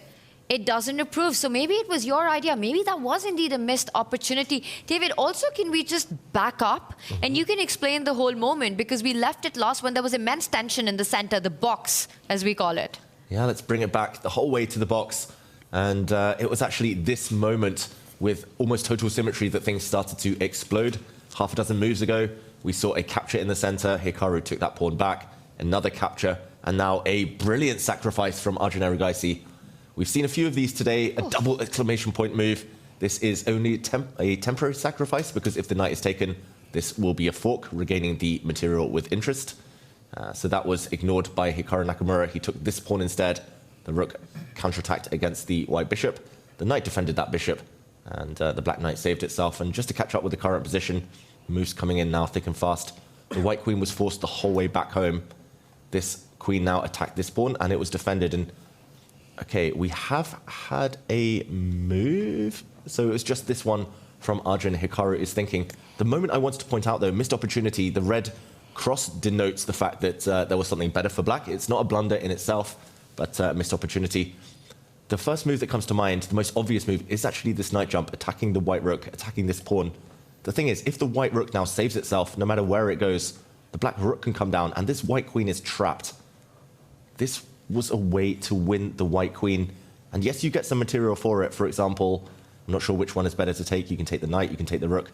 And it might be a position like this that Arjun didn't actually like, where white now has a rook and a knight for the queen. White also has a very strong knight. The black knight may be forced to retreat. There are knight forks in the air at the very end. So maybe he just didn't want to evaluate these types of positions. Very complicated, a lot of calculation. But either way, that was promising for black, that whole line. Instead, he misses it and brings his rook across. That chance. Oh, and a small point, but this sometimes does go on in a chess player's mind. Very recently, Arjun lost the game to another Indian player, to a very strong grandmaster, Hari Krishna, in a very similar dynamics, where he had the queen and Hari Krishna had the rook and knight and actually outplayed him from there. So sometimes you can evaluate it based on your sort of ghosts in your head from your past. Absolutely. Huge psychological game at play here, and I love the call out on that one. But of course, we know that chess is, about moments, and you can only miss so many moments, right, before no more are afforded to you. So yes, the computer calls it a missed moment, and it wants to believe that this situation is back to equality. But we'll see what the players have to say about that. Yeah, that's a fantastic call, Tanya. I'm so scarred by so many things in my career. I've been checkmated more times than I can remember. So these days I just try and play very defensively to prevent that happening. And like you said, that's a very recent memory for Arjun, just back in kind of end of January, beginning of February. So yeah, that's perhaps why he didn't go for that. Also, we've seen it already this tournament. The top players aren't so attached to the queen. If you have a very strong minor piece, if you have a very strong rook in return for the queen, we've seen Magnus Carlsen give his queen up for 3 pieces. Yeah, the top players, they're much more versatile in their thought process, and the way they value pieces, something we talked about earlier. I will say, though, I'm slightly surprised because Arjun yesterday did have that slight edge. Well, I don't know how slight it was. It felt like actually quite a tangible advantage out of the opening, but then he let go of it with inaccuracies. Now, one of Arjun's strengths is really once he gets those dynamics, he's able to play them pretty well to get to convert that into a point. He failed to do it yesterday. The position turned around. And I wonder if this is the story we're seeing today as well. You know, he gets this moment. And against guys like Hikaru, guys like Magnus, you don't get them often enough. You barely ever get them. And if you don't capitalize on it and they're gone, then it becomes incredibly difficult. So Arjun missing this, maybe in hindsight, could be the turning point of this match. Well, let's take the words straight out of Hikaru's mouth from our, pre-game interview from earlier today, where he said in yesterday's position, he felt like in a number of ways, Arjun tried to play too precise with his advantage, right? And again, that can go to the idea of maybe you eliminate taking risks when you're trying to play too precise, and every once in a while, the best move might appear risky to the human eye, but in the end is the only one or sole one that would give you the win in the end. Yeah, and maybe Arjun wanting to keep his time advantage, maybe having learnt from yesterday that accuracy isn't necessarily the main thing. You just want to get the moves in. You need to get them on the board. You need to keep some time in the bank for a bit later. But just to mention this last move from Hikaru, I really like it. He's actually aiming to come into the center of the board. Another nice outpost for a white knight, gaining some time in the process by hitting this piece of his opponents. Yeah, let's check back in with Nodirbek and Magnus here, because I think this is a very interesting, most recent move by Magnus, considering the position of that light squared bishop here for Nodirbek. Yeah, sure, the computer doesn't love it, but right now threatening to march all of the king's pawns forward, create a little bit of a pawn storm, trap that light squared bishop in, or force it to trade off with that knight before it gets so trapped. I'm going to let David take over the position, but I'm just going to tell you the clocks are leveled out, and that's a huge advantage that Nodirbek has let go. He's taken too much time. Fully agree. And again, it's something that we talk about when you have the advantage, when you have 4 or 5 tempting moves. I mean, we talked about here taking this knight. He could have done it on the last move as well, and then winning this pawn in the corner. Maybe he spent 5 minutes thinking about that. He could also jump with this knight, kind of back, forward, eliminate a strong knight in the center. He could just kind of take a chill, do nothing, push a pawn, just solidify the structure. He could push this pawn forward, threaten to bring his knight in. He can jump away with his knight, a discovered attack against the black queen. Having too many options, that's not a good thing in any form of quick chess. Yes, it's classical we're playing today, but this stage is pretty much rapid chess now. And you want one easy move. Magnus's last move, not the best apparently, but clear purpose to stop the white pawn marching forward. You want easy, logical moves. You just want to choose from one of 2. You don't want to choose from one of 6 or 7 that all look very good. That's the hardest part about chess, that you never get those easy moments, especially against the opposition that's over here. And David, he had almost a 25-minute edge on the clock. The thing is, when you're playing against Magnus, you need to accumulate these small wins on the board, on the clock, and keep that as is. I do see he's made a decision, though. He's gone ahead with the pawn. Do you like that? What is his idea? Because I thought so much of the focus was on the right side of the board. Yeah, I do actually quite like it. And I should clarify, this was the top computer move from Nodirbek by a distance, this last one. He had lots of ways to keep the advantage, but this is the only one to keep it at its maximum, and a big threat now on the board for Magnus Carlsen to face. The white knight didn't have anywhere profitable to jump to, but now this square has been kind of carved out by this pawn push. If black does nothing, for example, just to make a random move, the white knight will jump forward. It's a double attack now against the black queen and against the black rook. And Magnus actually moves instantly. What does he do? He retreats his queen the whole way back home. That smells wrong, I've got to say. A queen needs to be near her king to defend it. A queen is such a good defender, and now this black queen is so far away from the action. Yeah, he's just disconnected the queen from the rest of the game, right? And that's been the story of this from the very start. Magnus's queen getting chased around to these absolutely ugly-looking squares, not really playing a part. It's sort of your spidey senses come on, right? It feels like there should be tactics brewing right about now. Yeah, if we trace the journey of that black queen, it actually started where the black king is now. It stepped forward, it stepped across, it stepped back, it stepped forward, and it's gone back. And it has ended up here, so half a dozen moves, but not necessarily ending up on a great square. So we're on move 20, and from one side of the board, it's gone to its counterpart on the other side of the board, equally defensive, equally passive. Yeah. And taking 6 moves to do it, though, of those 20. Yeah, nearly a third of his moves just with his queen, and she lands up on a horrible square. Magnus Carlsen, maybe he needed to do that to avoid losing material. Maybe it was out of pure necessity, but he's not going to be happy about that one, the world number 1. What do you think, Nodirbek? What's going on in his mind? How much does he sense his advantage right now? I think it's like a monkey clapping, just like... That's what happens when I play chess, at least. No, but on a serious note, it's more likely that Nodirbek is very confident of his advantage. He trades off very, very quickly there. We see the bar approve of that one, and it's more likely that he's getting excited. Look at this. Ooh, I like it. You step back, I step forward. That tends to be a good motive in chess. Big threat again on the board, Tanya. It is, and you need to stop that pawn from getting there. And the moment you do that, the only way to do that actually would be for Magnus. He's just retreated his queen. He might be forced to retreat his knight to a defensive square. But that comes with its own set of consequences, which would allow Nodirbek's knight to get further. It almost feels like step by step, Nodirbek is gaining more territory in this game. I actually wanted to say it about an hour ago, but I wasn't brave enough. I was going to say we're going to get a playoff here. We're going to get a tiebreak. I just thought Nodirbek looking so sharp. Magnus just looks out of sorts today, but it looks more and more like that might be the case, Tanya. Nodirbek on the brink almost of striking back. Huge threat. And Magnus with a shake of his head. He knows that this is a difficult position, and all he needed was a draw to seal this match victory. Nodirbek is such a good attacker. You give him the initiative, you retreat, and he'll come at you. He will not hesitate. And he's threatening to win a piece with this pawn push. And he's done it beautifully, right? Again, just slowly and steadily. When required, get the pieces out, don't rush. When given the moment, advance in the center. Break open Magnus's position. Now the pawns are moving forward. The knights are coming in. The rooks are beautifully placed. Magnus piece by piece going back. Oof, this is so hard for the world number 1. Magnus just grimacing. Again, just to put a move on the board. If the knight retreats in order to release this bishop from defensive duties so it can run away. So many good moves here for white, but at the very minimum, you can step forward into a beautiful outpost, cutting the blackboard in half. The rook has to move, and look at this black queen. It's just never coming out of that cage. You can even continue stepping forward to attack the bishop. This looks over the white rook coming in next to the 7th rank.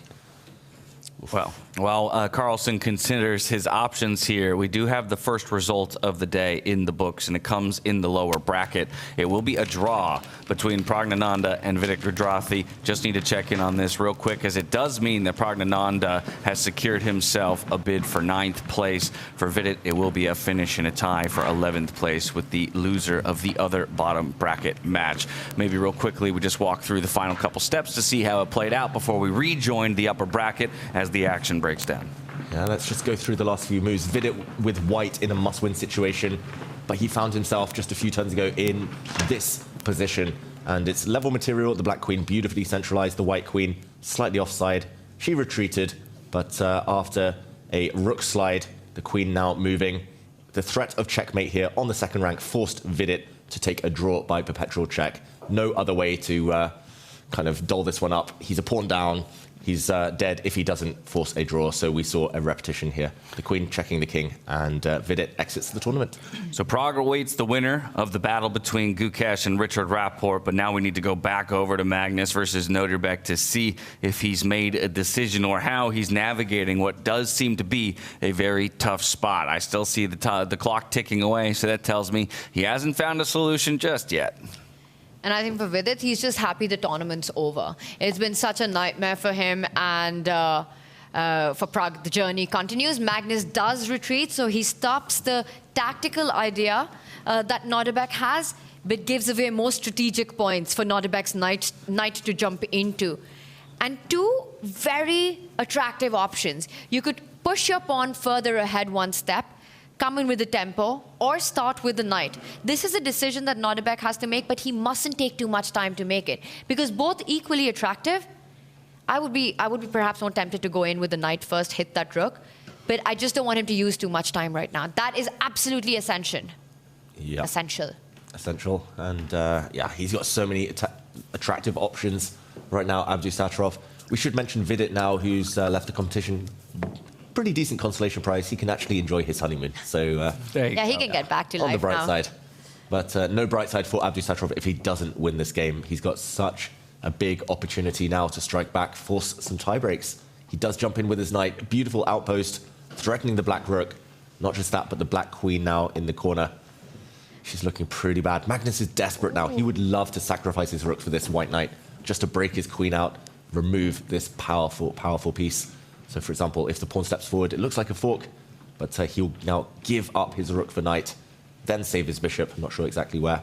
And if the queen can come out, take this pawn, at least it's a small material investment, but Magnus back in the game with a very strong knight of his own, it should be mentioned. The black knight coming in will be a nice square to sit on. I'd be so tempted to just go for this line. You know, you're in a must-win situation. You're about to win an exchange. But the fact that Nodirbek slows down, it shows class. He's not rushing with the decision to capture material. He knows there's a lot of strategic pluses to play for. I wonder what else is going on in his mind. How can he actually keep that knight alive? Does he double it up? And he does eventually take the decision. It's going to be up in exchange for Nodirbek Abdusattorov. It looked extremely strong. Yeah, Magnus looks so unhappy. He hates it. Yeah, and reasonably so. Yeah, it's a horrible position for black, but at least he's not immediately knocked out. At least the black king position will be hard to break through too. Often in losing positions, that's just what you have to do. You have to give up some material. You have to kind of understand that you have to change the dynamics of the position. You can't just sit back, try and curl up into a ball and let your opponent attack you. He's given up rook for knight in order to prolong this battle. I was having breakfast today with our pro stream squad, and we were discussing what are the chances of us getting tie breaks and playoffs, and nobody thought that there would be an opportunity in this matchup. And here we are. And here we are. Nobody thought there'd be an opportunity in this matchup, and there was no opportunity in our other top-of-the-ticket matchup between Jan Nepomniachtchi and Vincent Keymer. That one was just piloted to a draw. That was predicted by David and Tanya quite a bit ago.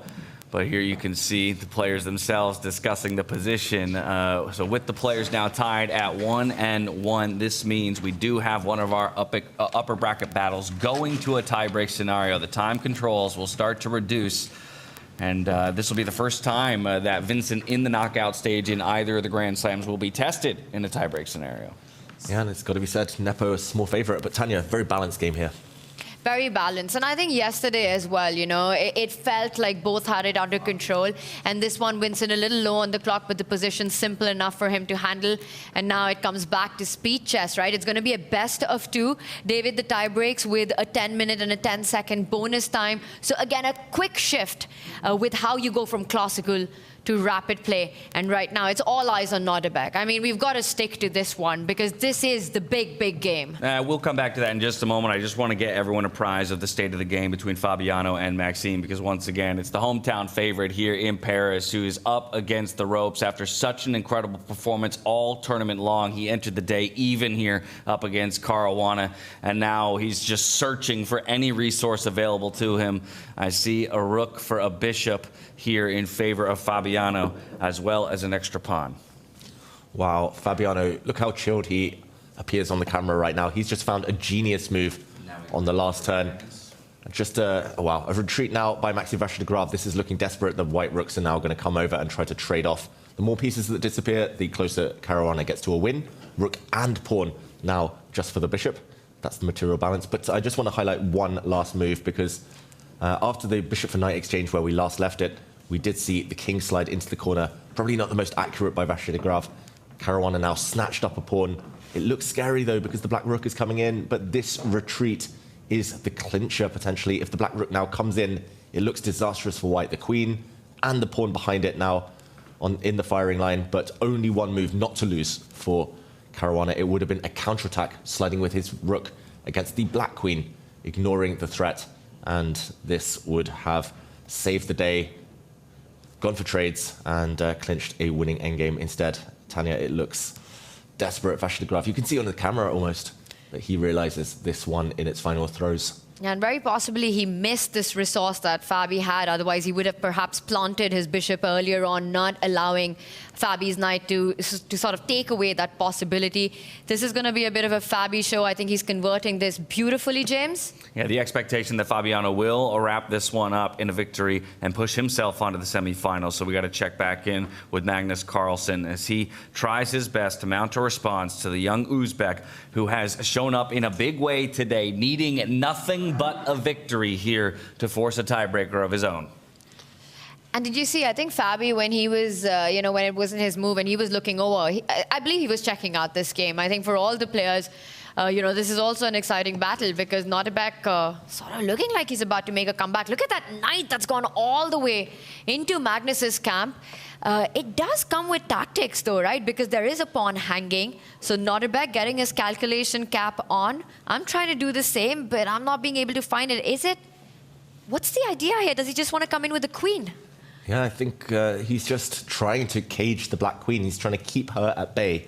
He knows that if Magnus gets out with the queen, if the queen ends up on the other side of the board, this is a 3-result game suddenly. But the queen, just look at her. She can barely move. And to your point, Tanya, knight takes pawn now looks like the most obvious move. I think we would all play that as black. The intention is to bring the queen forward, attack the black knight. Doesn't have too many squares if it moves back where it came from. Now, the previous pawn which sat here will be replaced by a second pawn.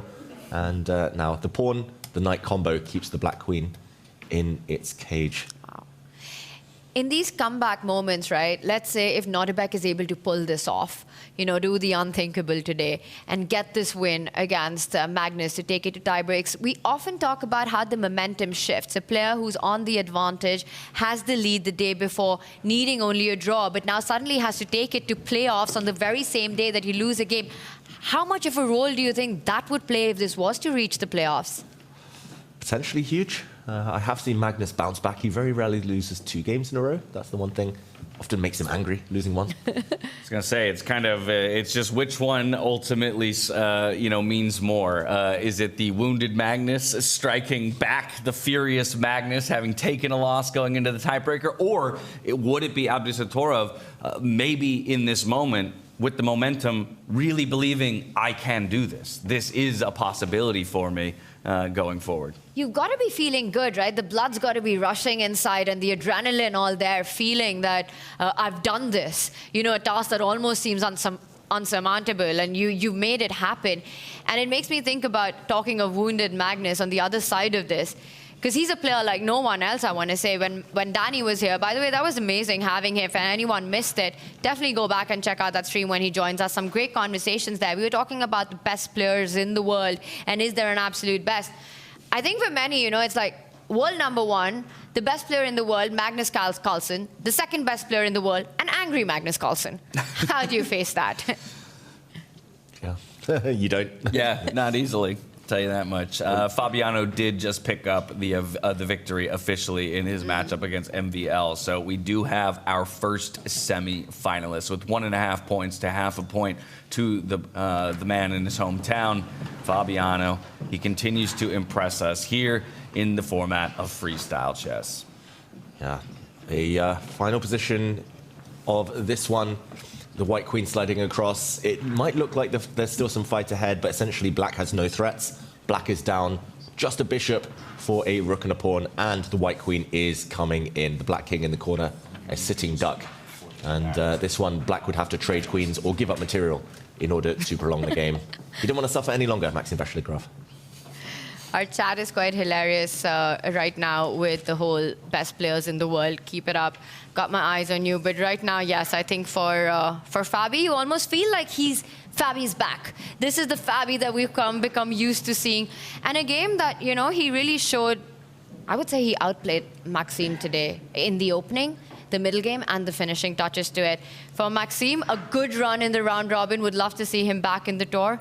At the end of the road. Just want to say, according to our chat, the third best player after Magnus, after an angry Magnus, the third best player in the world is a drunk Magnus. Okay, all right, so we're all fighting for fourth. Nobody else even makes the podium, wouldn't you believe it? He did find his response, at least what he thinks is his best answer to that knight jump. We were talking about recapturing that pawn with the backwards knight move, and he disagrees.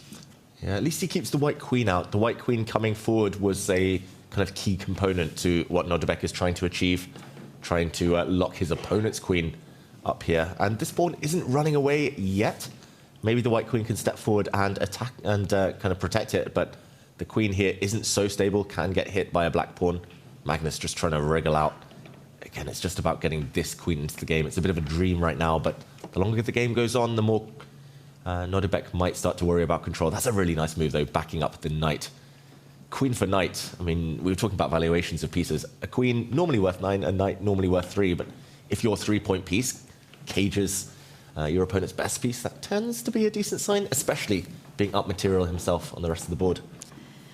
And Magnus reaches out and makes a move. And did he just push that pawn one step forward again? That feels so peculiar. That does feel very strange. I thought he was just going to grab that pawn that's hanging, that can be taken by the knight. I think his idea has to revolve around getting that queen 2 steps ahead, trying to get it into the game. Strange move, huh, David? Very strange move, but he needs to give his queen some breathing space. It's very interesting that he actually willingly gave up a move there, Magnus, and that's because the white rook not as well placed as it was on the open file, so he's actually arguing that his opponent's rook is worse placed, and the white rook is actually vulnerable to some tactics. If the white queen ever moves now, this pawn will fall, and the black knight has some nasty forks in mind. So very interesting. How much of a factor is the clock situation here? I think it's pretty big. I think that's Magnus's main hope. Yep. He's going into hustle mode.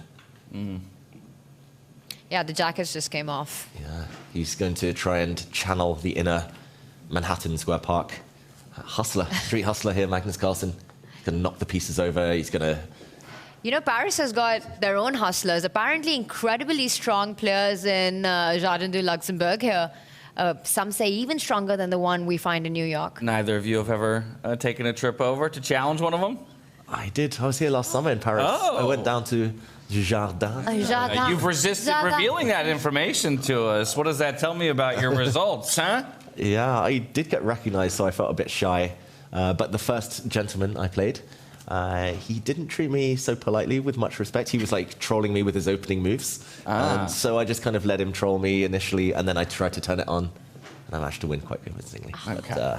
But no, nice to play, nice to step out of the tournament arena and actually play for fun for once. Also, no shame in losing to David Howell. I mean, we can't judge the strength of Jardin du Luxembourg based on that game, but I've heard there are some strong players out there. No shame in losing to David Howell, though I will say I am currently undefeated against David Howell. So, you know, take that for what it's worth. Tanya beat me the last time we played. Wow. Twice. Oh, sorry. Oh, my goodness. Probably. All right, give us the mouse. I blocked out one of those. I got lucky. Yeah, no, it'd be no shame to lose to David Howell. In fact, I enjoy losing every time I go to Paris. I always manage to sit down in either, Union Square, Washington Square, at least for a game or two. It's so much fun. Square. I said Washington Square, of course. Yes. Well, you can find chess in every square. You can find chess in Times Square in New York City, if we're being honest. Yeah, Central Park as well, right? They've got the hustlers there. Yeah, they've got it everywhere. I used to live right off of Union Square, so that's where most of my games play. But yeah, Washington Square, one of the primary destinations for a lot of chess fans when it comes to playing outdoors in the beautiful city of New York. And we're in the beautiful city of Paris. And what do we make of Magnus's decision now to eventually pick up a pawn? How does Nodirbek push and convert this advantage? Yeah, I think there's a big decision now, here and now, for Nodirbek. He is facing perhaps the greatest endgame player of all time. So he can force an endgame. He can trade off the queens. He does bring his queen forward. I think Magnus now is pretty much obliged to offer a queen trade. Otherwise, the black queen might never get into the game. And we saw how he kind of, with a flourish, made that move. He kind of jammed the piece into the square. The white queen, he feels that's a very powerful move. Magnus can keep the queens on and jump away with the knight, but it does feel like giving up another pawn here on the side of the board might be too much of a material gap to bridge. Yeah, a very standard defensive tool in the game of chess is just to remove weapons from your opponent's arsenal by offering up trades, and in particular taking their most powerful pieces, attacking pieces, off the board. Mm-hmm. Okay, Magnus, do you think he's going to trade queens, Tanya? A really tough call. I mean, I like the idea of keeping it more complicated. As a commentator, would love to see that happen. But if Magnus feels that he can hold that endgame and it's his best shot, keeping that knight as a strong blockade in front of the pawn, also defending his own pawn, I think it's what Magnus is going to go for. Because that last move, that one pawn push, it kind of directly implied that, right? That's his strategy. He wants the queens off the board. You've said A, you better say B now. Yeah. He could jump forward with the black knight, but remember, it will be a pawn sacrifice. Remember, everyone, as well, he's down material already. It's currently a rook for a bishop pawn. He's about to decide. It's on the board. He wants to trade the queens off. All right, so Magnus has offered the trade. The question is, does Nodirbek accept the trade of queens? And as we await his response, the answer to that question, let's just pull right out. Take a look at those evaluation bars. Yes, a few of our games have hit results. As I mentioned earlier, it's Fabiano, the first who's booked a ticket into the semifinals. 1.5 to the half point of Maxime Vachier-Lagrave. Of course, over there in the Vincent Keymer and Jan Nepomniachtchi battles, it was draw into draw. So they will go into a tie-break scenario in our bottom bracket with a drawish result today between Praggnanandhaa versus Vidit. It does mean that Praggnanandhaa has bought himself a matchup for 9th place. Over the next coming days, we have 3 more boards in play. You can see them denoted by the live sign all over there on the right side of your screen. It's Abdusattorov up against Carlsen. It's Nakamura against Arjun Erigaisi. And then, of course, Gukesh up against Rapport. I think we have to continue keeping our eyes set on this Magnus Carlsen board, though, because it's really just a question of whether or not Abdusattorov can get it over the line. Yeah, the clocks are ticking down as well. 6 minutes each. Slightly more time for Magnus, but not much. And he needs to find some compensation. Abdusattorov doesn't insist on the queen exchange on Magnus's terms. He's trying to allow the queens to come off on white's terms. Magnus is not going to take now, Tanya. He's not going to remove the queens. Not yet, at least. It would really help Nodirbek's cause, right? Allowing that pawn to take its place, hitting that knight, destabilizing the position, also winning a pawn eventually in return for that. Easier to create passes when you've got 2 connected pawns. There's just no way Magnus takes it. I think he just keeps it there, keeps the tension, is not going to be the first to blink. But then when that's the case, you try to look for improving moves. We've already established Magnus's knight can't move from there, right? You end up losing the pawn on the left side of the board in front of the black queen if you lost connection with your knight. The bishop's beautifully placed already. I don't see a better square for it. That just leaves Magnus's rook to find a square. Where does it get to? Does it have a move? Perhaps you just start pinning the knight. Could that be something that Magnus is thinking about? Definitely. I think that's the first move I would look at. No immediate threat, but improving a piece, that is for sure. It's very hard to know exactly how Nodirbek breaks through.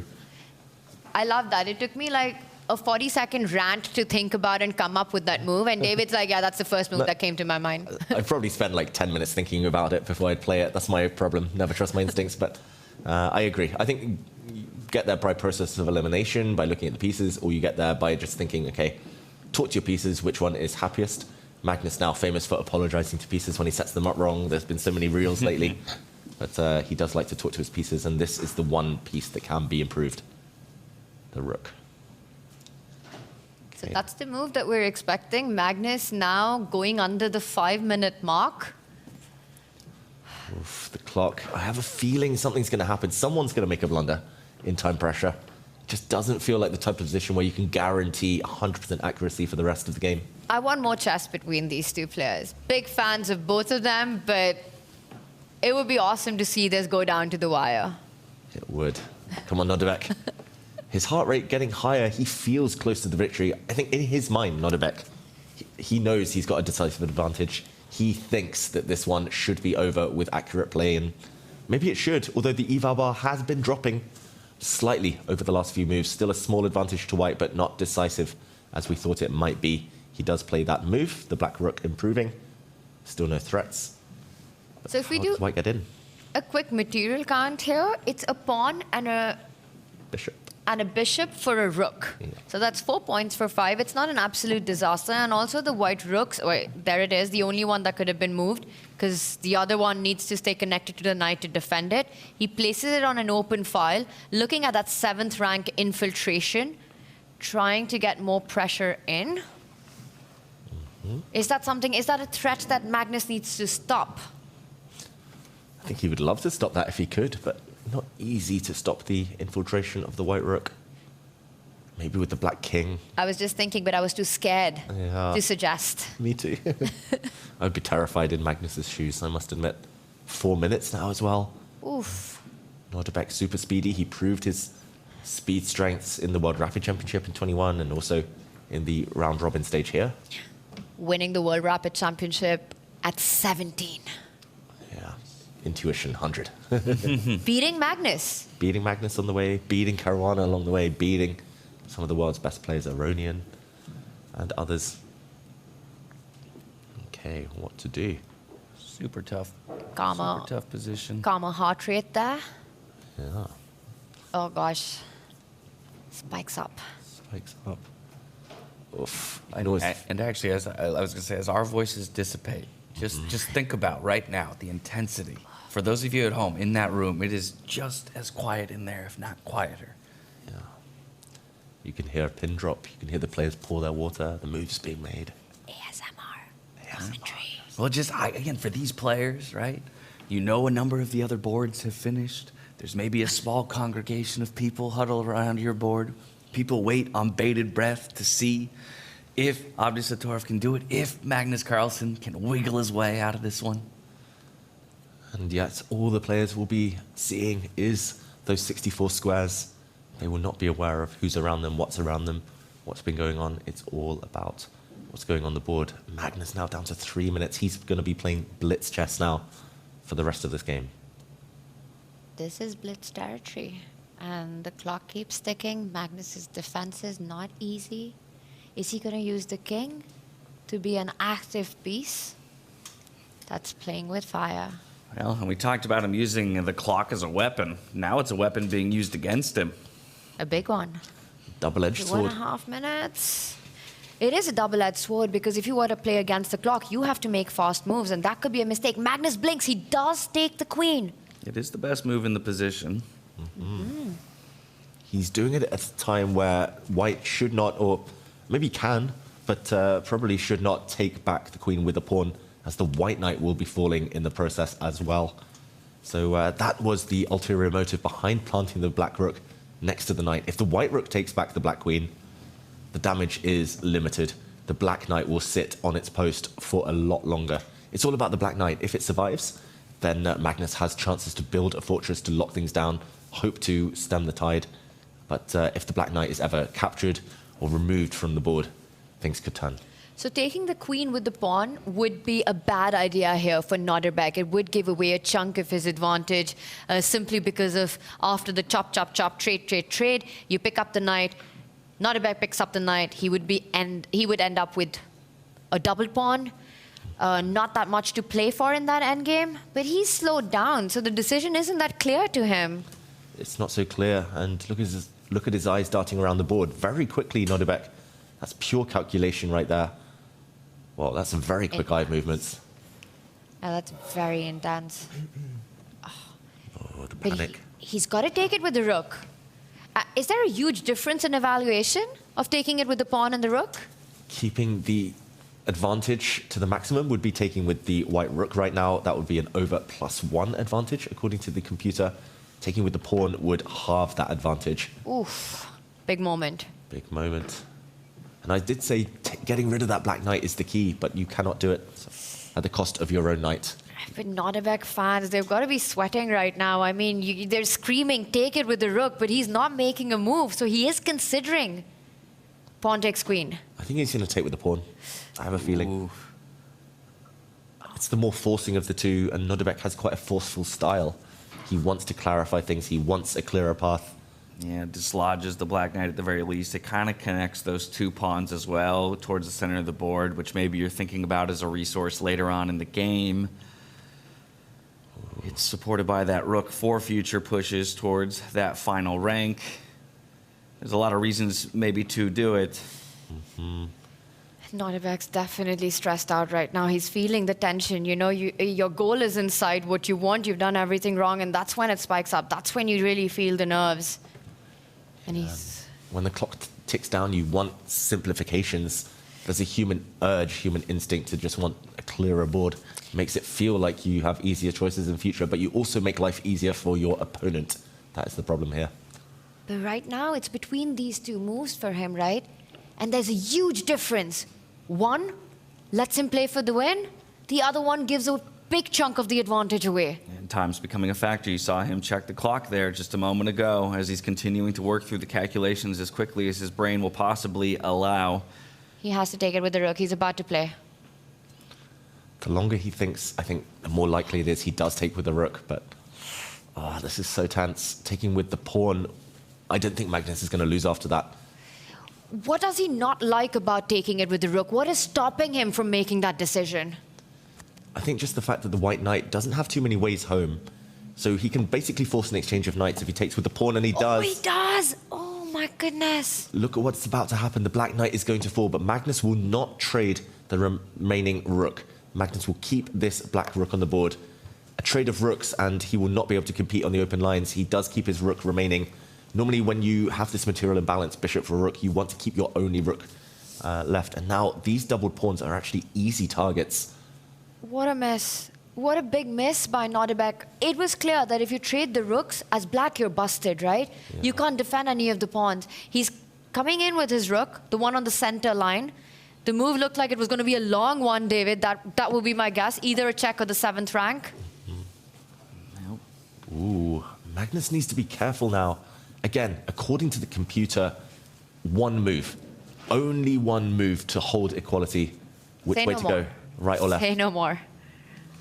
You know, if I had 5 seconds on the clock, I would go center of the board. So would I, because I'd want to challenge that rook and maybe get my king more involved later in the game. Thinking about as pieces come off, usually the kings want to be more active. I would go to the center every time without a hesitation. And Magnus, of course, finds the better move. What a guy. What a player. Well, if anyone's going to do it, it's going to be him. Wow. Going to the center was actually wrong because it would have allowed white to give more checks, and there was actually a mating attack in the air, using the 2 white rooks together against the black king. More important this time was hiding. Not normal in an endgame, not normal to go passive, but hiding the black king away prevents any attack against it. And now Magnus has the opportunity to seek counterplay. The black pawn could push forward, for example. If the whole left side of the board disappears, by the way here, if all of the pawns disappear from the left half of the board, this one is going to be a draw. White can create no passed pawns on the right flank alone. I mean, how impressive was that? This is a sort of what we call a counterintuitive move, right? You're always taught to play in the center. That's the hand move that you want to make. And Magnus, he's superhuman. He finds the best move in the position, and now he's pushing that other pawn up the board. We see the bar. It's almost level now. Yeah, and this is where I fear. We go back to what we talked about earlier. It's so rare that Magnus gives you 1 chance in the game, let alone the 2 that he gave Nodirbek in this one. But I fear that he won't ever give you a 3rd chance. Do you think Nodirbek realizes that the advantage is gone? Just never trade queens against Magnus. It's that simple. I don't think Abdusattorov's going to win this. Whether he realizes or not is another question. I think he knows it's much more difficult than it should have been. He might still think he has some kind of advantage, but actually he should start being careful here with white, because the black rook is just coming to feast on some pawns. All of white's pawns are doubled or isolated, or both. And right now, yeah, no real targets. Black's king safe. Black's bishop is the star here. It actually is defended and defends a key pawn of its own.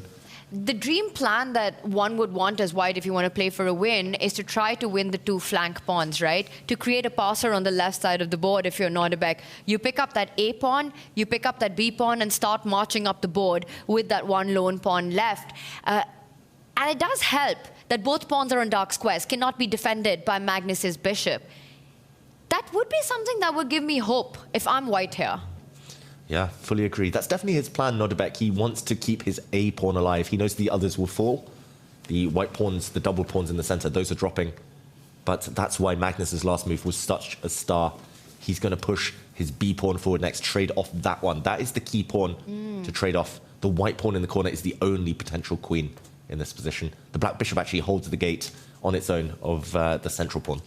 You know, I'm just wondering if at some moment you're able to trade and then Magnus is able to plant the rook, X-raying white's king and start actually putting pressure on those pawns, the lone pawns with the rooks on the offside. You know, you've got the rook coming down, the bishop joining with some pins on the board, and you're looking at ideas perhaps playing for more as black.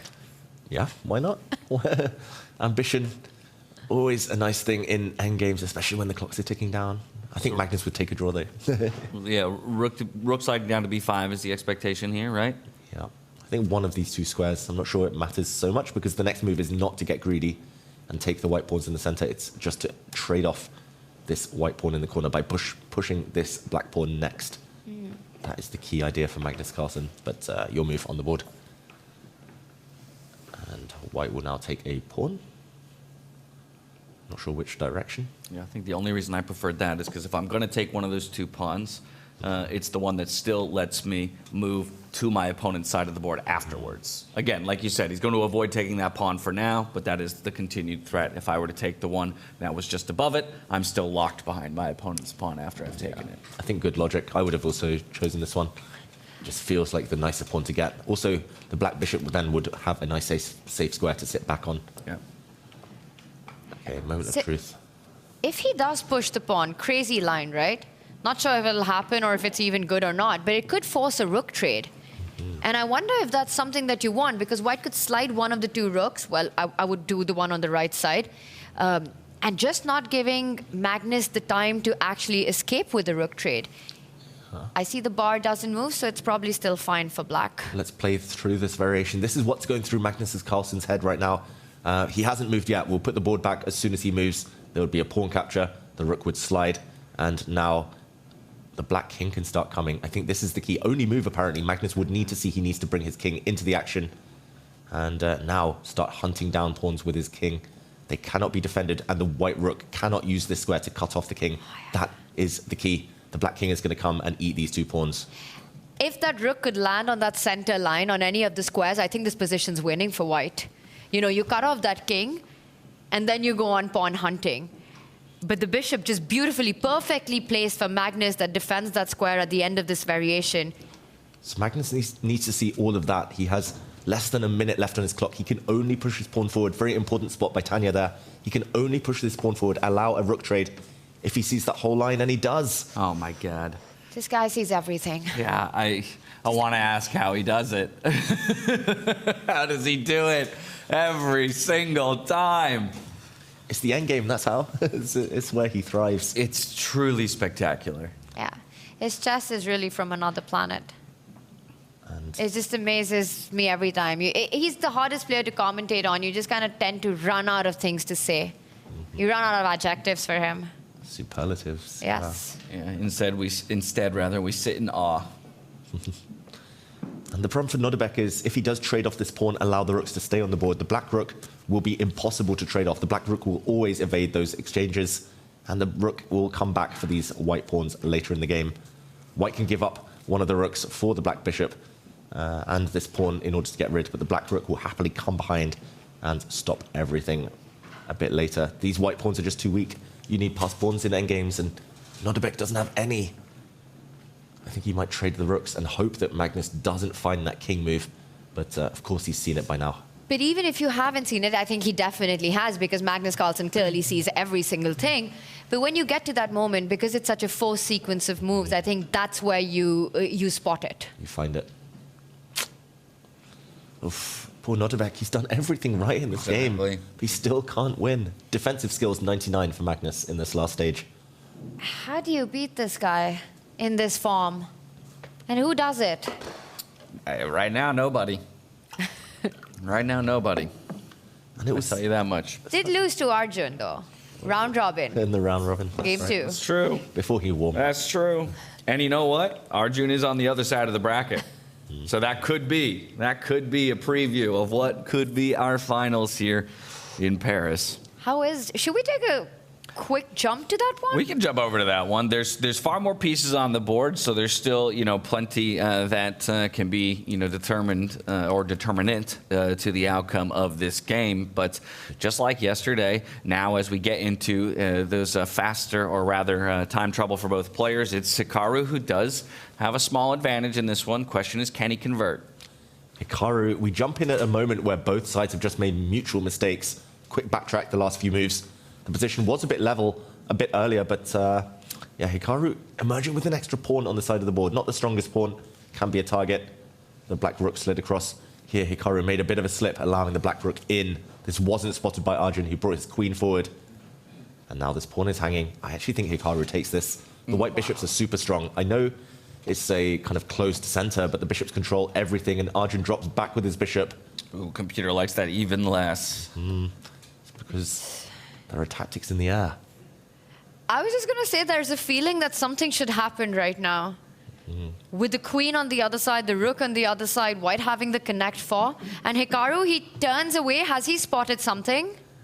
This is Hikaru. Partly he's being a streamer and he's doing it for the drama, but I think he genuinely sees chess better on a board, on a screen, essentially, rather than those physical pieces. He's so used to sitting at home on the computer, so he's just looking at that screen, making sure the tactics work in his favor. I mean, I think that's also going to become more and more of a thing throughout the chess world, as the majority of people across planet Earth at this point probably interact with chess through a digital screen. I know for myself, I feel like I'm playing a different game if I'm sitting at an actual physical board. Look at him. He sees it. Yeah, he's whatever confident. the tactic is, and David, maybe you will highlight it. Maybe we'll watch Hikaru play it out. But he's found something incredible for white in this position, and it's going to happen on the board. It's going to happen. This pawn in the corner is actually a really useful distraction, pushing the black pieces to that flank, and he's reaching for a black pawn. He's going to take a black pawn. There it is. He's going to win this game, Hikaru. Big favorite now. Double exclamation point, because it's a sacrifice. The knight can be captured. Otherwise, you're just 2 pawns up. I don't think Arjun can allow this white knight to continue hopping, allow it to survive. But once the knight is captured, the white pawn in the center will step up, and the black bishop will be attacked, and the black knight in the center will be attacked. Oh, and that's gotta hurt. Sitting across from the kind of classic Hikaru, I just won this head bounce. He gets the brilliancy, and that is one. And look at him. It's like he's calculated all the way through to checkmate in this one. You take that knight, Hikaru's pawn moves forward, the position's falling apart. He's woken up. Oh, look at that. What? What was that? Was that to himself? Was that to the audience? Was that to his opponent? Was that yeah. Or was he telling himself, wait a minute, wait a second? He's trying to calm down that heart rate. Maybe it's not so simple, but back to the head bob. The head bounce. That's the head bob that usually tells me he's in solid position. Hikaru Nakamura is pure cinema to watch in moments like these. Eyeing up his opponent as well. Oh, those white bishops are so good. They control so many squares on the diagonals, and they keep the white king safe. The black king much less comfortable in the corner, but more importantly, the black center has been destroyed. And Arjun, he keeps thinking, he keeps taking those seconds, but it's too late for the Indian Grandmaster. Yeah, another variation to point out, if the black rook comes down to attack the white queen, the queen can save herself and keep all of the advantages by stepping forward to trade off the black queen. The white knight defends her on that square. White will be 2 full pawns up with the winning advantage. The knight is captured. He's going to push the pawn. Disconnects the bishop from the knight. Yeah. One of these 2 pieces will fall. It was just a temporary sacrifice, but huge, huge interest gained in that little process. How can Arjun keep this alive? How can he keep his hope alive? It almost feels like he has to give up the bishop and not the knight here. You can't let that pawn survive for too long. Does that give him any chance at all? I think it's forced. I don't know how much hope he has left there, but he has to take that pawn, then bring his knight back, because there will be 2 knights hanging after the next move. The white rook now attacks this black knight in the corner, and the knight in the center still vulnerable to the white queen. So you have to connect your knights, but knights don't feel too comfortable like that. We've seen it before this tournament. The white rook will slide back. The problem is as well, the board now opening up, and the white bishops are ready to pounce against the black king. Not many defenders around it. The bishop pair in this one is definitely worth a lot more than the knight pair. I mean, that's what you really want. Open position, targets on the board, black king feeling unsafe. Notice how all of Arjun's pieces, all of his army is on the left side of the board and a lone king on the other flank. Arjun, it feels like he did everything right. It was that one moment again earlier we said pulling the trigger, going for it against the best players. You don't get another chance. He let it slip. He actually played a really good opening Arjun Erigaisi, a really good early middle game. But after that, Hikaru, once he got that second lease of life, he's been turning the screw strategically, started to maneuver really nicely, and then tactically has struck. Did the same thing yesterday, right? Started brilliantly against Hikaru, and I think that's what excites so many people about Arjun Erigaisi as a player, right?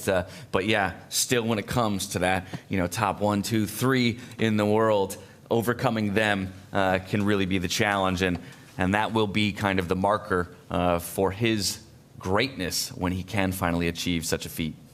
Yeah, it's coming, Arjun, but yet to defeat the likes of Fabiano, Hikaru, Magnus on a consistent basis in classical chess. Well, he's only 21. It's coming. He's the world number 4, and it has been the story where he hasn't had those many invitations or opportunities to play against the world's best. So this stage has meant so much to Arjun to be able to play against the absolute elite in the world. And it looks like the road's about to end for him at Freestyle Chess. But what a performance, right? Taking Freestyle Fridays back-to-back, 3 of them, coming in, having an incredible run in the round robin, taking down Fabi, then Magnus. And this position, he's still going to fight it out till the end. And look at that. Hikaru doesn't even rush to capture the pawn with his own rook. He wants all of his pieces to attack Arjun's king. He's not giving him any chance at all. Wow, Hikaru looks so determined. He looks so focused right now. The head bob, the famous head bob. I've been victim of that head bob before. I've sat opposite Hikaru knowing it's time to resign when he starts behaving like that. You've had some epic battles with Hikaru. I have. I've only ever lost 1 game to him out of, I think, 7 or 8 classical games. Haven't won any though. Lots of draws. But lots of fights. And Arjun jumps forward with the knight, but I think this might be the final move of the game, the final mistake, because the white queen is about to slide up. This is something Hikaru calculated before. You see him peering forward. The white queen is about to line up on this diagonal, and the house is falling, the house is collapsing. And there's nothing that comes to defend, right? Because you're not only attacking the pawn, you're pinning the pawn. So you're, in a sense, actually threatening to win that knight. And if the knight was to capture the rook, the queen jumps in. Notice how all of Arjun's pieces, including that rook, is undefended. Everything will fall apart once the queen lands with a check on that f5 square. Arjun must have seen this. I'm surprised he played that move. Better to just drop the king back and keep the game going, but maybe he's just banking on the fact Hikaru doesn't spot it. Hikaru, though. Hikaru spots everything. No doubt he's seen this one. It is a sacrifice of the white rook. We should mention the white rook in the corner, in the center will be captured, but the white queen is going to step up, take this pawn, give a check, take the rook, and it's like dominoes. Everything falls with check. He's reaching out. I think he was reaching for the queen. This might be the final move of this game.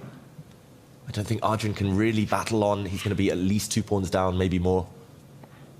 It could be the last few moments of seeing Arjun in the quarterfinals bracket. Yeah, that's a very important note. Still will be alive to play for up to 5th place in this tournament. And for his first time out here on the circuit, even a top 5 finish would still be massive for Arjun Erigaisi. Yeah, he's still been very impressive, Arjun. And it feels like he could have done even better. Yesterday chances, today chances. But ultimately, Hikaru is Hikaru. Yeah. And yeah, it'll be great experience for the 21-year-old. Hikaru looks so determined to finish this off. Winning a winning position in chess is very difficult. But a player like Hikaru, he just gets laser sharp. And he wants to wrap it up as quickly as possible. And it looked like he was reaching for the queen. And there it is. The deadly move, a small one, but with big consequences. That pawn cannot be defended. Oof, that is tough. There's a pin. The pawn is threatened. The knight is now threatened due to the pin. If you take the white rook, I think you need to take the white rook. The only way to at least grab something for your troubles, then white's queen will be swooping in. And it will be the black rook at the top of the board that drops. Hikaru, it was really professional as well. Good tip for everyone at home. Double check your calculation. He paused. He spotted this move 5 minutes ago but he paused to just ensure he hadn't missed anything. You know, we spoke about Arjun's run. I mean, for Hikaru as well, just the whole slam, the story of this slam that as it shaped up, starting from Weissenhaus, struggling there, not being happy with his performance, talking about retirement after that tournament, you know, with the games that he had. And then he makes a comeback in the American Cup, wins a fantastic tournament, defeating Fabiano Caruana in the finals in that one. And then showing up here, always being in the mix for qualification, and here he is looking for that semi spot. Yeah, and Hikaru looks like he'll book it in just a moment, as you can see us flipping our board over to Carlsen versus Abdusattorov, because with that final move, a draw was agreed upon between Carlsen and Abdusattorov. That means the world number one, Magnus, will go straight in to the semifinals. Wow. Yeah, Magnus defending what looked like a almost hopeless position. This final position a draw because black has 4 pawns to white's 2. The black bishop nicely anchored. White's king cannot join the fun due to having to defend this pawn. The black king would come and no way through.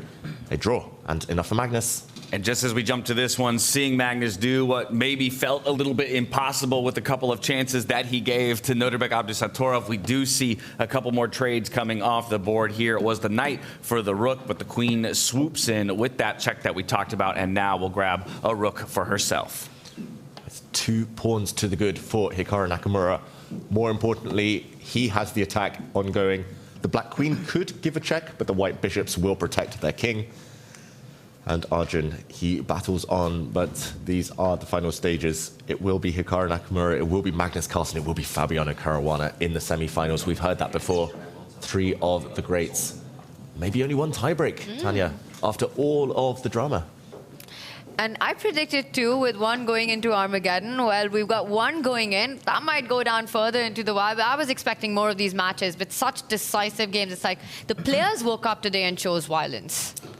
They definitely did. They definitely did. Well, they chose violence in the upper bracket. Funnily enough, in the bottom bracket, there was less violence, resulting in now 2 draws. I can call everyone's attention real quickly while we're not going to jump to the board to show it to you. Gukesh and Richard Rapport did agree to a draw in their matchup, and so that does mean Richard Rapport will move on to face Praggnanandhaa for that all-important 9th and 10th places.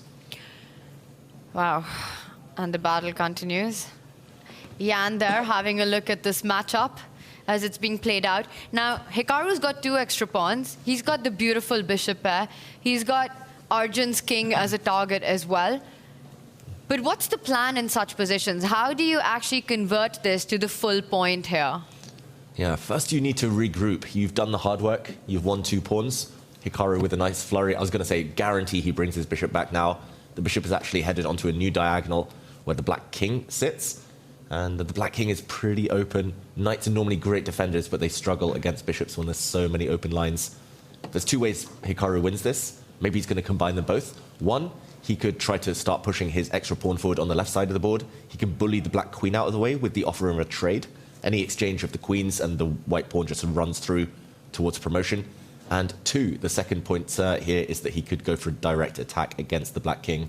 Most likely he tries to combine both, and small improvements. You don't have to win on the spot, you just slowly start pushing a pawn, slowly start improving and going for the attack. I was thinking about a third one where you trade queens and try to win that endgame. For me, like that would feel the safest option that I'd want to take. Try to offer a queen trade and somehow get those queens off the board and then go to your plan A of pushing the pawns.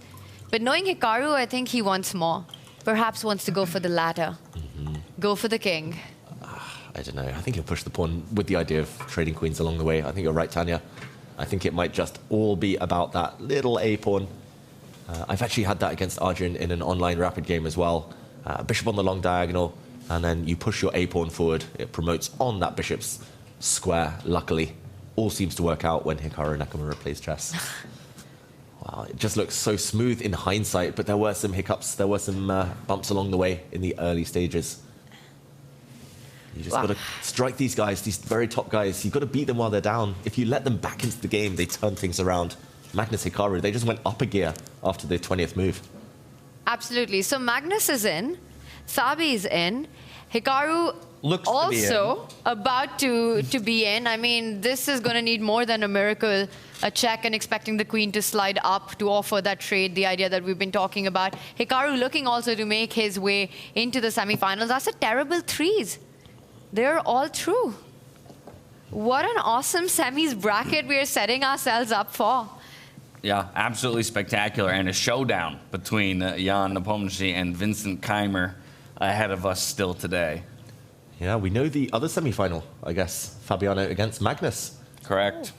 Yeah, that will be a fun one to watch tomorrow. A repeat of many, many encounters throughout the years. The Weissenhaus final as well from 2024.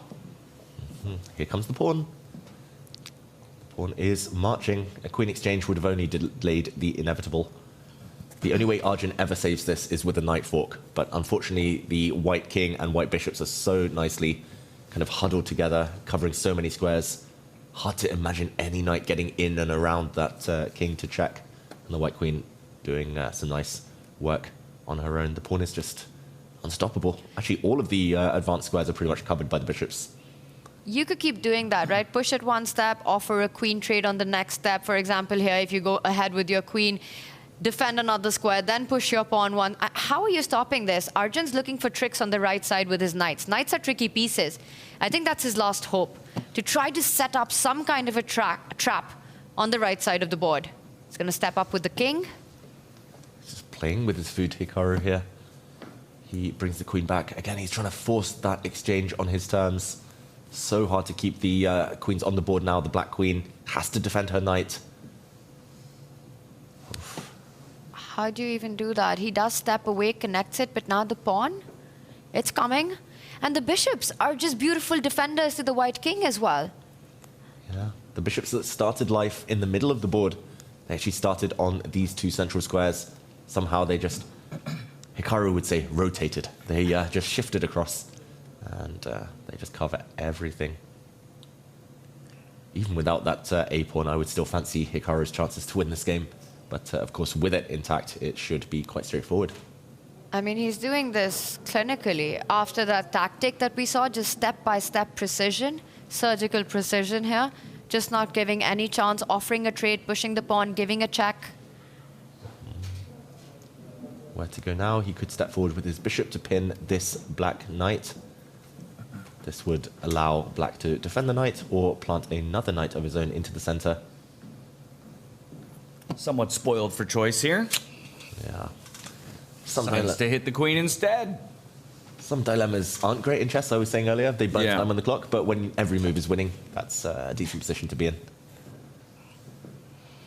Kicks the queen back.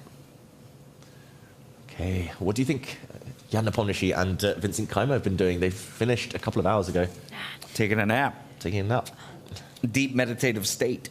You think that? Or maybe just, actually, how do you even prepare?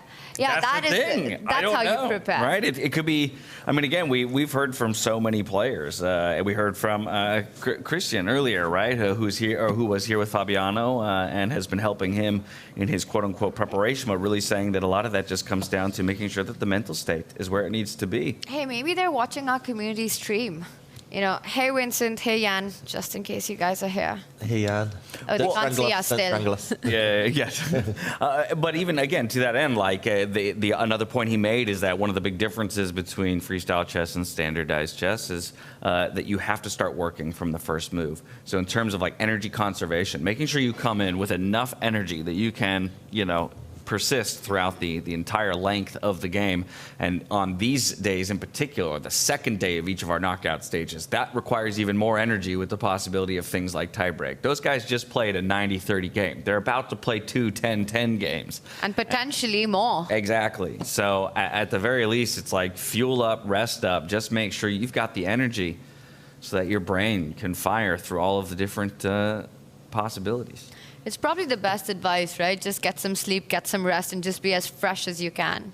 Well, we might be about to see the last move of this game. Arjun's last move allows a queen trade by force on the 7th rank. Arjun Erigaisi is about to resign. The queen's leaving the board. There we go. What a beautiful capture of that handshake through the heads of the spectators who waited on bated breath for Hikaru to book his ticket to the semifinals. 3 of our 4 are decided as Arjun is knocked down into contention for 5th place. Hikaru already surpassing in a number of ways his performance at Waisenhouse 2025. It's great to see. It was a fantastic run for Arjun throughout. And it stops now as we listen into the players. Yeah, this one was yeah, this was fun, right? So that's why you can connect to it. There's something that I saw.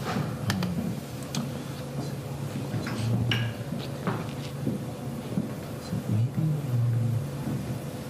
do you have my rook is looks over. D1 or F1 and D1.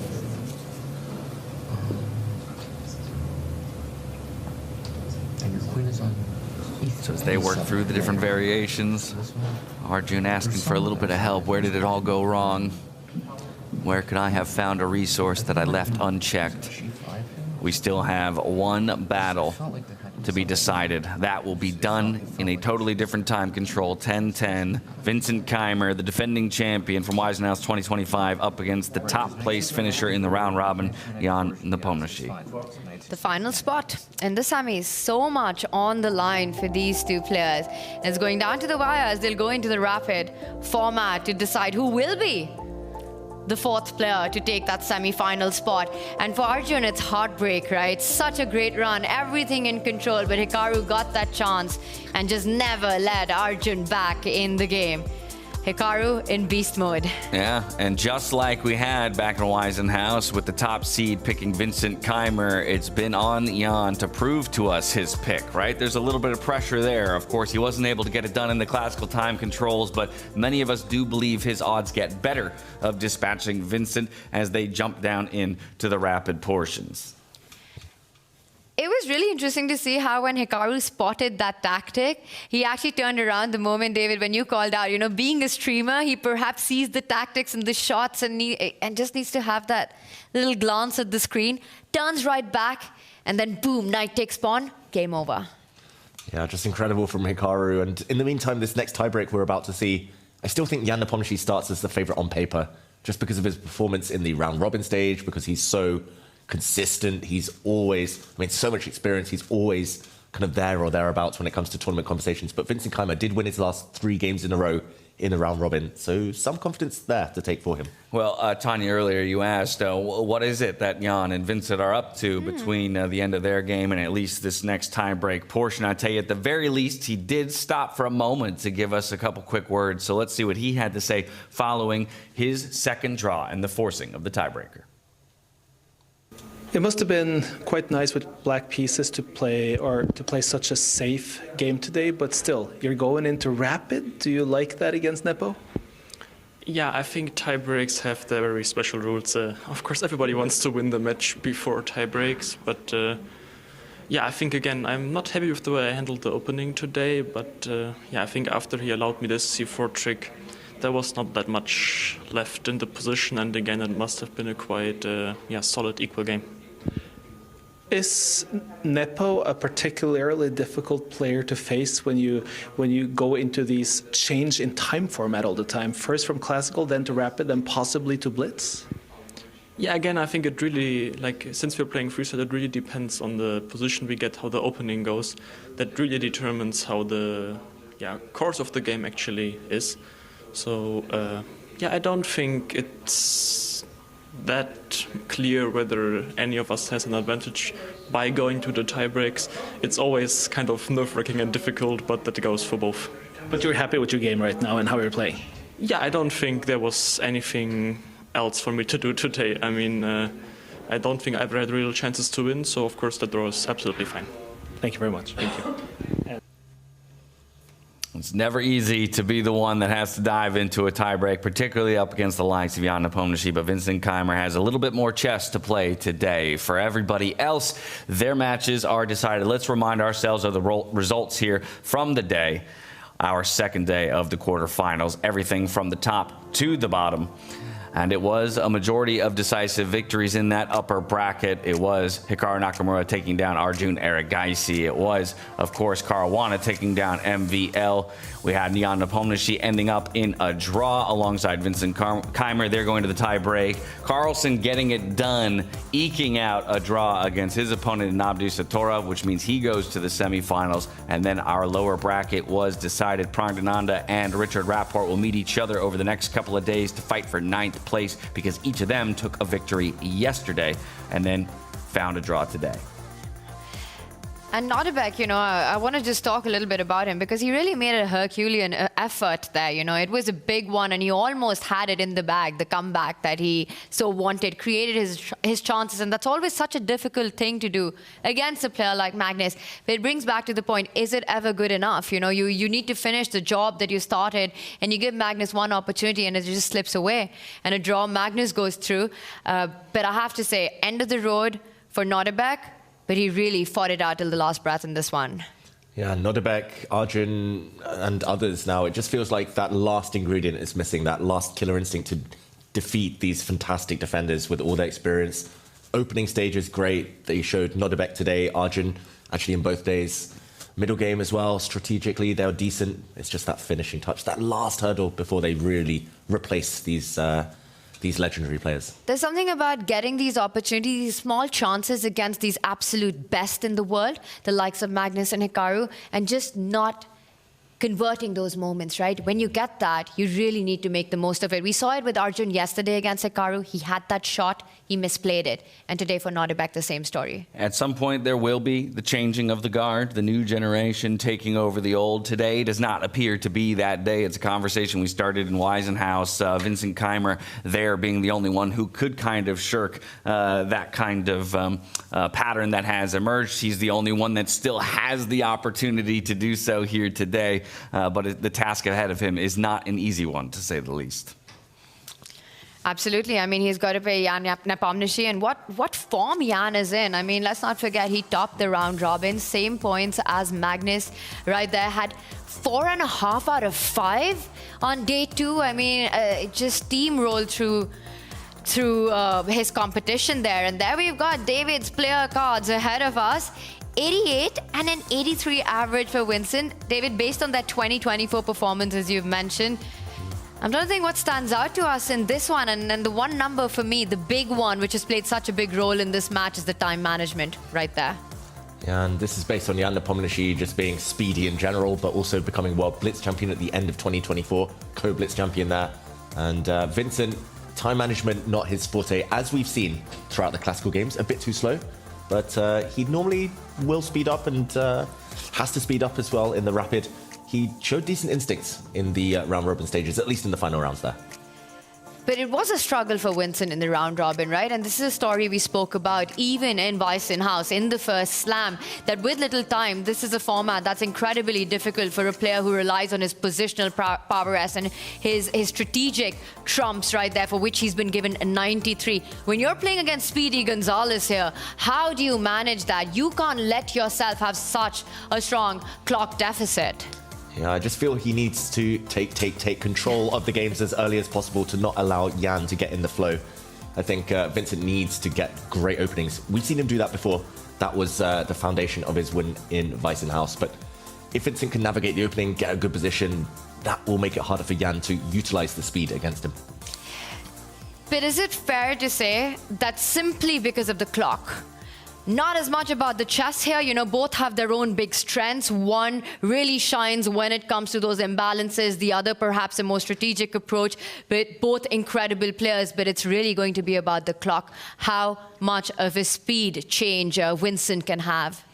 It's going to be such a gear shift, such a gear shift, and not so much for Jan, because let's not forget that Jan started each of these classical games as if he was still playing rapid. He was gaining time yesterday. Yeah. The whole way. For the first half of the game, he was gaining time against Vincent Keymer. So, I just think that alone is going to be a very distinct difference between these two players, that Vincent has to flip a mental switch. For Jan, he can just do more of the same, it feels like. Yeah, it's like running a 10K and then suddenly having to sprint 100 meters. It's totally different. Yeah, don't ask me to do that. I will say, though, that the games that we saw in the classical between these two, extremely balanced. I mean, it just never looked that one was outplaying the other. It wasn't a roller coaster. It wasn't up and down. It just felt like two strong players. And the only sort of defining factor, again, came to the clock. But strength-wise, quality of chess, very high by both. Yeah, I don't know whether I'm being controversial here or not, but I actually think Nepo was playing for the tiebreaks. I don't think he wanted to take advantage of Vincent's clock situation yesterday. I don't think he tried to push too hard today. Even in a slightly better endgame towards the end, he quickly bailed out towards a draw.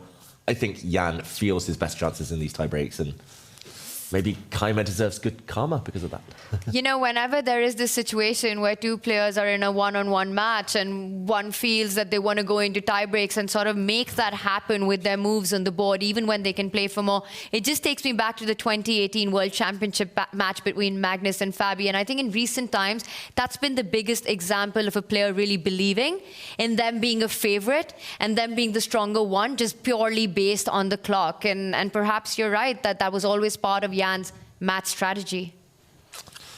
Well, maybe we can remind some people, because as you said, perhaps Jan not pushing the pace or pushing, for risky plays every so often in the classical portion, knowing that he should be considered advantaged in the shorter time controls. Let's just go back through a couple of those games while we have some time to show some people. We didn't spend too much time on the game today between the two of them, and it was quite a different look from today to yesterday, where yesterday it was such a claustrophobic board, so many pieces left on until the final moments. Here it felt like both players are much more willing to take trades, vacate the board, open it up, and even still we found the same result. Yeah, and again, we have to spotlight one fantastic move by Vincent Keymer, and we see him there sitting patiently awaiting the next game. I think the move of the day so far, early candidate for winning that prize at least, was this pawn push, not reacting to the threat on the black queen. If the queen had moved, the white knight jumped forward, this would have been a very dynamic battle and not one that favours black. So Vincent Keymer spotted he could trade queens in a very impressive way, pushing his pawn forward, unleashing his bishop, double exclamation point, I think rightly so. This is based on bishop takes queen, not being met by bishop takes this queen because of a sneaky check, but instead just recapturing the bishop, and en passant on the next move ensures you take that queen. And just to show the final stages of this game, we saw everything start to disappear from the board, and all of these trades did result in a level endgame. Look how pawns disappeared. Soon a set of knights also disappeared in the center of the board, and they just hoovered up the pieces, essentially vacuum cleaned them up. And this was the final stages of this game. Not much to play for, very, very level. Can I just say how upsetting it is to me that such a brilliant sequence of moves to only result in the drawest position, and to rob me of the opportunity of watching David take place in the Paris Marathon later this week. It makes me almost as mad as I am for Vincent Keymer that he could find something like that and still not manage to get the victory. There you see his opponent, Jan Nepomniachtchi, taking a seat next to him, both of them awaiting the draw. We'll have that very shortly. That was a very unique sequence of moves that we just saw, and we've got the players there ready to go, waiting for that position lottery to happen.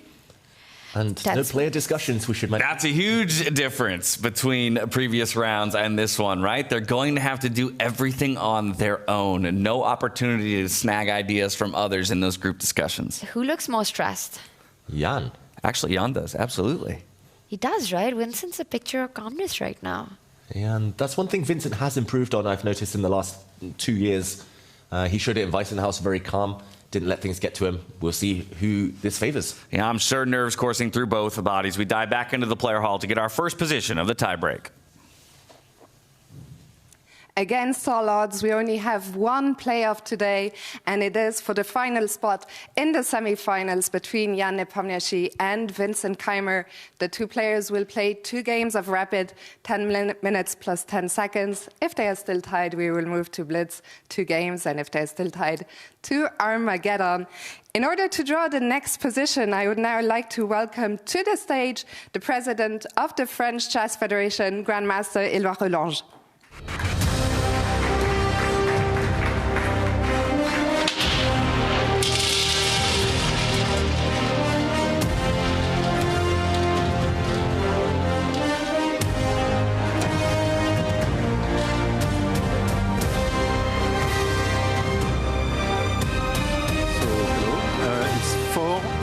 5-4.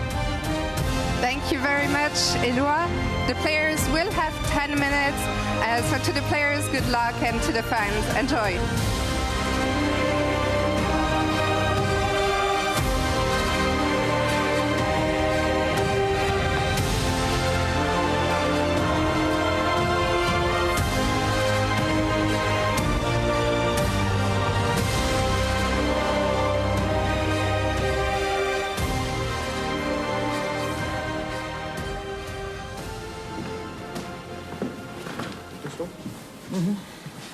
Queen to D1.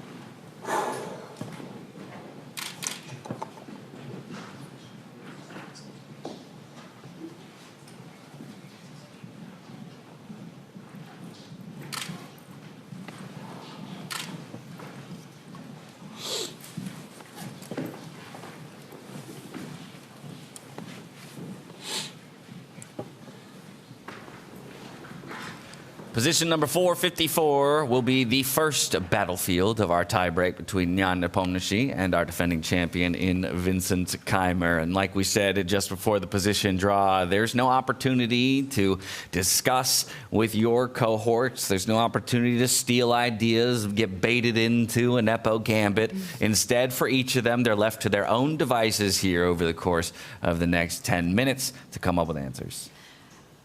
And it's a good thing. I mean, they've got some time, because look at what we've got in front of us. The position that's been pulled out, it's so close to the 5-1-8, to the standard chess position. There's a shuffling up of the queen and the knight. The queen's at the corner of the board. There's one undefended pawn, which is in front of the bishop on the left side of the board. And I think we're going to develop into a middle game that's going to have very similar patterns, in fact, from standard chess. We've often seen whenever the queen's in the corner, the players look for ways to activating it early on with one of the pawn push. But David, to me, this looks more like standard chess than freestyle chess. Yeah, much more similar to standard chess.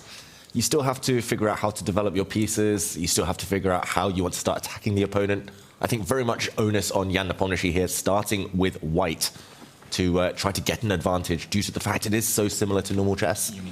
I think Vincent will be relieved he gets this position with black rather than white. So, James, what's the format for the tie breaks? Let's just get everyone up to date with that. Yeah, so when it comes to the tie breaks, as we mentioned, obviously it would be rather unfair if they were to just play one position with one player receiving white, the other playing black. So here we are in rapid time controls as we were during the round robin stage. So it'll look quite familiar to the type of chess that we were seeing just a couple of days ago. First, I will mention as well, for those of you who have eagle eyes, there is a black tabletop underneath that chessboard. That does not mean that Jan Nepomniachtchi is playing black. He is actually starting with the white pieces, and it will be Vincent playing black for this first position. After the result of the first game, we'll have a new draw for another position, and they will flip sides of the board. If we're still in a tie from there, we go to even faster time controls, 5-2 for 2 games. And then if we're still tied after that, it all comes down to an Armageddon. Armageddon, for those of you at home who don't know what it is, each of the players will have the opportunity to bid time for playing black. Importantly, the person who bids the lower amount of time, with a maximum of 5 minutes, of course, being able to bid, gets to play the black pieces and only needs to play for a draw in order to get the victory. The player with the white pieces in an Armageddon, it's win or nothing. And so, of course, that's a long way away. We got to get through these rapid games first, but the players are going to give themselves a good think here to try and come up with all the answers straight out the gate. Vincent Keymer already set up at the players' table, while Jan is taking the couched approach. We're going to step away for just a short bit to give ourselves a breather. We're going to catch you up on some of the action across all of the days, hit you with some very fun videos, and we'll catch you on the other side to continue the second day of the quarterfinals. Jan Nepomniachtchi, chess player. A first-time participant and currently world number 9, known for speed, precision, and experience. It all began with an early start in chess. My grandpa was a chess lover, and when I was a kid, like whatever, 4 or 5 years old, I just used to look after adults, what are they doing, and they used to be playing chess all the time. That's where his journey began and his playing style took shape.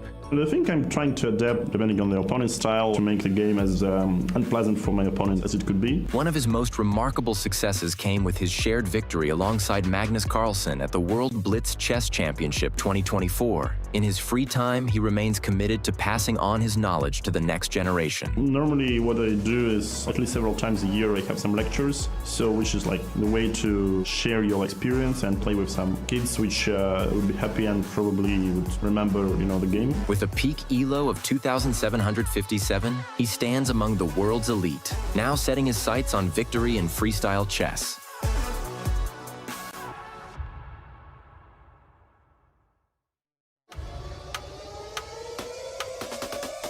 My name is Vincent Keymer. I'm a German chess player and from nearby Mainz. The young pioneer of a new generation was the first winner of the Freestyle Chess Grand Slam Tour 2025 located at Weissenhaus. He found his way to chess pretty early on.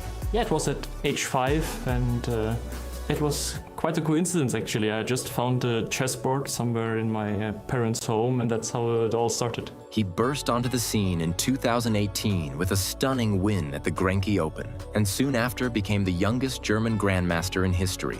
That was kind of the start of my professional chess career and also the tournament which opened up a lot of international opportunities. With an ELO rate of 2,718, Keymer stands among the best in the world. A calm, focused presence at the board with a style that blends Freestyle Chess Grand Slam Tour.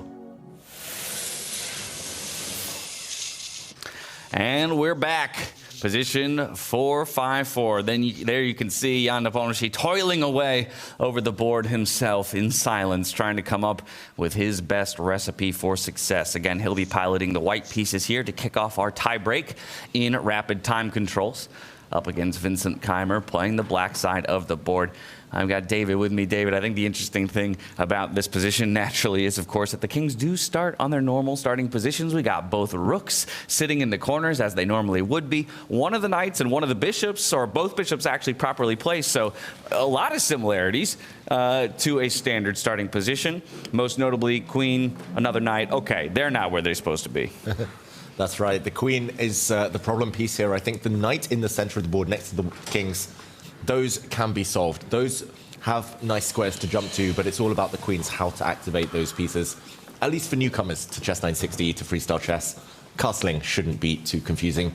That's always a nice thing, as we see Jan utilizing every moment he had in prep time and taking his seat now. This is going to be very fast, very furious once it begins. First move predictions by Jan? Ooh, E4. Oh, move it. That's actually the king spawn in this case as well. Yeah, exactly. That's why I feel like it just is almost so natural. But by the same token, right, we do have that pesky G1 queen, and we've talked about how much. Oh, no, I was right. James, well I should have given the second Great move call. prediction, though. What was I thinking? I stopped myself in what? Dad, come on. The engine's lying to us there, right? There wasn't really something missed as early as move 2, right, David? Oh, yeah, we might Wait, hold check on. that. Let's check if there was something even stronger on that last move. Not the best move, still a totally healthy one, of course. Italian game was the intention there by Jan Nepomniachtchi, where you bring the bishop out to this light square diagonal, eye up the opponent's queen indirectly. I think very logical. Ah, interesting. The computer doesn't like the symmetry because it was almost inviting or inducing the move that I was just about to offer as my second prediction, which would have been the F4 push, unlocking the queen, right on her diagonal, and then again, maybe entertaining a trade of those pawns in this moment, or gambiting that pawn away. A different Nepo gambit. King's gambit.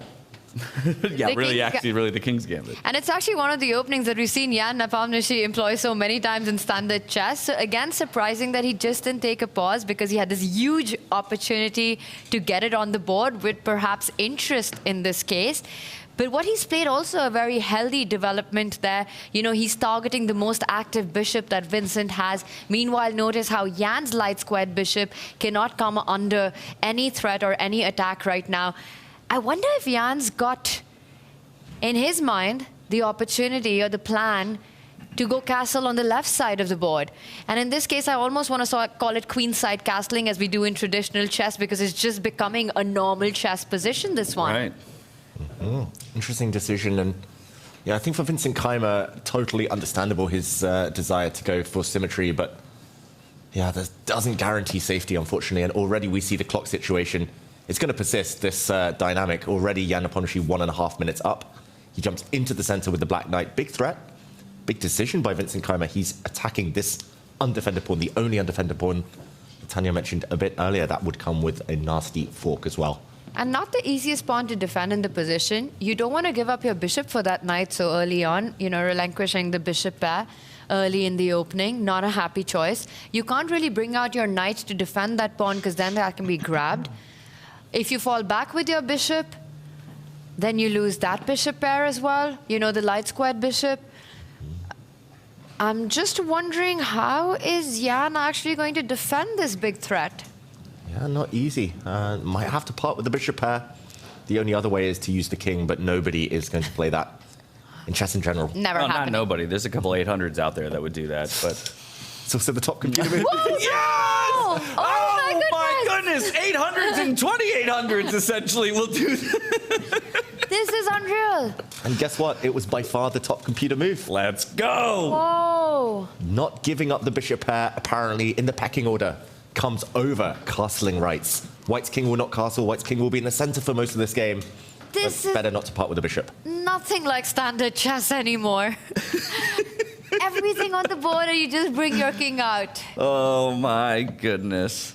You love to see it though. This is the kind of, this is the kind of action you want to see in a tiebreak. James, you and Jan are totally synced for this one. You know, he started with your first move, the king coming out. Yeah, but I don't know if that's a good thing. I don't know, if you were to tell Jan Nepomniachtchi that, he might be like, can we reset? Can we start over? I'm not so sure about that one, but we did talk about how these time controls likely favor Jan Nepomniachtchi. We did put it to you at home to weigh in on the conversation. Who will reach the semifinals through this tiebreaker? Would it be Jan Nepomniachtchi or Vincent Keymer? 62% of the vote going to Jan. 38% think our defending champion will make it through to the semifinals. I think a lot of that is influenced by that 17th piece, the clock management that we've been seeing by both these players. Jan's form also coming into this tournament is absolutely incredible, and that's a big move. You know, we called it the King's Gambit in standard chess when it's played a couple of moves earlier, but similar ideas. You want to open up the center. How safe is Jan's king feeling? How safe is Jan's queen feeling? Well, Jan's queen, I think, is actually feeling safer than Vincent's queen. Vincent's queen is the real problem piece in this position. It gets in the way of castling. It's being stared down by the white bishop. The black bishop retreats because that was slightly vulnerable. The threat was actually to trade off pawns in the center before kicking away this black knight, and the bishop would have been very much loose on this square. So a retreat from Vincent Keymer. But if the white knight starts to get into the play, the white king can later slide back into the action. You could imagine the knight's moving, the white rook coming across somewhere, and then the king will slide back. I think he's pretty safe here, Jan Nepomniachtchi. And I just want to point out, using speed as a weapon again. He made that king move after just 30 seconds of thought. For most of us, it would take 30 minutes of thought. What is that? Is that intuition at play? Because you can't sit and calculate at this moment and play this move. Yeah, intuition. He's got great kind of risk-reward assessment, I feel, in Nepomniachtchi. He takes a decent amount of risk in general, but he only does it in measured, controlled terms.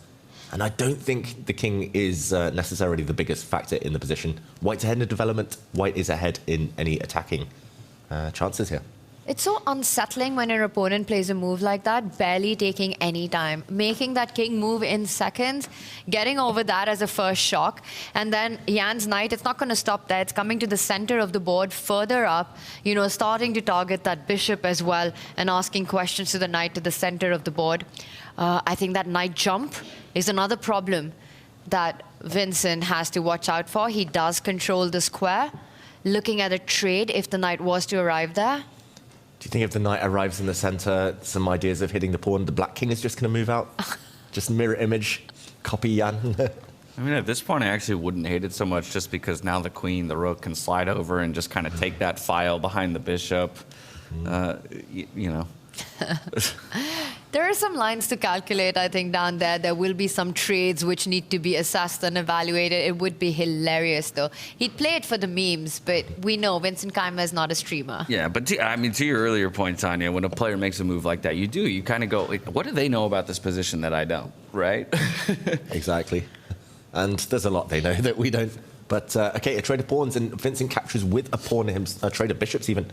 Vincent captures with the pawn here to control the central square.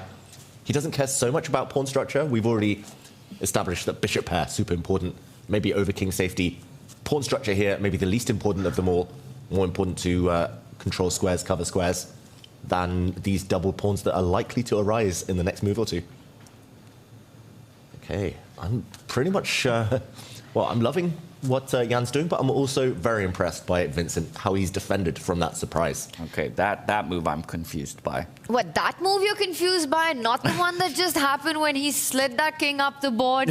Like I said, somehow that one, that one made more sense to me. I mean, here, all I see is, we're threatening the bishop. The bishop, at this point, only has one safe square to go to if it decides it doesn't want to get captured. Give a check.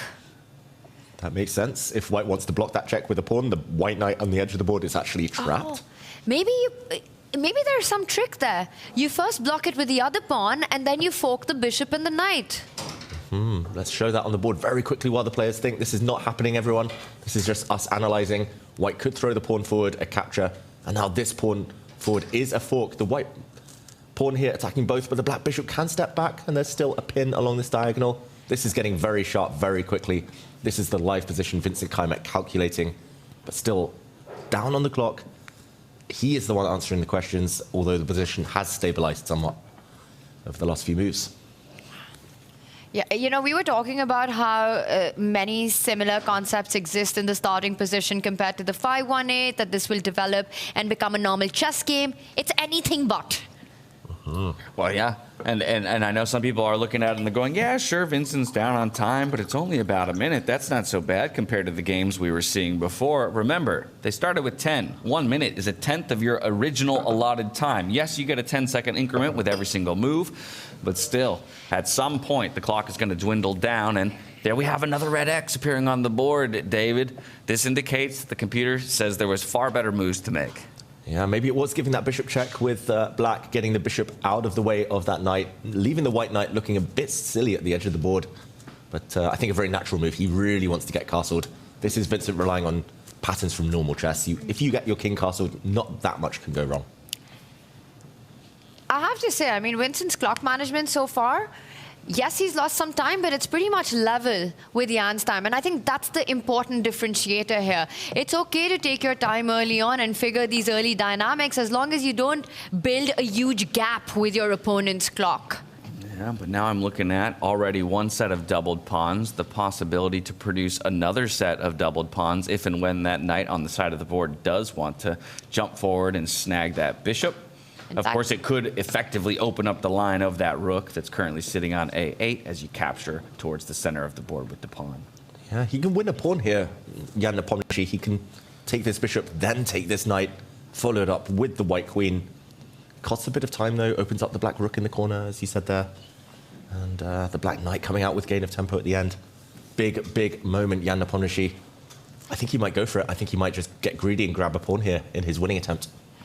Because if you don't give Vincent one move, the other knight joins in and really consolidates the center of the board, right? And then you're never winning that pawn, and the black knight looks like a strong piece. Entrenched there. Can be pushed back by one of Jan's pawns later on as well, as I see that C pawn could move one step forward. Jan's sort of looking at this. Does he get greedy in this position? And where is the compensation? Do you see him going for this line? Takes, takes, takes. I think he's going to take here. He's going to take the bishop. He's going to take the knight. Then he's going to take the pawn that lands with the white queen. He's not a pawn grabber by nature, though. I should mention Jan Nepomniachtchi. He prefers to give the pawn and have the initiative, have the momentum.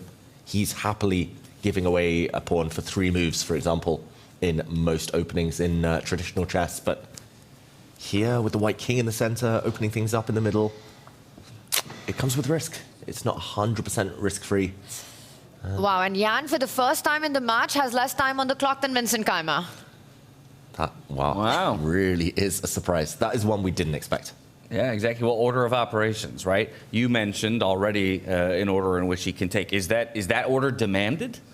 Again, one of the things I find most difficult in chess is the calculation of which piece is the correct one to take first when I have multiple options. Yeah, that's a very good point, because the white bishop taking this knight would allow the black bishop to take in the center. The black bishop could have saved itself. Instead, we see the threat of a queen exchange, the offer denied by Vincent Keymer. Now, one thing not to do is push this white pawn forward, because the black knight will actually be able to jump with a check and win this white rook in the corner. It's going to be very hard to evict this knight, it's got to be said. I do not like what Jan Nepomniachtchi has just done. The black knight's coming out, and it's going to be hard to evict this knight from the middle. He had to do that before trading the knight for the bishop and opening up the A-line, opening up these tactics that you're pointing out. But instead, Jan's approach is, I'm going to stop Vincent from castling on the right side of the board. He's cut off that F-file. So will Vincent's king now find safety on the left corner? The moment you do that, you're getting your rook out of the way, and that's when Jan will strike in the center, pushing that knight away once the rook leaves the A-file. I think Jan is really uncomfortable here. I've got to say, I think he just missed the fact that white can't push this pawn forward due to a nasty fork here, the sneak attack, and then the pin along the A-file. This white rook in the corner is really clumsily placed. If you bring your own knight forward as well, just to put this on the board very quickly, the black knight might be able to jump forward in the near future, attacking this pawn, forcing an exchange on black's terms. This looks extremely pleasant for Vincent Keymer, up 2 minutes on the clock as well. Who expected this? Even if Vincent had a great position, I expected him to be the one hitting the 4-minute mark first. And it's actually a very healthy position now for Vincent. Yes, there are two double pawns, while the ones on the left are actually a good structure for Vincent. The one in the center cannot be attacked. The rooks are disconnected for Jan. Yes, you've got the F-line, but no infiltration squares on that. Right now, you can't push the central knight away. Your own knight stuck on the first rank and up on the clock. This is a dream start in the playoffs, in the tiebreakers for Vincent Keymer with the black pieces.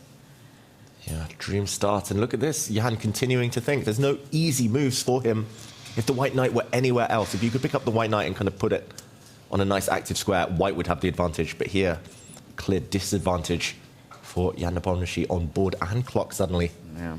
And you might be thinking we're making a pretty big deal out of a dead even eval bar right now, but that's where we come back to the idea of time. This is the first time in a matchup, essentially, against Jan Nepomniachtchi that Keymer has ever had the time advantage. And again, he's piloting the black pieces. Typically, still a little disadvantaged in the majority of our starting positions. So if he manages even just to draw here, he goes into the white side of the board here in the tiebreak with the opportunity to take that small advantage, a victory, and move himself to the semifinals.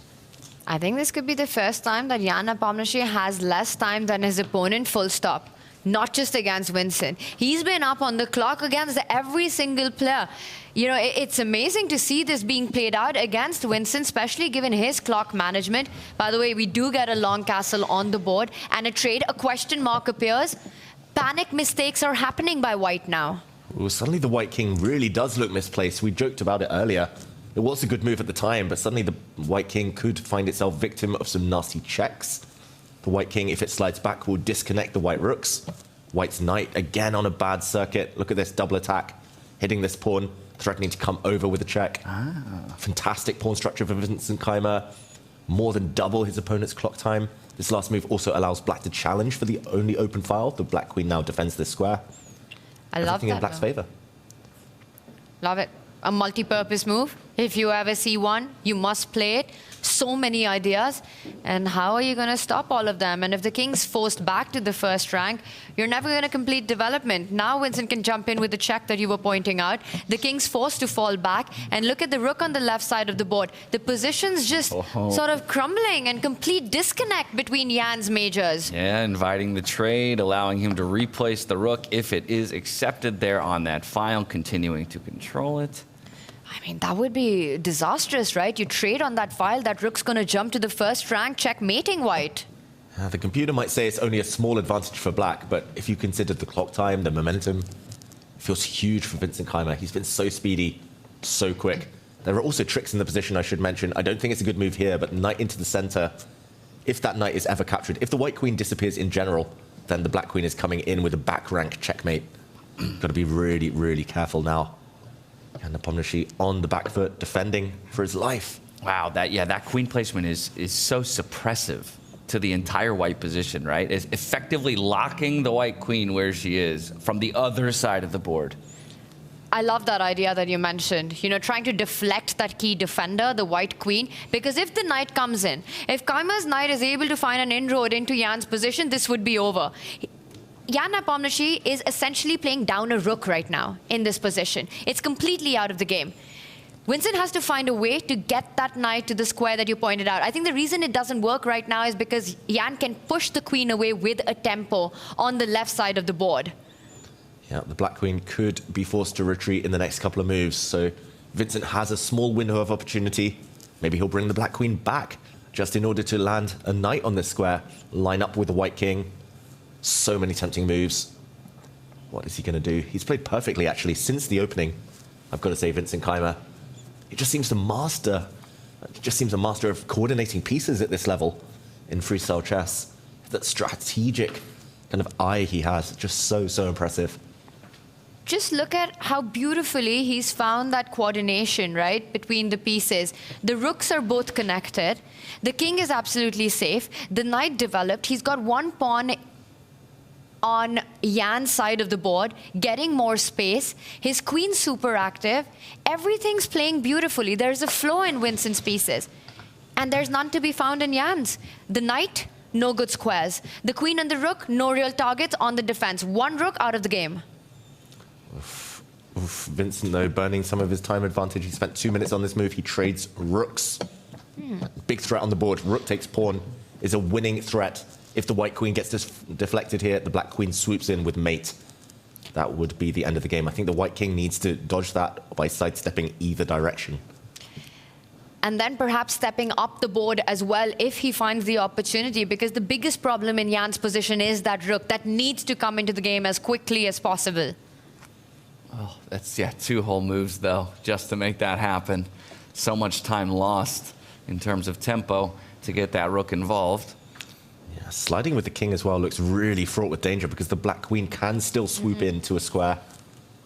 This is really dangerous. The black queen can also swing across and go for some pawns if Jan Nepomniachtchi's not careful right now. He's on the defensive under 3 minutes. He's not used to that situation. That's the thing with Jan Nepomniachtchi. The only time I ever see him crack is when he's being directly attacked. Vincent's got double the amount of time on the clock now, and a dominating, commanding position. He does move the king aside. Jan desperate to get his rook into the game, even if it comes at the cost of a pawn. Did you see him on camera wincing there? He hates what he's gotten out of the opening here. Understandably. He should have gone for the pure king's gambit instead of a delayed version. The only downside now is that there's no immediate way forward. The queen coming in would be met by a knight retreat. Maybe the white queen can even go grab some pawns. Maybe it's time to take a timeout for Vincent, push this pawn to safety, and only later decide on how to pursue the attack. It's so tempting to come in with the queen, though, right? That move, you just really want to make it, hit that knight, but then you've got some calculation to do. Okay, Vincent is a good calculator. And look at how he's fiddling with pieces right now. He's been watching too much Boris Gelfand. And, okay, fiddling with a piece is a way that players think under pressure. Okay, he does save his pawn. Just 1 square forward. Like it. And this has been his other forte, right? Vincent's other strength. He knows when to take a pause.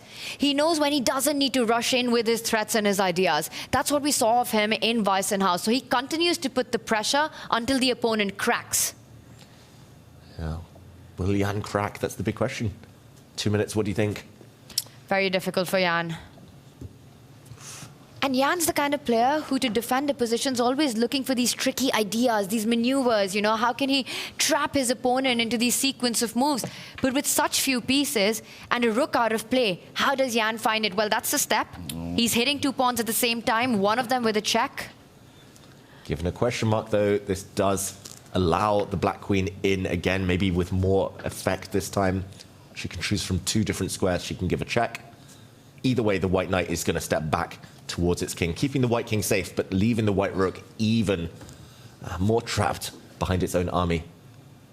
And again, I'll say it. Jan essentially is playing down a whole rook right now. And that is his biggest problem. Not the clock, it's that piece.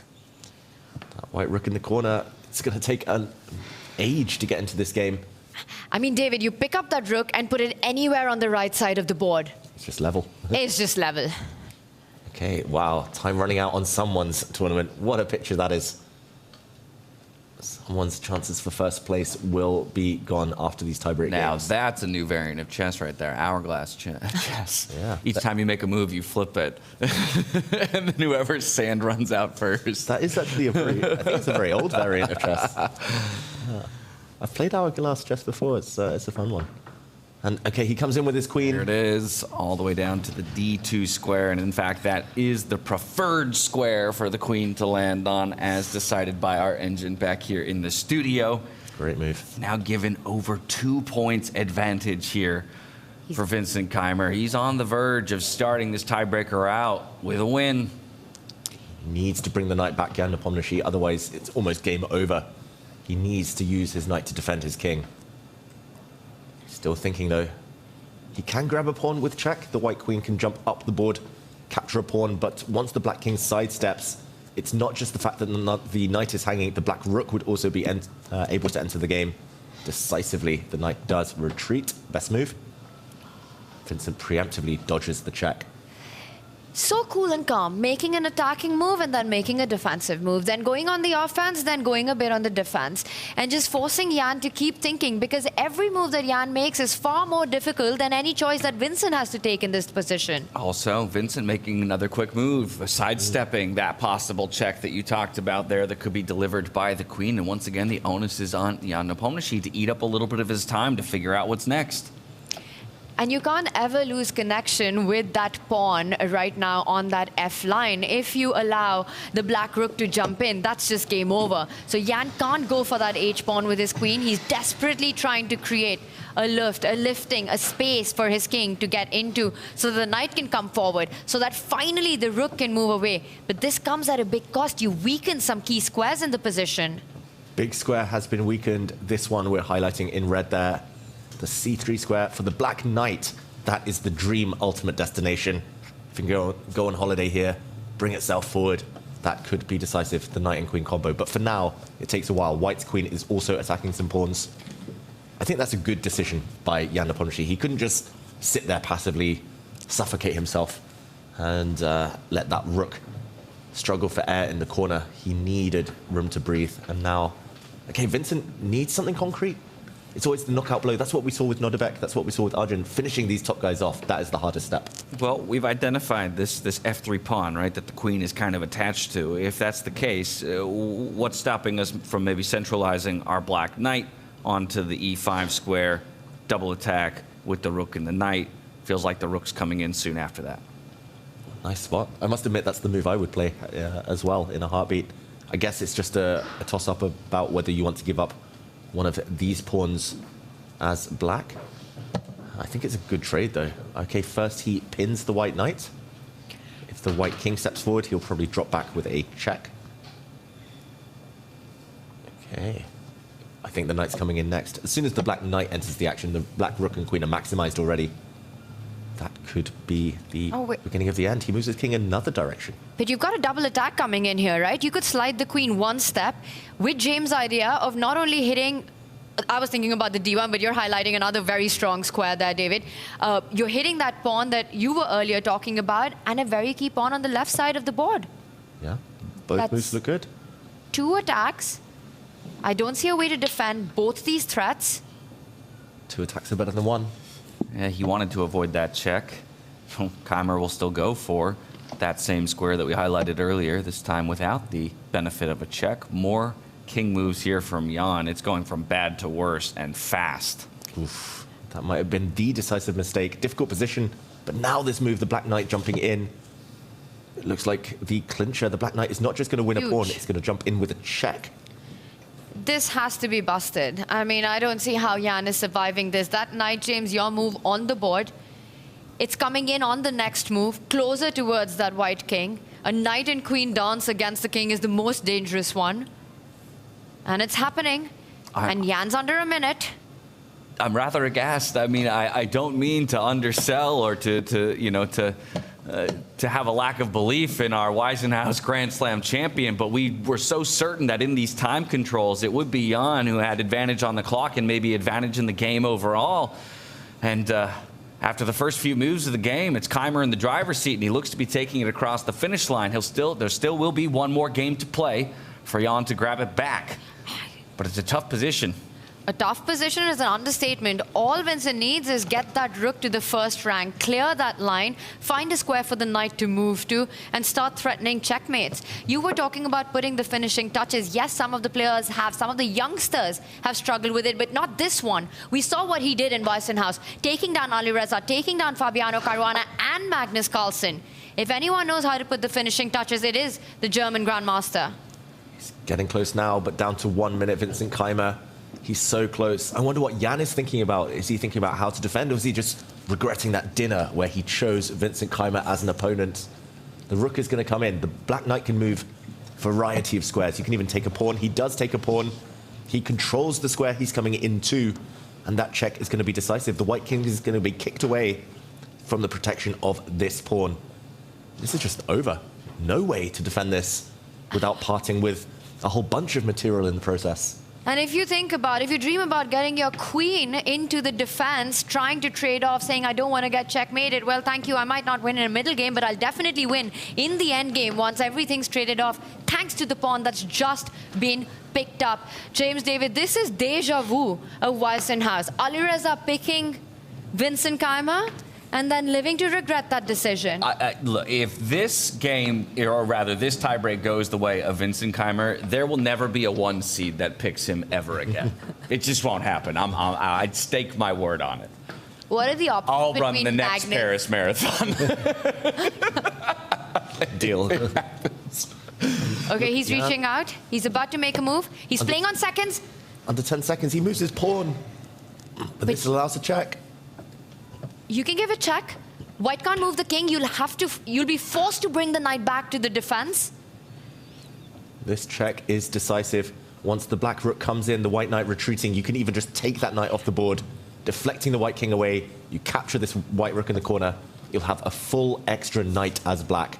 I will tell you, though, there's one trick that white has that black needs to watch out for that's giving Jan hope, is a perpetual idea of the white queen eventually checking Vincent's king, if it's allowed to do so. Gotta be careful. Just that one trick, David. E8, A4, just back and forth over and over again. Gotta keep checking before the white queen can come and deliver that drawing mechanism. White does have a very strong pass pawn as well. The white pawn only 3 squares away from touchdown. The black knight slightly offside. Some work still to do. Do you think there's a bit of panic there in Keymer as he goes under a minute as well? He steps away from the check. Panic? What panic? It's Vincent Keymer. Renewing the threat. Yeah, sidestepping the initial check, but like you say, replacing the threat just by repositioning the queen onto that diagonal. And also the pawn? Yeah, so Vincent has 2 options. He either has to protect against the checks or he has to check himself. Not only is he renewing the threat of the perpetual that we're talking about, he's cleared the path for his own pawn to start walking up the board. So Jan is fighting. I think we slide back up to that C3 square, right? Just drop a check on the king. We're also, in effect, protecting our C7 pawn. That's another way to do it. It also blocks that diagonal that the perpetual could have come on. But here we go. The white pawn's on the run, and now Keymer has to think, and he's only got 18 seconds to do so. Had the lead in the time the entire game long, but now under pressure. Will he find the answers? It's still a very winning position here for Vincent Keymer. It is, but one inaccuracy by Vincent, and he might just lose all of his advantage. He needs to be extremely careful. He's trying to get a mating net with his own queen and knight against the white king. I think that was the clincher. The mating net has been closed around the white king. The white queen cannot defend. It's just too fast for black. Black is going to give checkmate. Very clever by Keymer not to get greedy with the pawns on the left side, but combining checkmating ideas on the board. And Jan's king is on the run, but not for too long. There's the first of the checks. Got to follow it up with another one. Doesn't do that. Repositions the queen over to the A1 square. Obviously not in danger of the perpetuals at the moment because of his earlier pawn move. Checkmating ideas again on the board, and There that's it. Game 1 going to Vincent Keymer, our defending champion from Weisenhaus, in the rapid portion tiebreaker up against Jan Nepomniachtchi. He takes the lead, but it's not over yet. One more opportunity for Jan to respond as they will swap sides of the board with a new position to see if he can extend us to blitz. 1 foot in by Vincent Keymer, and what a performance, right? In rapid, where he struggled on the clock and the board completely in control. This is the Keymer from Weisenhaus. Yeah, and not just great play all along, but great time control, right? Because we saw how much trouble he was getting into with the seconds on the clock there near the end. And if he hadn't moved as quickly as he did in the earlier portions of the game, maybe it wouldn't have been so easy to find the win. Yeah, he only started thinking when he already had a decisive advantage. Vincent Keymer, very, very impressive. He gets the white pieces next. Of course, a draw, no guarantee in freestyle chess, but that was so impressive. The speed, the power, precision, everything. That was the perfect game. Nothing Jan Nepomniachtchi could have done there. Nothing at all. Well, he knows what he has to do next.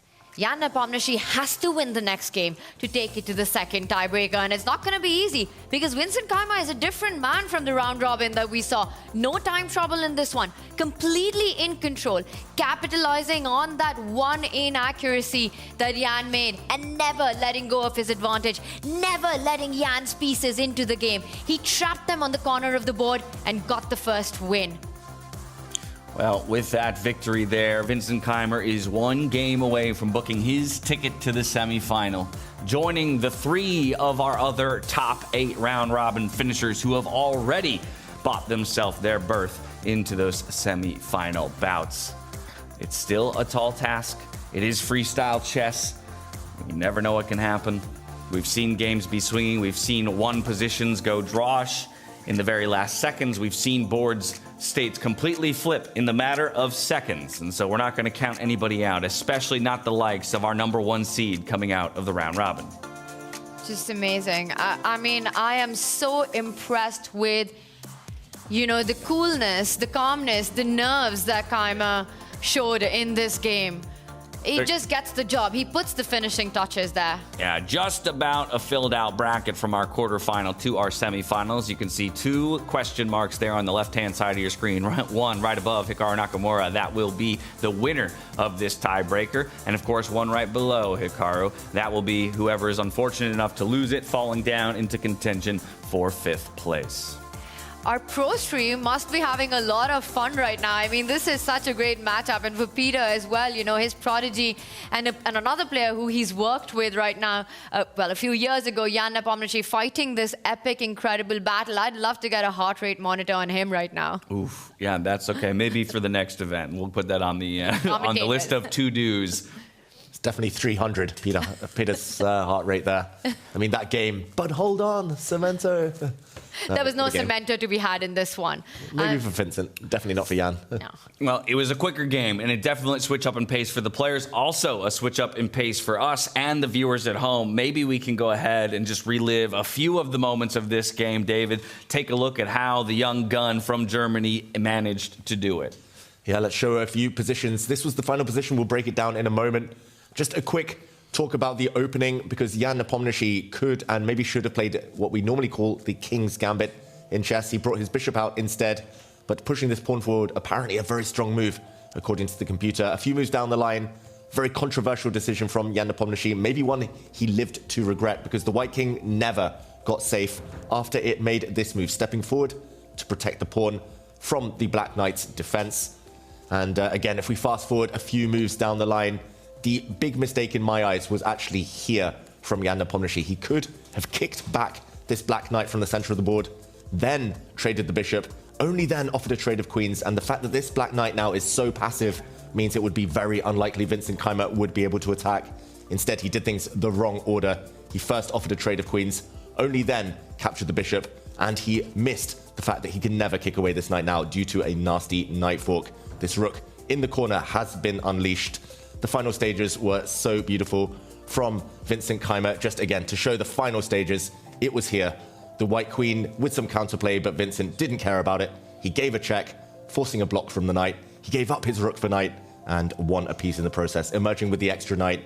And again, in the final position, just to show, he resigned here, Jan Nepomniachtchi, because stepping forward with his pawn would have walked into a checkmate. Queen stepping back, either the kiss of death checkmate, or the knight would have entered the fray, and this would have been the end of the game. The game here for the white king was up. Wow. And more than one checkmates in this final position. You know, you can choose the one that you like more. Just a beautiful combination of taking advantage of that lead in development, of putting that finishing touches to the attack. Not just that, the slow moves that Keymer played, right? That G-pawn moving one step. The king sliding away from the attack, and then again sliding away. It just shows how in control he is, not only when a tactical shot is there on the board, but also when it's time to take a pause, to kind of look at your opponent's threat and evade them. It shows such classy moves, and it shows great composure out of a very young competitor here up against one of the old guard, if you will, and someone who excels in time controls like this. We heard from Vincent coming out of the earlier quarterfinal matches today saying that, yeah, while maybe some people look at Jan as, you know, superior in this time control, we're both in a very nerve-wracking position, so I don't really feel like anybody has the edge. Now that he's taken a decisive lead in this matchup, I'm curious what his thoughts are ahead of what could be the decider here of whether or not he's going straight to the semifinals or has 2 more games ahead of him. Let's take a look. Vincent, not only do you beat Nepo, but you play faster than him. What is going on here? Yeah, I think, as I mentioned before already, that the time control matters, but what matters most is the opening. And yeah, I went for this knight d4, kind of forcing him to go for king d2, which I felt should actually be good for him, but I think he went wrong somewhere, and then the king was way in the open, and that makes it tough for him to play, and also he had a bad position, and that also explains why he was playing quite slow. Vincent, go get ready for the next one. Thank you so much for taking the time. Thank you. So how about that? Perfect recognition of, you know, even inducing that early king move, acknowledging, though, that it probably still was the right king move, and somewhere along the line it broke down for Jan. He just needed to wait for his moment to pounce. Yeah, to be that eloquent after such a stressful game in such a high-stakes situation, so many tour points on the line, so much prize money for Vincent. Yeah, very, very impressive, Tanya. And just that understanding, you know, that advice that he had, the tip that he had, how he's approaching this. He says the opening moves are far more important than the time, the clock situation. Even if it means burning it down, coming down to those minutes, it's going to be useless to have all that extra time if you're lost in the first 10 moves. And that's exactly what happened to Jan, right? Rushing through and then eventually ending in this mess where you're not able to get your rook and your knight out into the game. Now, there is a dynamic at play here, of course, in freestyle chess, right? Which is typically the onus is a bit more on the white player to come up with ideas, right? Opening ideas. Obviously, as black, you can theorize and ideate responses, but at the end of the day, you're still waiting for that first move to be played by white, right? And so I think it will be kind of interesting to now see him jump to the white side of the board. And as he says, openings are important. So what kind of an opening can he craft for himself, being the one who gets the initiative? So much of it depends on what's pulled out, right? And they'll get those extra minutes before the start of the game. I'm expecting Vincent to go back to the playing board while Jan sits on, you know, one of the other analysis board and really just think and try and figure out where he wants his pieces. He'll be slow at the start, but he'll make sure he gets that kind of solid middle game that he's aiming for. For Jan, David, what does he have to do to make a comeback in this match?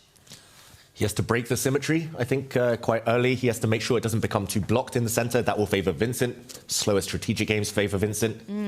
Jan just needs to keep a safe king, needs to keep an edge on the clock. I think if he can get on the front foot first, he can do what Vincent just did to him.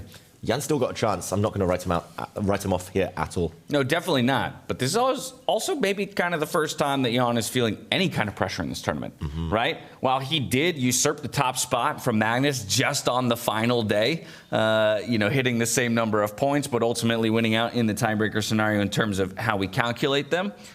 Now he's finally on the back foot and facing essential elimination. He was never in danger of that. Yeah, and how does he adapt to that? You know, what is his mindset going into this next one? They've had a long day of chess as well. And now he knows that he has to win. He knows that he can't underestimate Keymer in this rapid. Maybe in his head he thought he was a clear favorite going into the tiebreakers, but definitely not. Realizes just how strong a player he can be. So for Jan, it's that quick switch. So much of it depends on, again, what he gets on the board.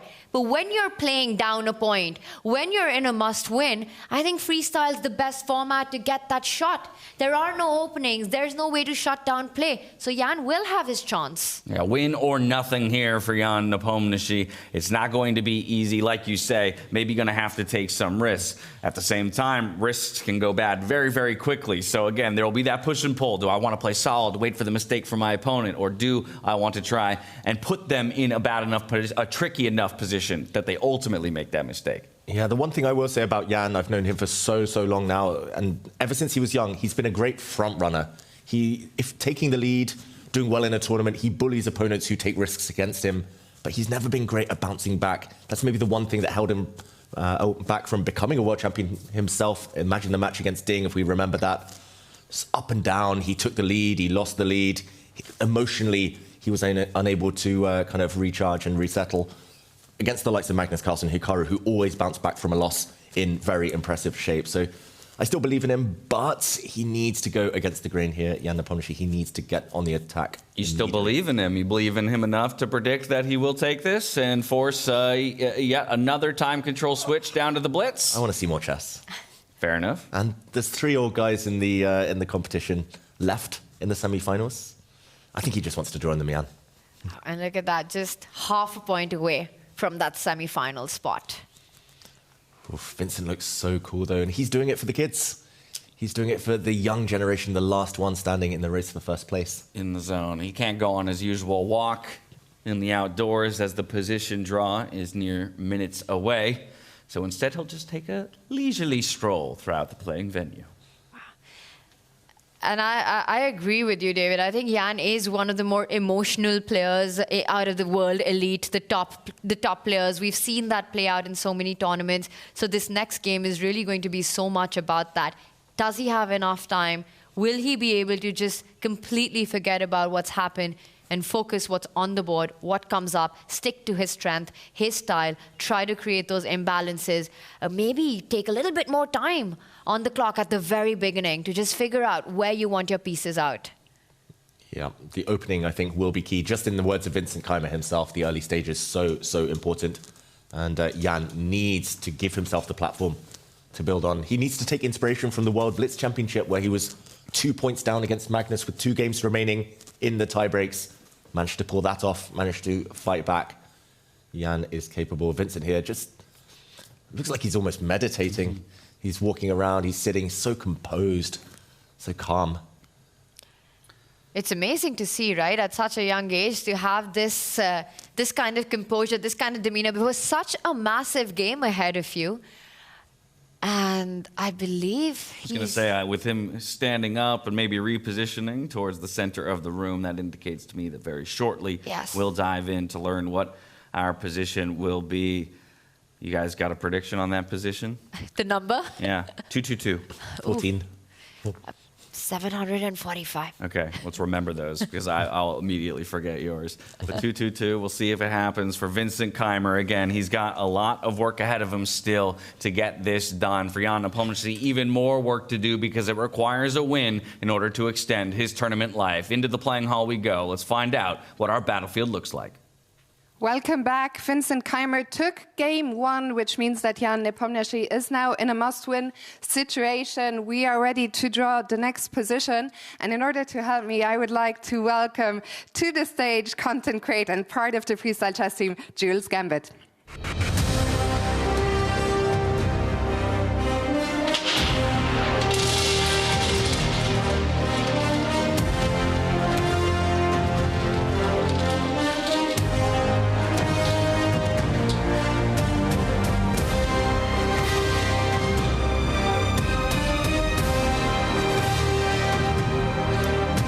1-1-1. Thank you, Jules. The players will have 10 minutes. Back to studio.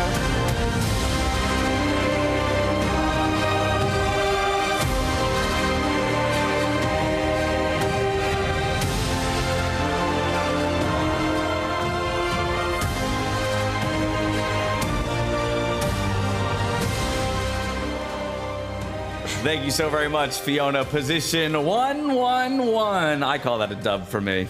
I'm giving myself the victory on that one. Either way, there's a quick peek at it there on the central monitor inside the playing hall. Of course, the players quick to go to their seats to make sure they can make maximum use of the time to fully analyze the position. You heard how important it will be for each of the players straight from Vincent himself. We as well are going to take a few minutes to rest up so that we can make sure we bring you all the fiery action and match it with the kind of intensity that it deserves. We'll see you back here in just a bit.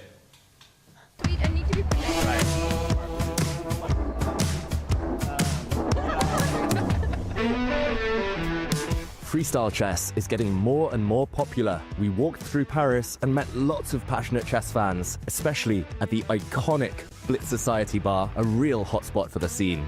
Even here, freestyle chess is now being played and has become a major topic among fans. I'm loving what the freestyle guys are doing right now. It's already very popular, and it's like the F1 format, you know? Yeah. Every Grand Prix, there's like a different city, and it's perfect.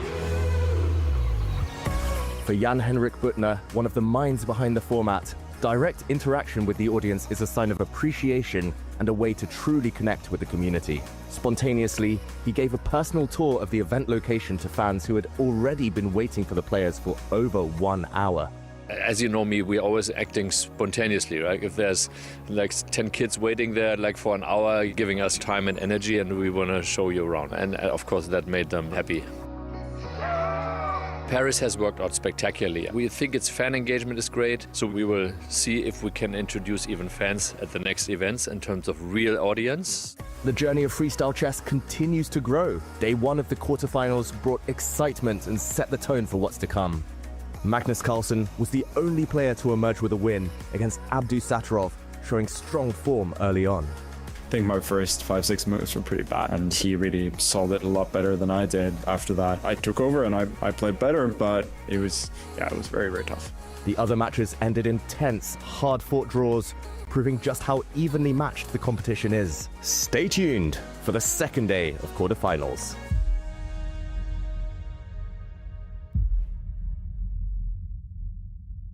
Do you think every single player could spell your name correctly? Yeah, you know, I have like even my own problems whenever I have to restore password somewhere. Until some moment I would like randomly write my last name, yeah. It ended up at some point I couldn't restore my password because, okay, it was asking me for my combination name and surname and I couldn't enter it correctly. Yeah. So it's not only difficult for spelling for some strangers, yeah, but also like for me it's sometimes difficult to recollect like the lettering. Jan Nepomniachtchi, chess player. A first-time participant and currently world number 9, known for speed, precision, and experience. It all began with an early start in chess. My grandpa was a chess lover, and when I was a kid, like whatever, 4 or 5 years old, I just used to look after adults, what are they doing, and I would be playing chess all the time. That's where his journey began and his playing style took shape. I think I'm trying to adapt, depending on the opponent's style, to make the game as unpleasant for my opponent as it could be. One of his most remarkable successes came with his shared victory alongside Magnus Carlsen at the World Blitz Chess Championship 2024. In his free time, he remains committed to passing on his knowledge to the next generation. Normally what I do is at least several times a year I have some lectures, so which is like the way to share your experience and play with some kids which would be happy and probably would remember, you know, the game. With a peak ELO of 2,757, he stands among the world's elite, now setting his sights on victory in freestyle chess.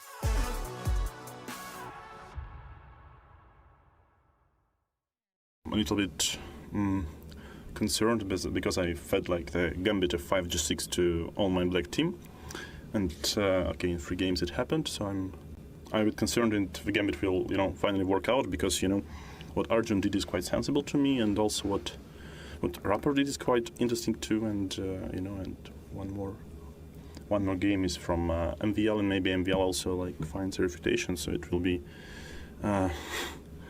Nepo Gambit 3 times refuted, yeah? Hopefully not. How did you feel when Nepo said your name yesterday as his opponent? Yeah, I wasn't surprised at all, actually. I was expecting him to do that. I pick Vincent. I play black. I have to be honest that I didn't really care much about who I would be playing against. I mean, again, all of those 4 are top players. I don't have to make that choice, so I was just waiting for who I am playing against, and whoever that is, it was fine with me. I mean, anyway, if you want to go far in this tournament, you will have to play all the best players. Yeah, I don't think it has such a huge effect who you're starting with. My name is Vincent Keymer. I'm a German chess player and from nearby Mainz. The young pioneer of a new generation was the first winner of the Freestyle Chess Grand Slam Tour 2025 located at Weissenhaus. He found his way to chess pretty early on. Yeah, it was at age 5 and it was quite a coincidence, actually. I just found a chessboard somewhere in my parents' home, and that's how it all started. He burst onto the scene in 2018 with a stunning win at the Grenke Open, and soon after became the youngest German grandmaster in history.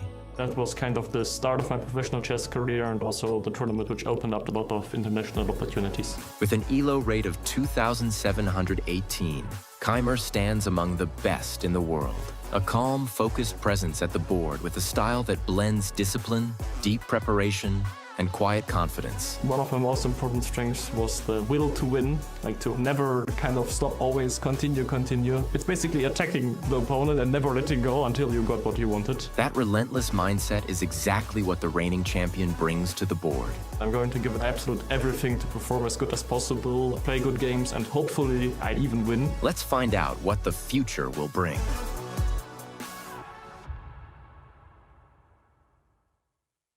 What is Armageddon, and how does it relate to freestyle chess? After countless draws and back-and-forth matches, Armageddon is the final showdown in a series of rapid and blitz games. At the Freestyle Chess Grand Slam Tour, each tournament consists of multiple rounds. Players face off in at least 2 classical games, 90 minutes per player, plus a 30-second increment per move.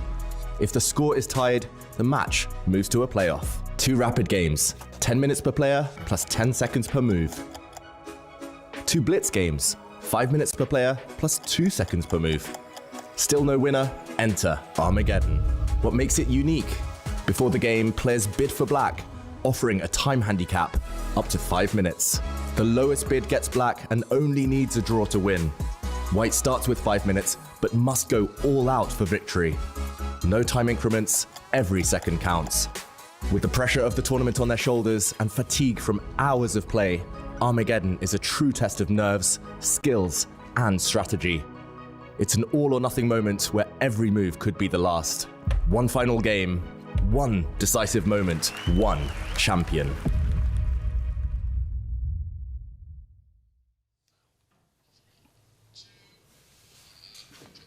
And we're back ahead of what could be the final game of our quarterfinal day. That is, of course, if Vincent Keymer can manage to hold his opponent Jan Nepomniachtchi to a draw or better.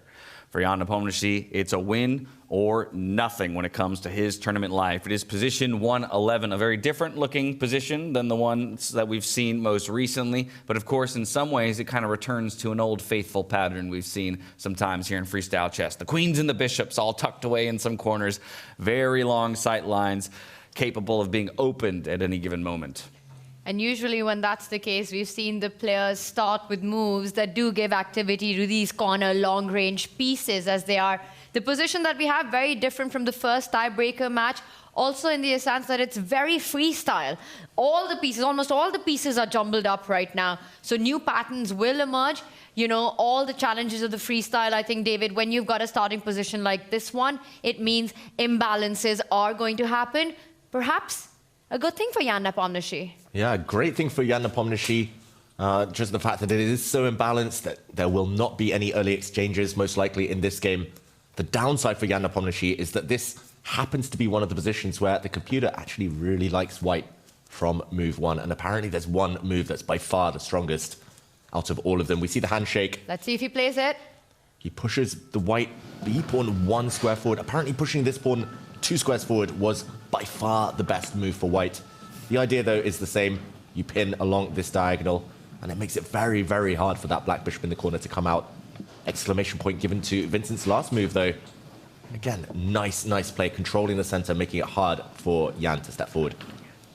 Yeah, just having that idea that you need to quickly open up those long-range pieces. Vincent starts with the queen on the left side, then the bishop on the right side, and he might be opening up that third piece as well, the bishop on the corner of the board, with maybe another pawn move, gaining more space and lining it up against the black queen. Yeah, so right out the gate, things already looking a little troublesome here for Jan Nepomniachtchi.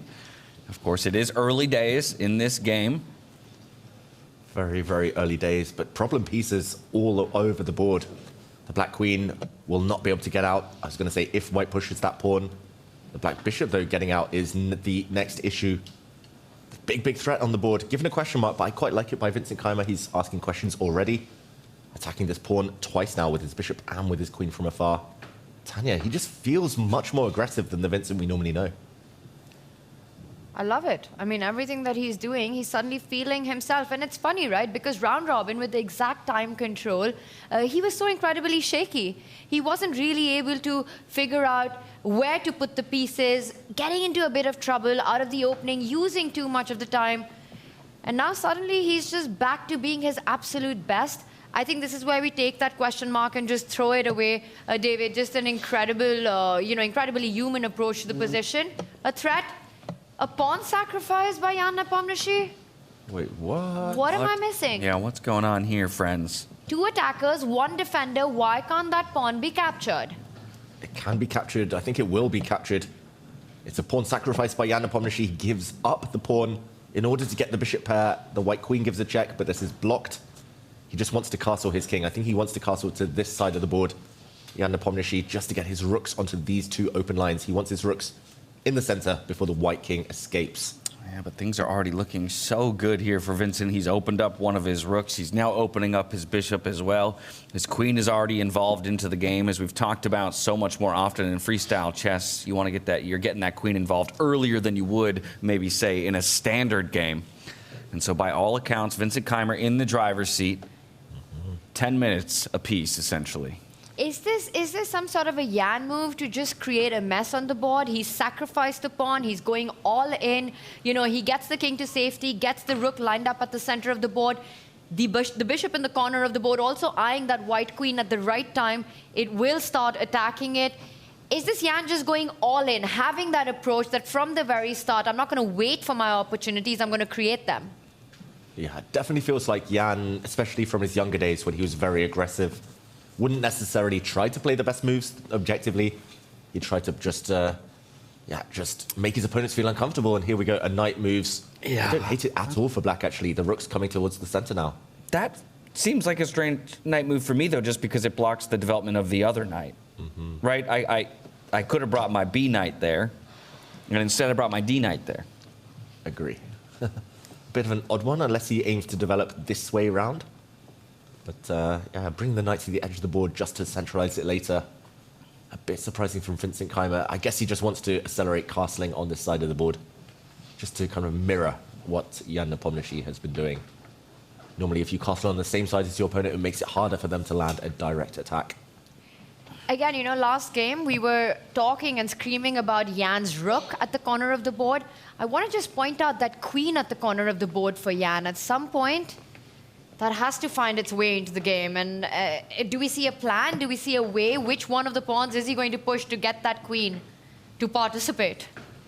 Push this one forward and then move her. I don't know. It's just so, it's so slow, the amount of time you have to take just to get what, of course, is your most powerful piece involved into the game, and so you want to, but my goodness, the amount of time you're giving to Vincent Keymer there then to develop his pieces as he pleases. Everything's perfect for black here in terms of the knight and the rooks, but the bishops and the queen. Oh, gosh. It just feels like Vincent, he just knows when it comes to freestyle chess openings. He just understands he's got a big advantage, but I suppose now we could start to work on getting our bishops involved, maybe sliding that pawn that's currently protecting the knight one square up, unlock the light squared bishop. Yeah, but that's not a happy move for the other bishop in the corner. Right. Ideally, he would love to push this pawn forward one, if the bishop weren't hanging in the corner, if it were defended, and then he'd push this pawn 2 squares forward, and the 2 bishops would be unleashed. But not easy to do that. This pin is ultra annoying. And then I almost want to push the H pawn to unlock the light squared bishop first, because then at least the rook is defending the dark squared bishop when I go for that other pawn push that you talked about to open it up and attack that queen. True, definitely possible. It just takes a little bit of time, right? Yeah. Does he have that time in terms of the moves themselves here? Super tricky. And once again, take a look. Bottom of your screens there, 9:14 to Keymer's name. And we're creeping towards 8 minutes here for Jan Nepomniachtchi. So very much following the trend of the first game here in the tiebreak between these two players. More than a minute up on the clock. And a position with a pawn, yes, there's compensation. White still needs to get the king to safety. I won't be surprised if we see Vincent just go with his king to the left side of the board. Or David, you're highlighting right. Actually, both look equally tempting.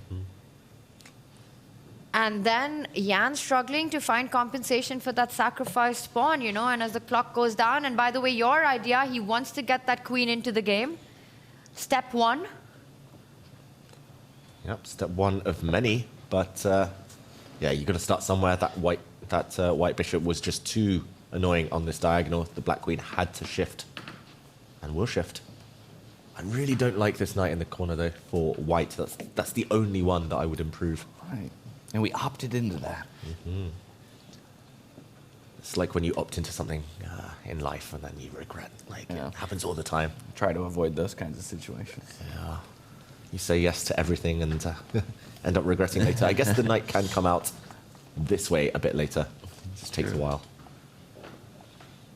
Okay. Keymer's turn to give it a good think. He's, I think, just deciding what he's in the mood for, which way to castle the king. Neither side entirely safe. The white king on the right flank would be stared down by the black queen if she lands on this diagonal. And the white king on the other side does have a couple of dark squared weaknesses around it. So let's just take the strategic aspects of the position, right? White has an extra pawn. Black's got these bishop pair, which right now look completely dud in the position, but of course have a lot of potential once the pawns move forward, find themselves in the open diagonals. A better development for Jan Nepomniachtchi as well, with the rooks in the center, the knight beautifully placed. Is it safe to say that the evaluation bar from a human perspective, because we know eval bars are equally materialistic, like my two friends here. But again, when it comes to play over the board, when you take in factors like a heartbeat, like a psychology, like the math situation, like the clock going down, perhaps it's overestimating White's edge here? I agree in practical terms. In a rapid format, I don't think Vincent is this much of a favorite in this game. But then again, he is a pawn to the good, and a draw is enough for him. I love this last move. He centralizes his knight. He realizes the other knight is actually the problem. This white knight on its own, not doing too much, but it will be backed up. And sometimes knight gets in each other. Knights, when they connect like that, they get in each other's way. But here they have plenty of active squares to choose from. I also want to point out just how calmly Vincent's approaching the fact that his queen and king are lined up against his opponent's rook on the same line. He literally doesn't care about that. He hasn't even attempted to move any one of these majors away. He's ready for any knight jump. That's nerves of steel to be able to do that. Consecutively, move over move. Yeah, there's also just really no good knight jumps right now for that black knight. Yeah, nothing to attack, really. This knight can jump forward, for example, to this square in the center of the board, unleashing an attack from the black rook, but the white queen will just move. The queen will step back, and the knight will not be attacking anything, will have to just retreat. I don't really see what Jan does next. It's just these bishops. How to get them in the game. Is there a reason? The problem is, right, I was going to ask, is there a reason he's not pushing that pawn on the F line one step forward to kick the queen, open up the bishop, but then essentially you're killing your other bishop completely? Yeah, this is one that was tempting you, James. But this black bishop, the dark squared bishop here, not too happy. The white queen will just run, for example, to the side of the board, to either side, and the game goes on. Okay, he moves his king instead, Jan Nepomniachtchi. This is the live position. And Vincent Keymer, it feels like the time has finally come to decide which flank to use, which way to go with the king. Would you slide to the right or slide to the left? Swiping as left long as on you this cha-cha one. your way there, that's all that matters. Exactly. Okay, which way to go? It's also very tempting to go to the right side of the board, but I would be a little wary of all the checks that potentially the black knight could give once it starts jumping on some of the squares closer to the white king, exactly via that path. But the drawback on the left side is that then you're just opening yourself up to the bishops whenever they do find their way in, you know, just becoming snipers to that white king. I would be very tempted to go left, though, in this case, intuitively. What about you, David? I feel left somehow. I'd rather be stared down by a bishop than a queen, I think, here. I also like that castling left then pre-positions the rook to support d-file pawn push. Yeah, that's the clincher. That's the decider. Right. Both sides are being stared down at. Two birds, one stone, just like that. A little bit of king safety. You get one of your rooks beautifully positioned. If you were to go the other way, yeah, the rooks are still connected, but then at some point, one of those rooks still has to shift over to the d1 square to achieve the same thing. Eventually, your knight can also start hopping over the other side of the board towards the center, start targeting some of the weaknesses next to Jan's king. It's like he sacrificed a pawn. It looked incredibly tempting. You know, your rook's lined up, the queen's coming out, the knight's in the center, but suddenly he's stuck to make progress of that optical compensation. And Vincent agrees with us. There we go. Good news for us, good news for him, I'm not so sure. All right, we get one right every once in a while. He gets one right more often than not. Exactly. We've been watching him long enough now to occasionally guess one or two moves, even if they are always very, very strong. And just difficult to know how Jan Nepomniachtchi improves this position. His last move, shuffling the king, the black king to safety, pretty much shows he's got nothing more kind of important than that to get up to. The black queen slightly improves herself.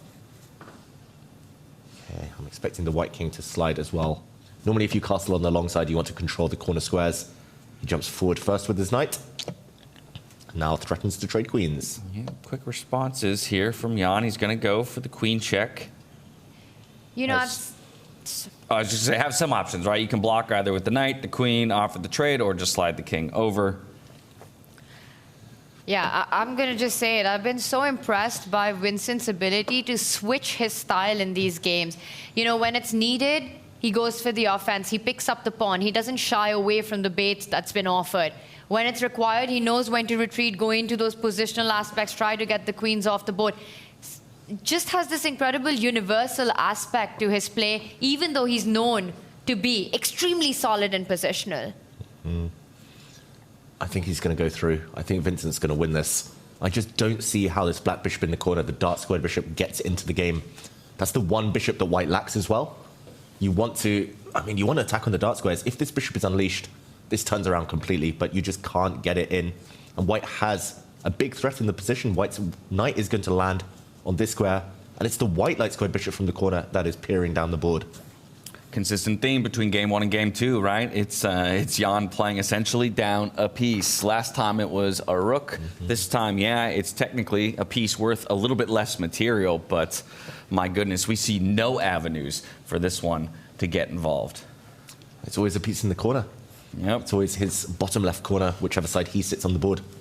He forgets to activate that one.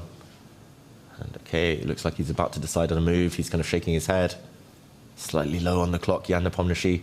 There are tricks in the position. For example, the white rook now should not capture this black pawn if it steps forward.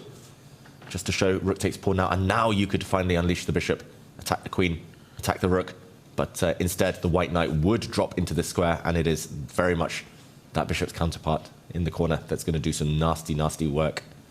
And once again, this proves that, you know, when you've got those long-range pieces on the corner of the board in freestyle chess, how important it is to quickly get them activated, to really start thinking about the first few moves where you open up the lines and diagonals for them to come into the game. Notice how Vincent's done that. The queen's out, the bishop not anymore in the game, it's done its part. And the other one, super active, while Jan is struggling to achieve that with two of his big pieces on the right corner. I mean, he called his own shot in the interview. He said time is so much less important than a solid setup out of the opening. And Here, as you mentioned, Tanya, he perfectly identified which were the pieces that he could essentially suffocate out of the game, render them useless. And that knight that was previously stuck for himself now has the opportunity to get more involved. He decides to recapture with the queen. And of course, there we have the trade. And boom, knight's planted further down the board.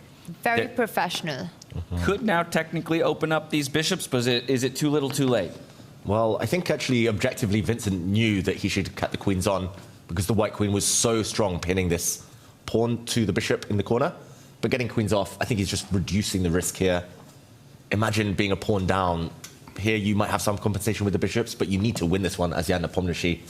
That is going to be a huge, huge challenge. White might just put pawns on dark squares to negate the effect of that dark square bishop. It's going to be incredibly hard to break through. With the best play, you might win a pawn back, but that shouldn't be enough to win this one as black. That was a professional decision taken. You know, Vincent realizes keeping the knights on the board would have been game on, him pushing for the big edge. But again, he needs only a draw to make it to the semifinals. He wants to just remove any risk of making any mistake and just go straight into the end game.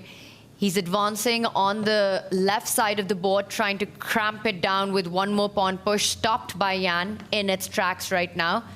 But David, I do think that Jan, he's got to be feeling a little bit of relief because finally his pieces can come into the game, which was such a big ask when the queens were on. Yeah, it's probably his best position all game, objectively, but winning this one is a whole different kettle of fish. If the white knight can somehow reroute and attack this pawn on the edge of the board now, if you could drop this white knight back one square, for example, just game over, and he's trying to reroute that piece now. Big threat in some positions to bring the white rook forward, some targets, maybe not immediately. Some question mark moves, though, appearing for Vincent Keymer, retreating. He stops that idea, brings his own rook to laterally defend the two pawns, also controlling a knight jump on the board.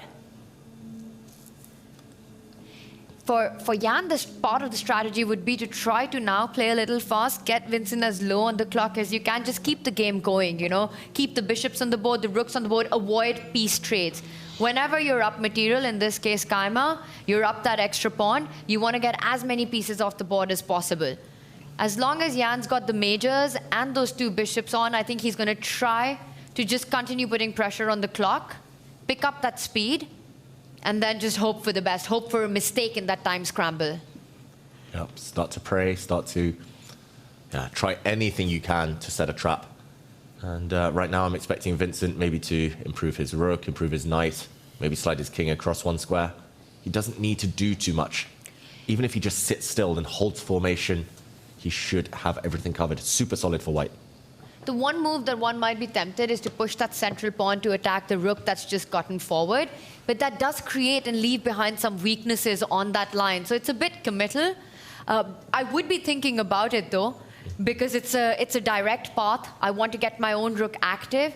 Requires a bit of calculation. I'm not sure if it's also Vincent's style to create these unnecessary, risky targets. Yeah, the good thing is those central pawns, they defend each other. And normally it's actually quite nice to have flexible pawns like that, really mobile, fluid pawns for later. He first blocks the right flank, nicely putting pawns on dark squares because the opponent has an unrivaled dark squared bishop. Again, great strategy long term. And how is Jan going to break through? Okay, he pushes a pawn. Does he want to start pushing that knight away from the center of the board, activating that light squared bishop next? Yeah, quite possibly. He's at least gotten one of his bishops involved in the game, at least for now. As you mentioned, Keymer, though, just kind of holding steady, holding the line, if you will.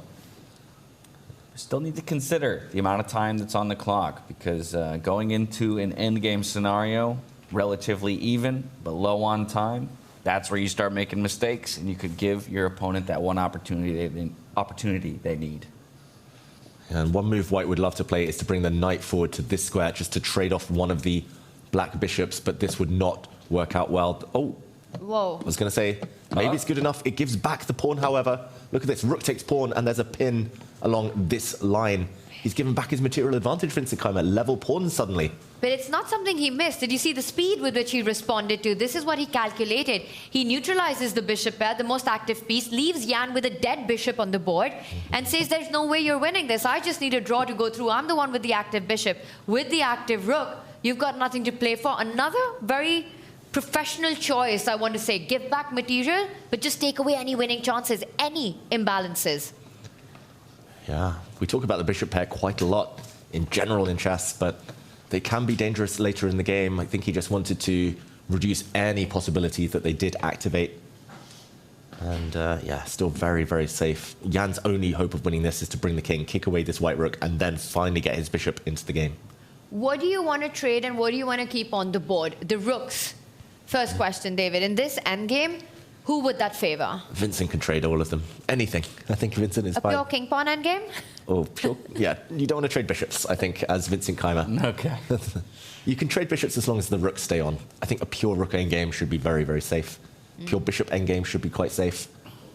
Good question, though, Tanya, because those questions will arise in the very near future. You always need to be aware of that question. And Vincent won't have that much time when they do. So just having clarity of the pieces you want on and off the board helps a lot. He's playing very timidly, though. Right, but he does solve the issue that you spoke about earlier, right? With the pawn pinned to the rook. Now the rook can move because the pawn is guarded by the one just behind it. I think what he wants next is, you know, you were talking about Jan's king walking closer towards the white rook. Keymer also has to get his own king towards the center. All right, so question on the board. Do you trade? Do you decline? Do you move the bishop back? Do you move the rook back?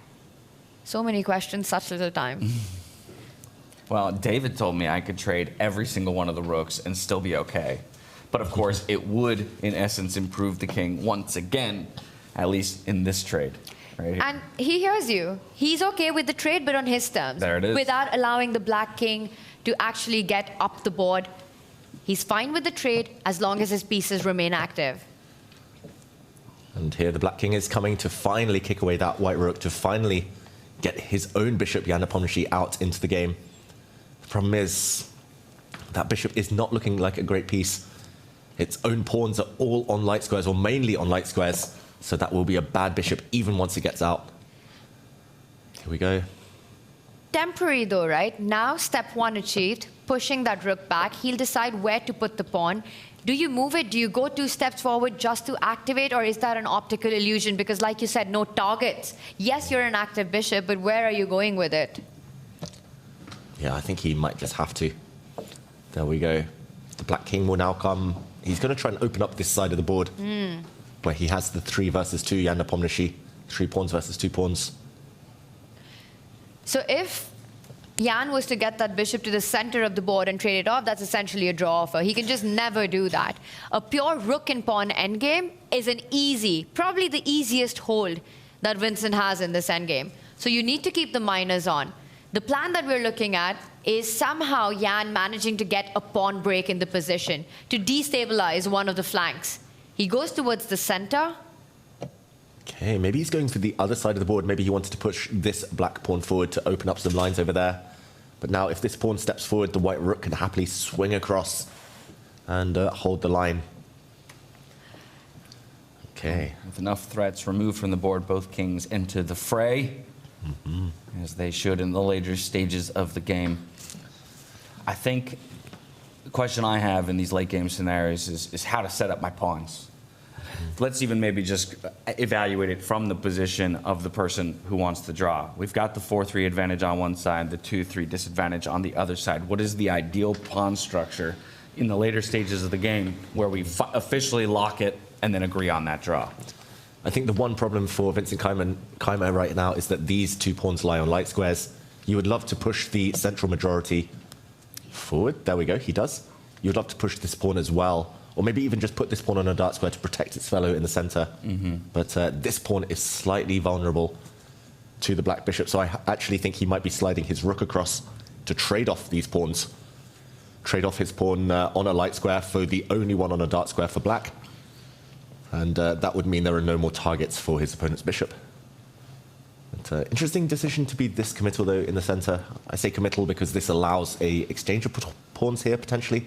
The black king getting very active, actually, if there is a trade-off. I don't really like what Vincent's doing. It feels like Jan slowly, extremely slowly, is making progress in the position. Yes, it's still equal. And, you know, it feels like a completely calm endgame that we're in, but their heart rates do give it away. The tension that the players are feeling. The realization that, you know, they have to play this out. They have to play this on. Vincent has to hold on with his dear life in this one. Make sure nothing goes out of control. And Jan just has to keep pushing an equal, a balanced endgame till the very end. With no plan in sight, but just going on, putting pressure. Just keep the game going. So to take or not to take here from Jan's position with these two pawns staring at each other? I think not to rush, because the white king would be very strong in the center of the board, controlling lots of dark squares while the bishop controls light squares. Probably getting black's pawn out of the sight of white's bishop is strongest, although yeah, at this point everything still looks level. It's just about testing the opponent, inducing a mistake, which is always the hardest thing in these endgames.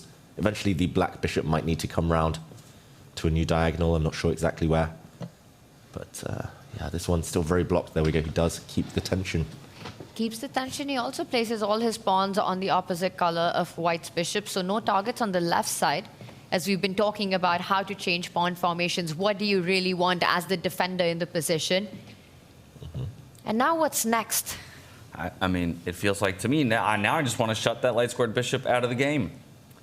Take that pawn that you were maybe a little bit, yeah, exactly, looking at before, throw it up 2 squares onto that light square, prepare yet another pawn push if Jan decides not to end up trading here, and allow my king onto that dark square.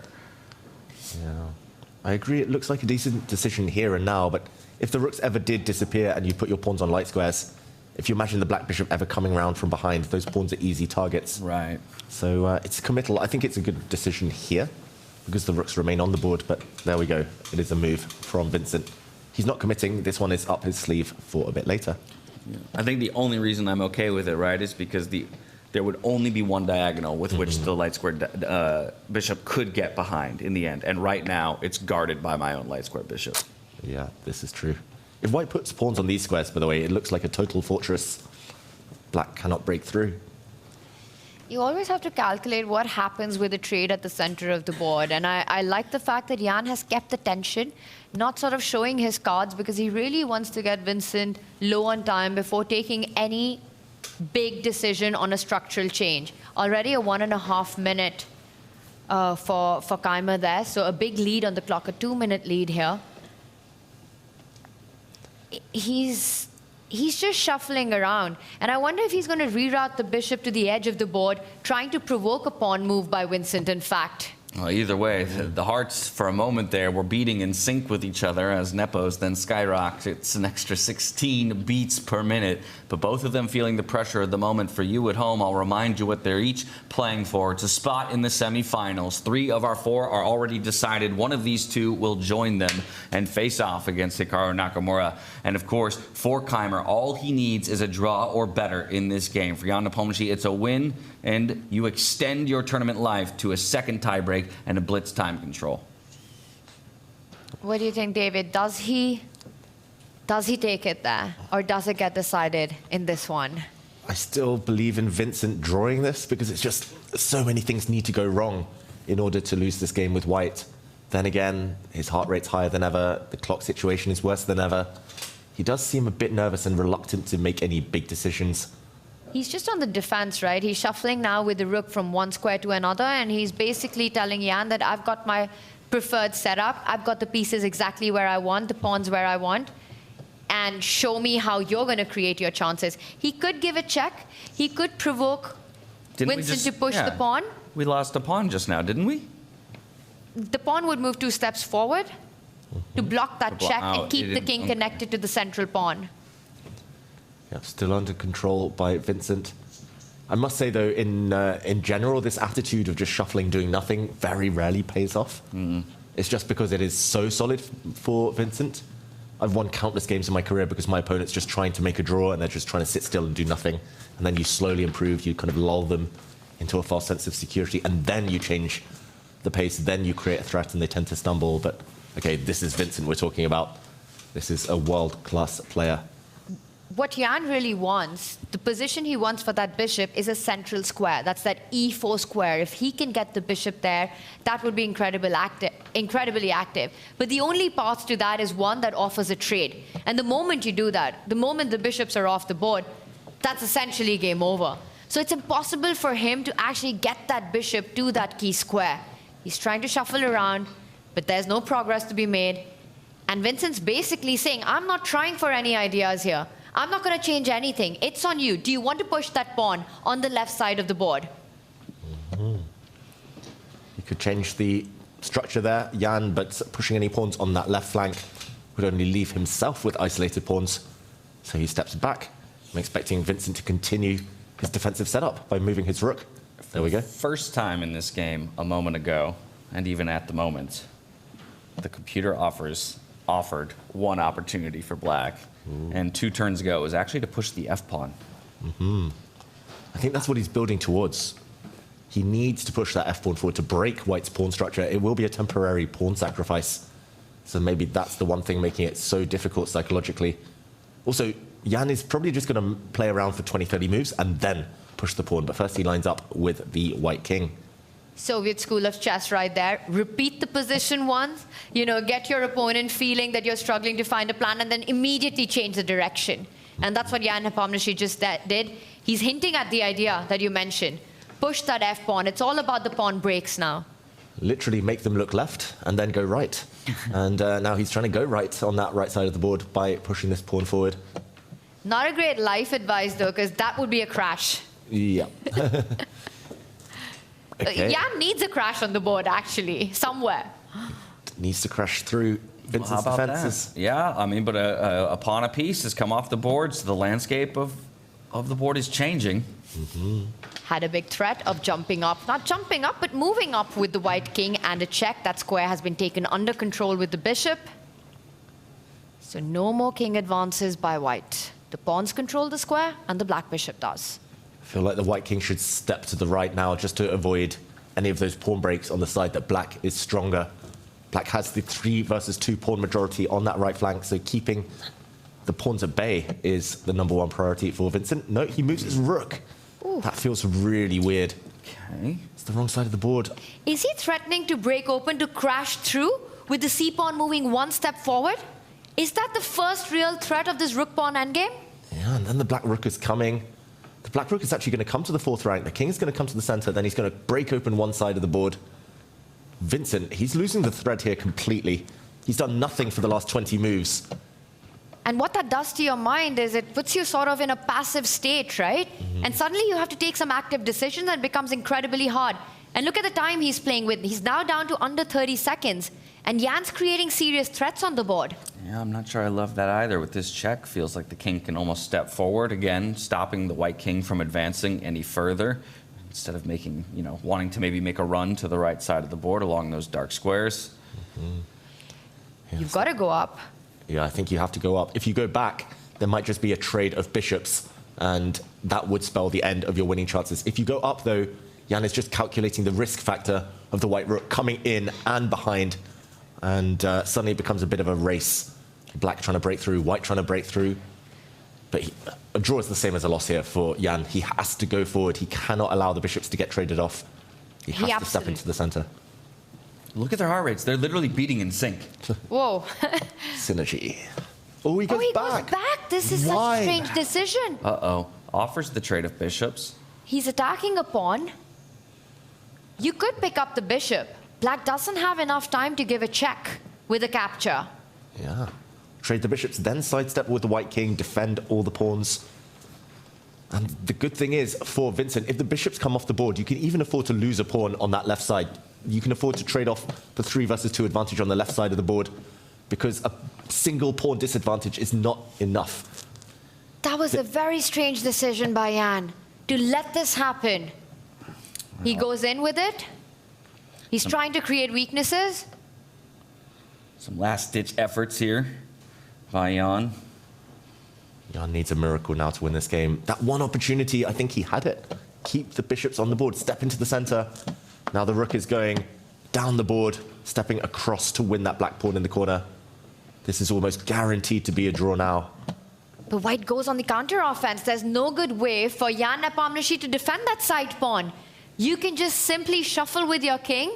And yes, Jan's won a pawn, but not for too long.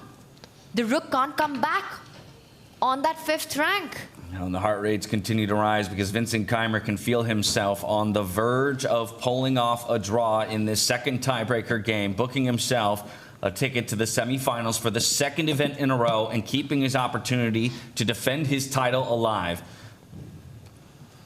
Oh, look at the heart rate. It's skyrocketing even. Vincent Keymer, he went up to nearly 160. Highest it's been all game. He can smell it now. He can almost taste that semi-final against Hikaru Nakamura. Is there any danger here for him? The only thing is if he gets checked back, if the white king gets kicked back to the 1st rank, to the 1st row here. But look at this, really classy move. He offers a trade of rooks, which was not possible to go for Jan Nepomniachtchi. That pawn would have been too strong. Now he's going to drop his own rook back and kick away the black king. And there's no way for Jan to force white's king to the 1st rank. You have a nice spot, a hiding spot next to your pawns up the board where it'll be absolutely safe. I don't see how Jan is even creating chances here. On the clock. He had 3 seconds there, by the way. He has to make a move. He does it. Beautiful defense. Just brings the rook closer to the king. Everything under control. This is what Vincent Keymer does best. This is a fortress. You now can step back to the 1st rank because the black king could not cross over to the right. The white rook's placement, superb. And now you can just wait with the white king.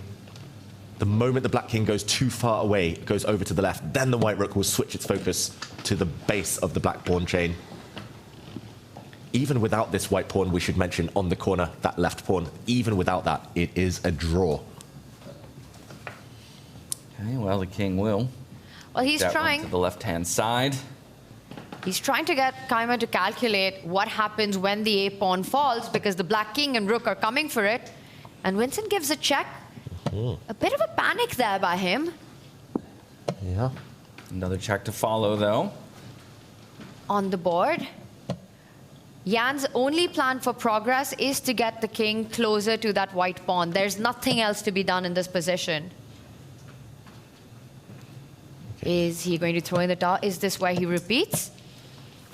That'd be a shocker. He has to try that plan out. No progress being made. He's set up the perfect blockade, Vincent Keymer. Black's pawns cannot push. Black's rook alone cannot do any damage. The black king cut off. Okay, he moves his rook. But if the white king just waits, how do you destabilize the white rook from this outpost, from this position it's posted up on? And Keymer confidently makes move, coming up to a minute on his clock now. He's managed to get those extra seconds. King on the run again. Here comes a check. The rook will replace itself there, defended by the pawn. And we're gaining time on the clock now for each player as they blitz out some moves. And that's far more important for Vincent than it is for Jan, right? When on the defense. The king is pushed back to the 5th rank there now. So back on its own side of the board at the very least. I think you could make any move, except if it's a one-move blunder. Just shift the king, move the rook on that rank. He does it. He steps up the board. Interesting choice. He's changing the formation. Will he give a check again and then transfer it back to that F line in front of the king? Why not? Multiple roads draw. You could have gone hunting for the black pawns there. You would have been totally fine as well. But he's found the defensive formation he wants to rely on. Why calculate anything? Why risk anything? Bring the rook across. Why fix what's not broken? And this fortress hasn't been broken yet by Jan Nepomniachtchi. Exactly. Jan's asking him to prove that he can defend the position. How about that 50-move rule? Nothing's left to the board for quite some time. Yeah, it's now been 20 moves exactly. Okay, 30 more to go. 30 more to go since the last capture or pawn push. And it comes down to that moment that Jan allowed the bishop swap, right? So unnecessary to keep the chances alive. He had to leave that piece on the board. He had to step up with the king. And that's where he just needs to remember the old adage, All rook endgames are drawn. Even without that white pawn in the corner, it is a draw, 3 versus 2. A well-known draw as well. He's offering a rook exchange here now. Jan Nepomniachtchi, do not take that rook. The black pawn would be too far forward, too close to promotion. The black pawn would capture and run down the board. Instead, he gives a check. He might even slide behind his own pawn soon and start propelling it forward. Or he will go hunting for this black pawn. I think Jan's about to be out of the race of the semi-finals. Oh, he's been so good, Jan Nepomniachtchi. He just had a horror game in the first of these 2 tiebreaks. That's the tiny margins at this top level. That's the thing. Again, I was saying, he's stealing the moniker of Mr. Consistency from Fabiano Caruana, but the reality of this tournament means one game where it doesn't go your way, where you let it slip and that consistency isn't there. It could spell your demise. Still fighting as best he can to keep his semifinal hopes alive. But he gets active now. I don't think this fight's going to last for too long. He's about to trade his side pawn for one of Jan's backward pawns and then create some weaknesses to eventually get to. I think we're a few moves away from Vincent claiming that semi-final spot. Any moment now, we will see a handshake.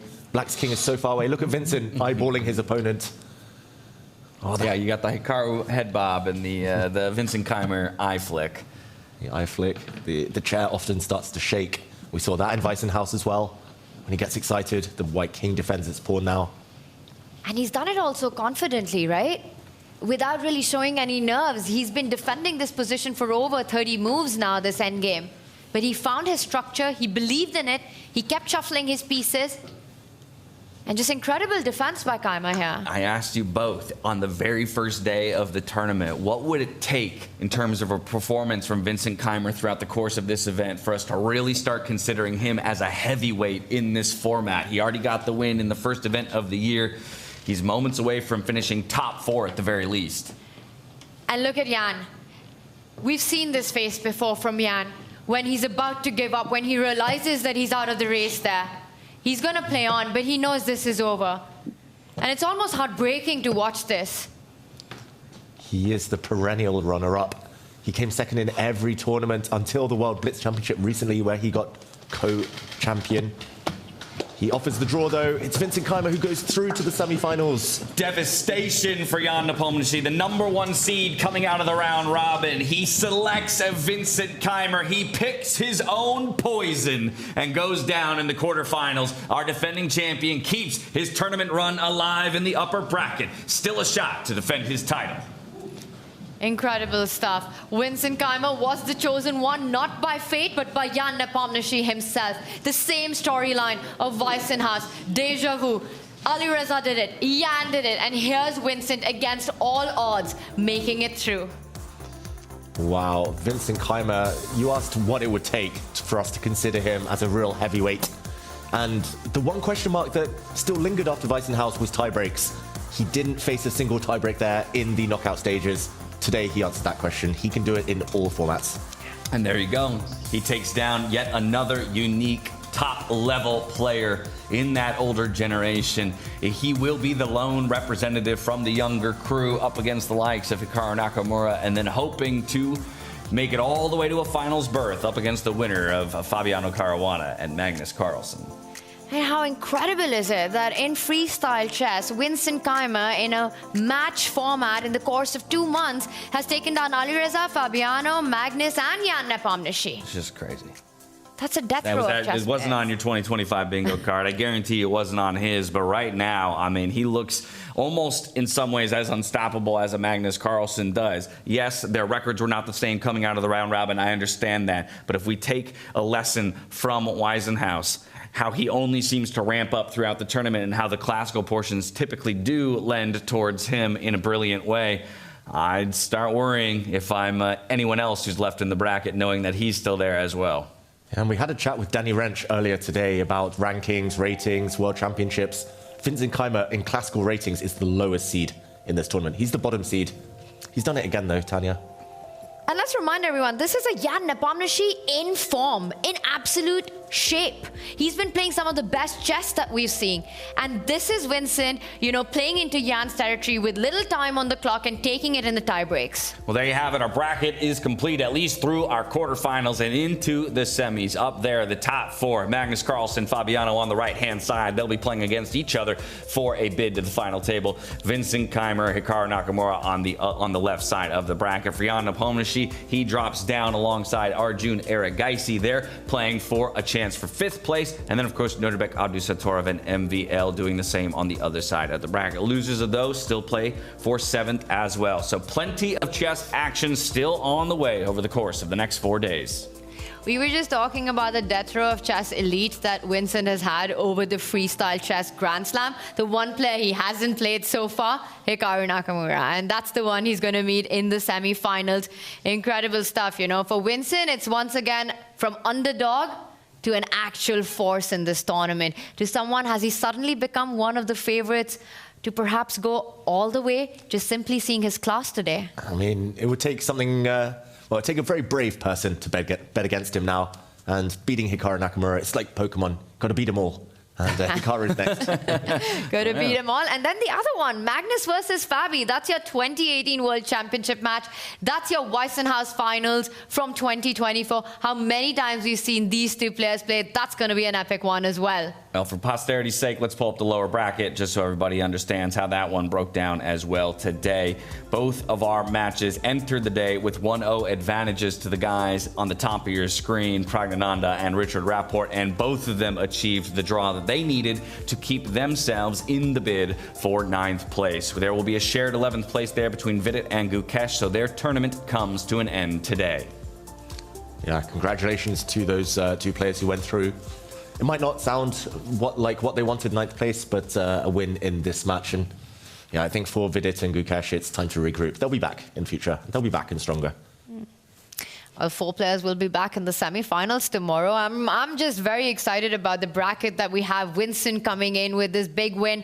I don't think many would have expected this outcome, with Jan's performance, Vincent struggling on the clock. That's got to be our big surprise of the day. I wish there was a camera on it. The dinner on the very first night, I was asked who wins the tournament, and I said Vincent Keymer. Whoa! But there were witnesses, so maybe that can be confirmed later on. And there's still plenty of chess to be played before that might come true. And like we said, such formidable opponents stand between him and the repeat of that. First Hikaru, and then the winner of Magnus and Fabiano. I mean, it really is always going to be the toughest road possible for him. Half man, half everything else. Hikaru Nakamura tomorrow. That's the first to take on. I mean, that's a huge one for Vincent. Yeah, absolutely, absolutely wild. MVP of the day, we're putting it to you, chat. Make sure you get involved. Exclamation point MVP plus the player name. Let us know who you think deserves the biggest nod for their performance on this day. It's going to be incredibly hard, right? I mean, who can think who would be the MVP? I know, so tough. Any names we can think of right now? There's none come to mind. I mean, we haven't seen chess for such a long time. It's been ages since we saw a great game happen. Exactly. Or, an underdog just score a big win. Do you have eyes on Twitch chat? If it's not 90% one specific name, then I've got questions. Hikaru was pretty good today. He was. Fabiano was pretty good today, but I don't know. For me, it's more today is more storyline driven than even necessarily the play on the board. I know we showed one of those brilliant lines from Vincent earlier, but even still, it's about that once again, he was kind of underestimated perhaps in being picked by the first seed. He has to prove himself yet again against the first seed, and he was pushed into that tiebreaker situation. So for me, my vote, of course, would go for Vincent Keymer, just based more on the storyline, but we'll see what the chat has to say. I agree.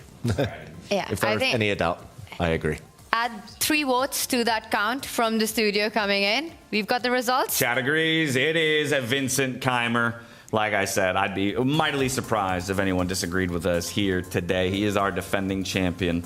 Continues to kind of set the pace, at least for what it seems like when it comes to freestyle chess, how players approach the game. what they value in the game, saying so much so that he thinks openings are the most important, as opposed to necessarily that time that we've called him out for before. But so far it hasn't bit him, at least to the point of being knocked out. To me, the biggest mystery is exactly that. How did he switch his clock management to perfection when we shifted into the tie breaks without compromising on his play quality? Yeah, it looked like perfect accuracy, and only towards the latter stages of that final game where the draw in sight did he switch up the focus and play defensive. I can safely say that this 2024 player card is going to be on the low side. 2025, he's been on fire so far, Vincent Keymer. He's going to be shooting through the rankings. He's going to be winning more tournaments if he plays like this. Yeah, I hope you and Take are taking notes of this young German grandmaster who continues to impress us. And like I said, win-win-win for Winston. Yeah, for real. Who knows? Yeah, the three-peat? No. First, he's got to get it done here in Paris before he can even think about what happens in the USA in just a few months' time. 4 more days of play. There's still plenty of chess action. And of course, we cannot ignore those 3 other formidable opponents that he has in the upper bracket. Perhaps we can look at a move of the day. Let's try. Let's bring it on. I'm ready. Was you ready? I was going to say, I didn't want to put you on the spot, having not come up with one just yet, but I would love to look at it, as I can promise our fans at home that in just a bit we'll get a word from the man himself as he books his ticket to the semifinals.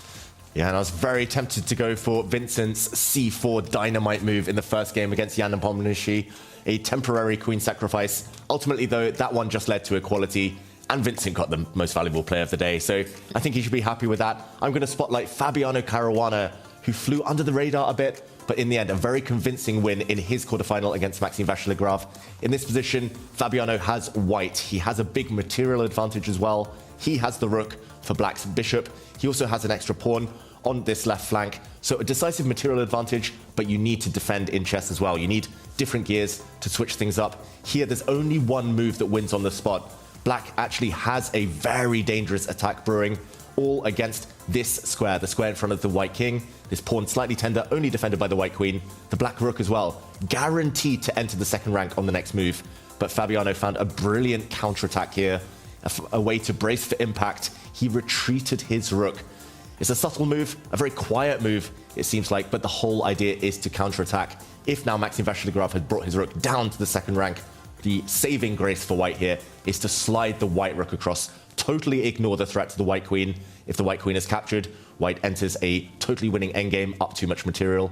And likewise, if the rook is captured, you ignore the black queen and you take the rook instead, defending and consolidating the advantage. He went on to win a very nice game, and a very convincing game, thanks to this subtle rook retreat. Yeah, preserving his material advantage and doing it in a calm, cool, and collected way, as we would so often expect him to do. Again, Fabiano seems to be ramping up throughout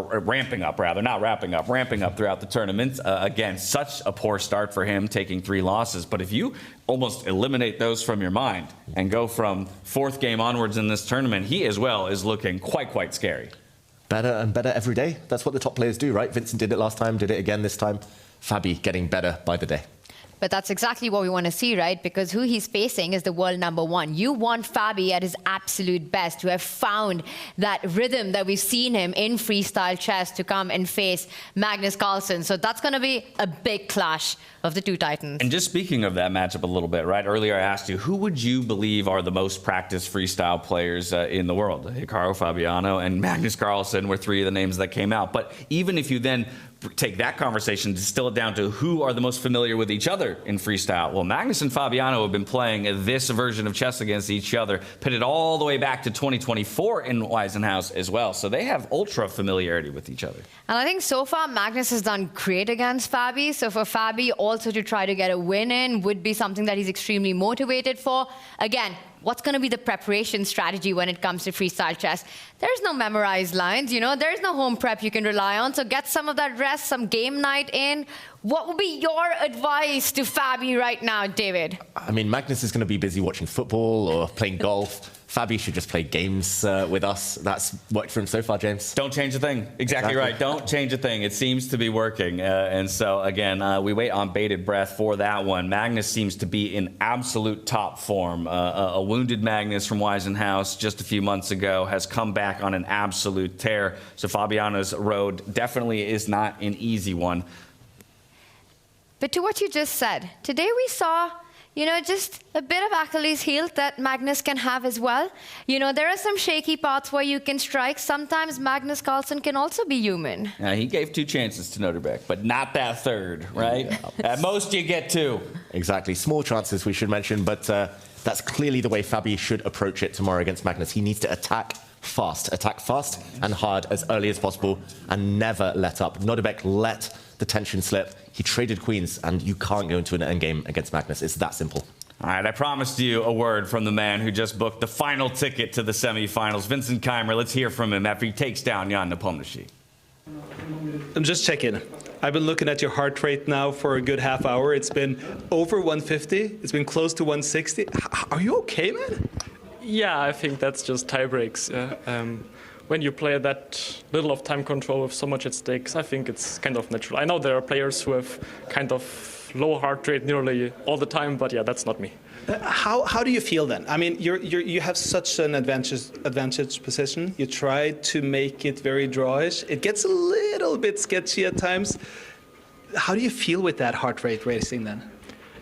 Yeah, to me it's quite natural also because I believe that we have to make decisions so quickly that it's kind of needed that the body is under a lot of stress. Otherwise, it wouldn't be possible to make decent decisions that quickly. How scared were you at one point after having had such a good position, try to make a simple draw and then getting in a little bit of trouble? It was unpleasant, but I never felt that my position was really bad. So it was more like an emotional worry than an objective one, I think. And you're correct on that. It was never an objective, problematic position, as you probably realize yourself. But I just got to ask the question. I know you get asked all the time. 8th seed, you keep beating everyone. When are people going to stop picking you? Yeah, I think for Nepo it was kind of a principled thing to pick me and to try to beat me at the start. So yeah, we will see. I mean, hopefully I'll make it to the next event and then through the Rapid and then will not be picked first. I'm going to tell you, I asked Hikaru who he would rather face before the playoffs. He said he would rather face Nepo. So, yeah, good to hear. I think that's you building respect here, Vincent. Yeah, I actually felt that the players who were actually in Weisenhaus when I won that event maybe wouldn't have picked me, but for Jan it was like, he wasn't there, and of course it would have been nice for him to show that, yeah, okay, I only won there because he wasn't there and to beat me. But so I guess that was kind of the reason why he was also trying. But yeah, it was an incredibly tough and close match, but yeah, I'm glad I managed to win. I asked before this tournament started, a lot of players on the rapid fire questions, learn by seeing or learn by doing. I'm guessing that Nepo, he learned by doing. It seems like it, yeah. Good luck tomorrow. Thank you. Oh, my goodness. I love to see a smile on that man's face. It was a marathon of a day for him. Jan Nepomniachtchi did make him work for it. But like we said, ultimately he gets back into the semifinals. And now next time around, Jan's going to think twice before picking him, just like the rest of the Weisenhaus players would have if they were even left to that opportunity to pick. It depends on what happens in this tournament, but I completely agree. I don't think anyone's going to have the confidence to pick a Vincent Keymer anymore, especially if it's in the quarterfinals, especially if you have to make the pick. I don't see that happening again because the guy just keeps proving everyone wrong. And you heard from Sveta there. He said Hikaru, when asked, that he would have preferred to play Jan in the semifinals. I'm sorry, my friend, you don't get your way. Let's get that tournament tree back up on the boards just so you know exactly what's in store as we play through the remaining 4 days of the tournament. We're going to put a major spotlight on those 2 semifinals up there at the top of your screen. It is the defending champion, Vincent Keymer, up against Hikaru Nakamura. They will play the winner of Magnus Carlsen versus Fabiano Caruana. On the lower side of the bracket there, we have fighting for a chance at 5th place, Jan Nepomniachtchi versus Arjun Erigaisi, Nodirbek Abdusattorov, and Maxime Vachier-Lagrave. That sets up beautiful stakes and a beautiful set of games for us tomorrow in the semifinals. We're going to shut the studio down here in Paris, France. We'll meet you back here at the same time, same place for more over-the-board chess action. We hope to see you there. Until then, stay healthy, stay safe, and be good to each other. Good night.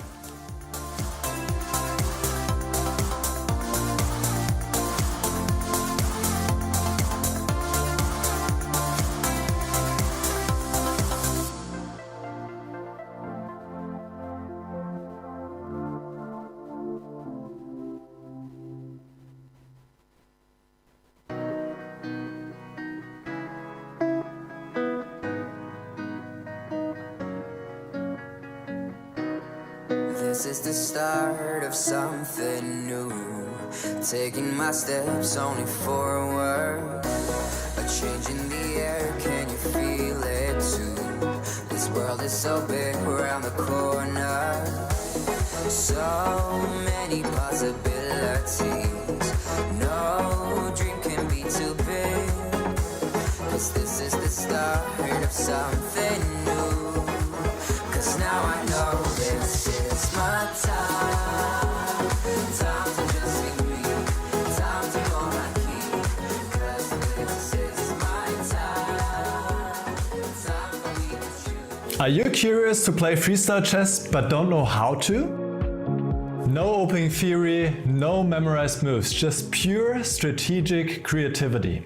But how do you navigate 960 possible starting positions with confidence? That's exactly what I'll teach you in my Freestyle Chess Masterclass. You'll learn how to develop your pieces effectively, recognize key positional patterns, and avoid early disasters. I'll break down some of the best freestyle chess games ever played, featuring Magnus Carlsen, Alireza Firouzja, and Fabiano Caruana. Freestyle chess is still in its early days. This is your chance to get ahead of the competition. Sign up now and let's take your freestyle game to the next level. Join my Freestyle Chess Masterclass today and save 20% only during the Grand Slam.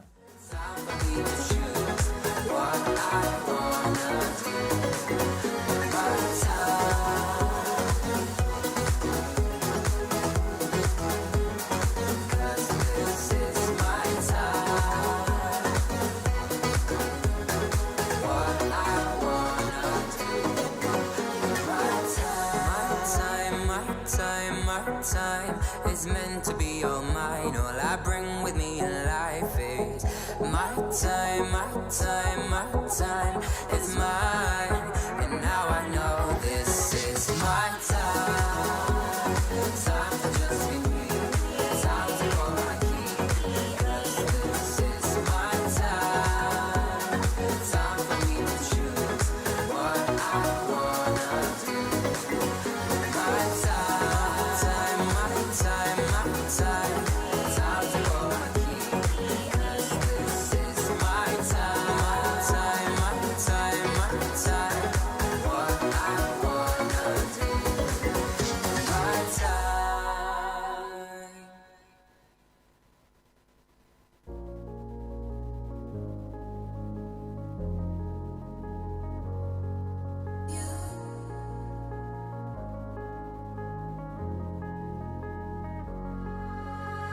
I wanna know you, I wanna show